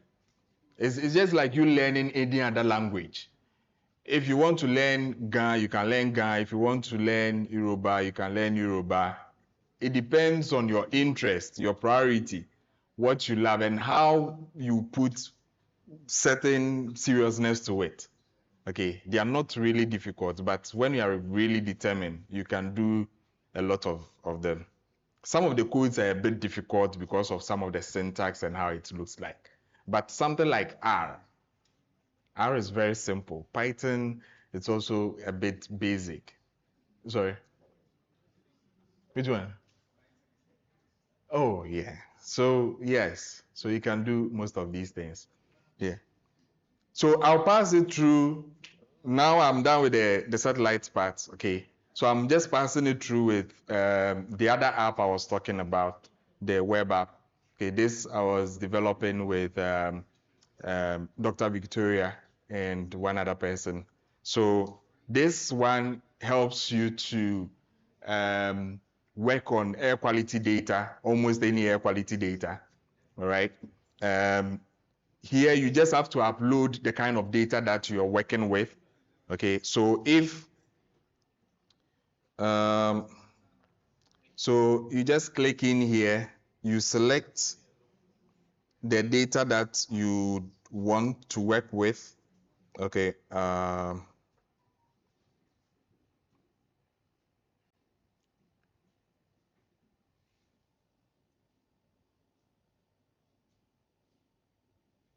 so for instance, if you select an AirNote data set and it comes in here, I think the light, unless another one goes off, but sorry, I'm using all this.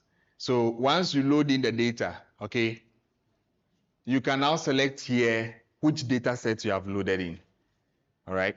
So if it is purple air, if it is air note, if it is air gradient, if it is clarity, depending on the kind of data that you select. If it is purple air, you select purple air and you can apply the current correction factor that we have. Okay, the current one, not the one that Afri-SET is still developing. I'm sure they might be getting a new one or something like that. But if it is still the same one that they will use, this one can do it. And then we will update the system once we go on. So you can apply the correction factor automatically from here, and then you can resample it. But if it is not, you can just select the one that it is, which is AirNote. You unselect this, you unselect that, and you can just click here and clean the data. You don't need to do a lot of coding to clean the data.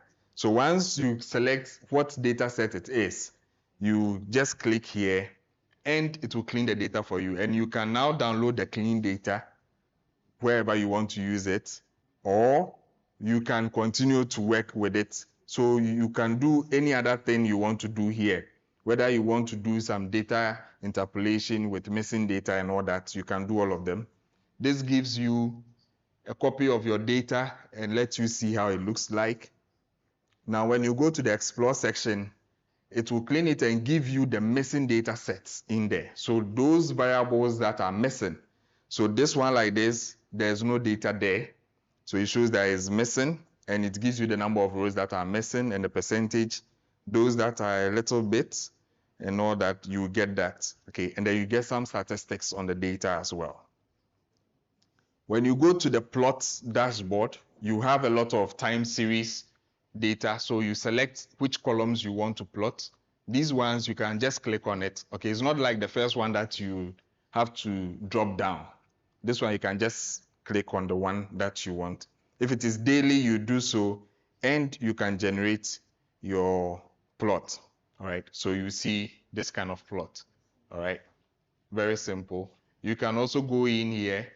So there are a lot of plots that you can have here. We have this. You can select the column that you want to plot.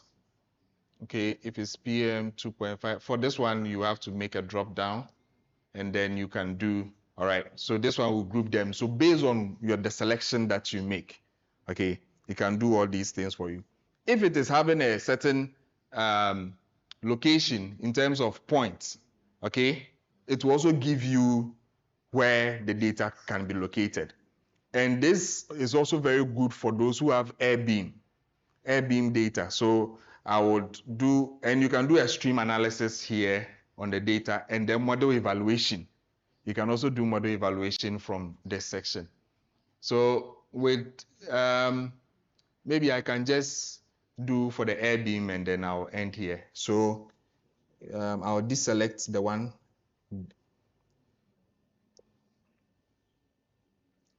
So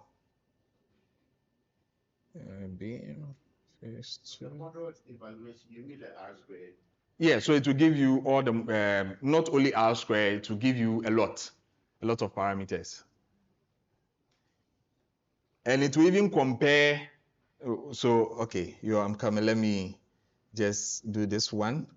So because this one is air beam, so when you choose air beam, you go here, you clean the data, all right, and then once you go to the map session, you will see the data appearing there. Okay, so from every part that you took, and then the measurements, the PM measurement, and then the AQI, you will see it this way. So it's very simple to work with. All right, very simple to work with on this one. And then for the model evaluation, oh, you want to see, oh, okay. Yeah. This is air beam. So one of our participants is having the sensor. So it's the one that you carry around and you are working and you are measuring the pollutant. So as any part that you walk, if the value is high, it will show this red. Okay, so after you have that, you can download the data and then you put it in here and you'll be able to see how it looks like. Okay, so you see, so if this area that you are walking around, it's maybe there's something there, you'll be able to know the reason why you are recording very high values. All right, very high values. I'm sure tomorrow, I've seen one man, he might present something on this, so you would see how it is. One can help you the source apportionment. Yes, of course. But you know, that is also a bit tedious because you have to be going around. In fact, the other projects that you have to pay people to go around and be doing this, and it needs a lot of money. And the people who are picking the data are much more interested in how much you have to give them at the end of the day than the work that you have to do. So, you know, yes, that's another thing. Yeah, so yes, that's another thing. And sometimes if you don't take care, you will not finish. Yeah, you'll not finish your work. So let me just, I think I just have, uh,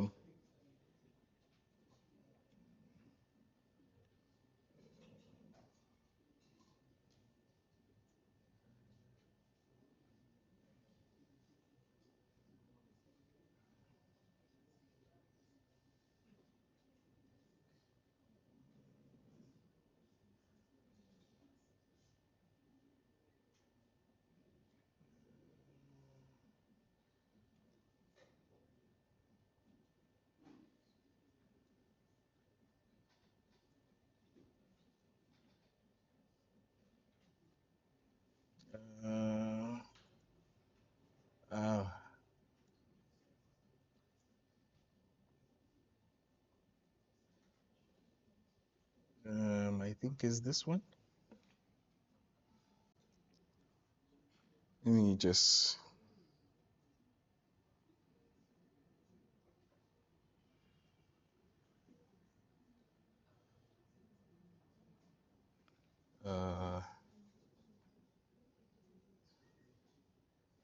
no.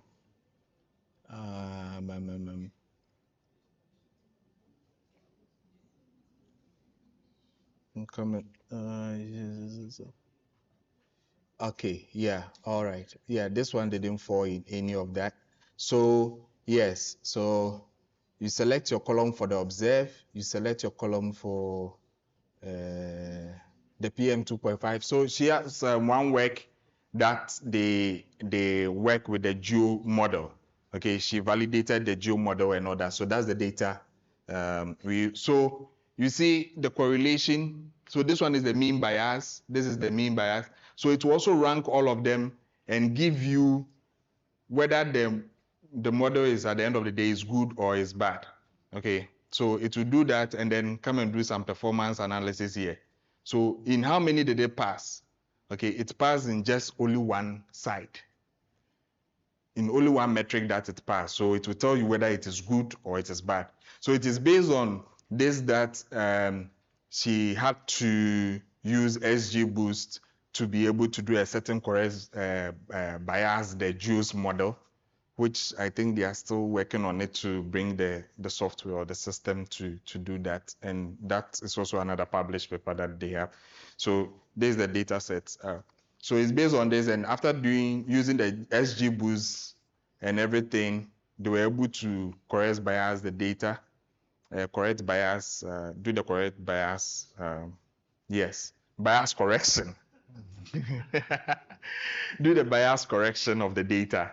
And then now they are using that factor to correct. So anytime you have a JUICE model and the output is there, you can use the equation to correct that to fit what you have. So this system also will do similar thing, but it will rank them based on your metrics, not just one statistics. It doesn't just use the R or the mean bias error or anything.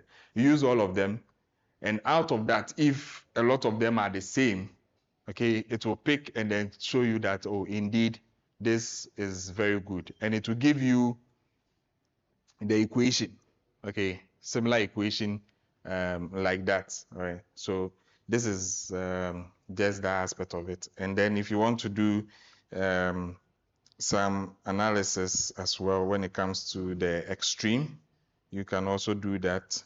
And you can compare it with the WHO, and I'm yet to just put in the Ghana version, the Ghana standard, right? Instead of using the US EPA standard. Okay, I can see that the Ghana standard is a bit higher. We always set higher standard for ourselves to kill ourselves early, so it's fine. All right, so that will also give you a certain analysis when it comes to the extreme parts. Okay, and then it will rank them in terms of which day had the highest value in terms of the pollution. Okay, so it will rank all of them for you. So that is it. So this one will also be, this one is almost done. She has to do one or few things on it, and then we can go into the production, and I'll mount it on my GitHub platform. So I'll share it on the page once it's done, and everyone can have access. Anything that we do is just for free.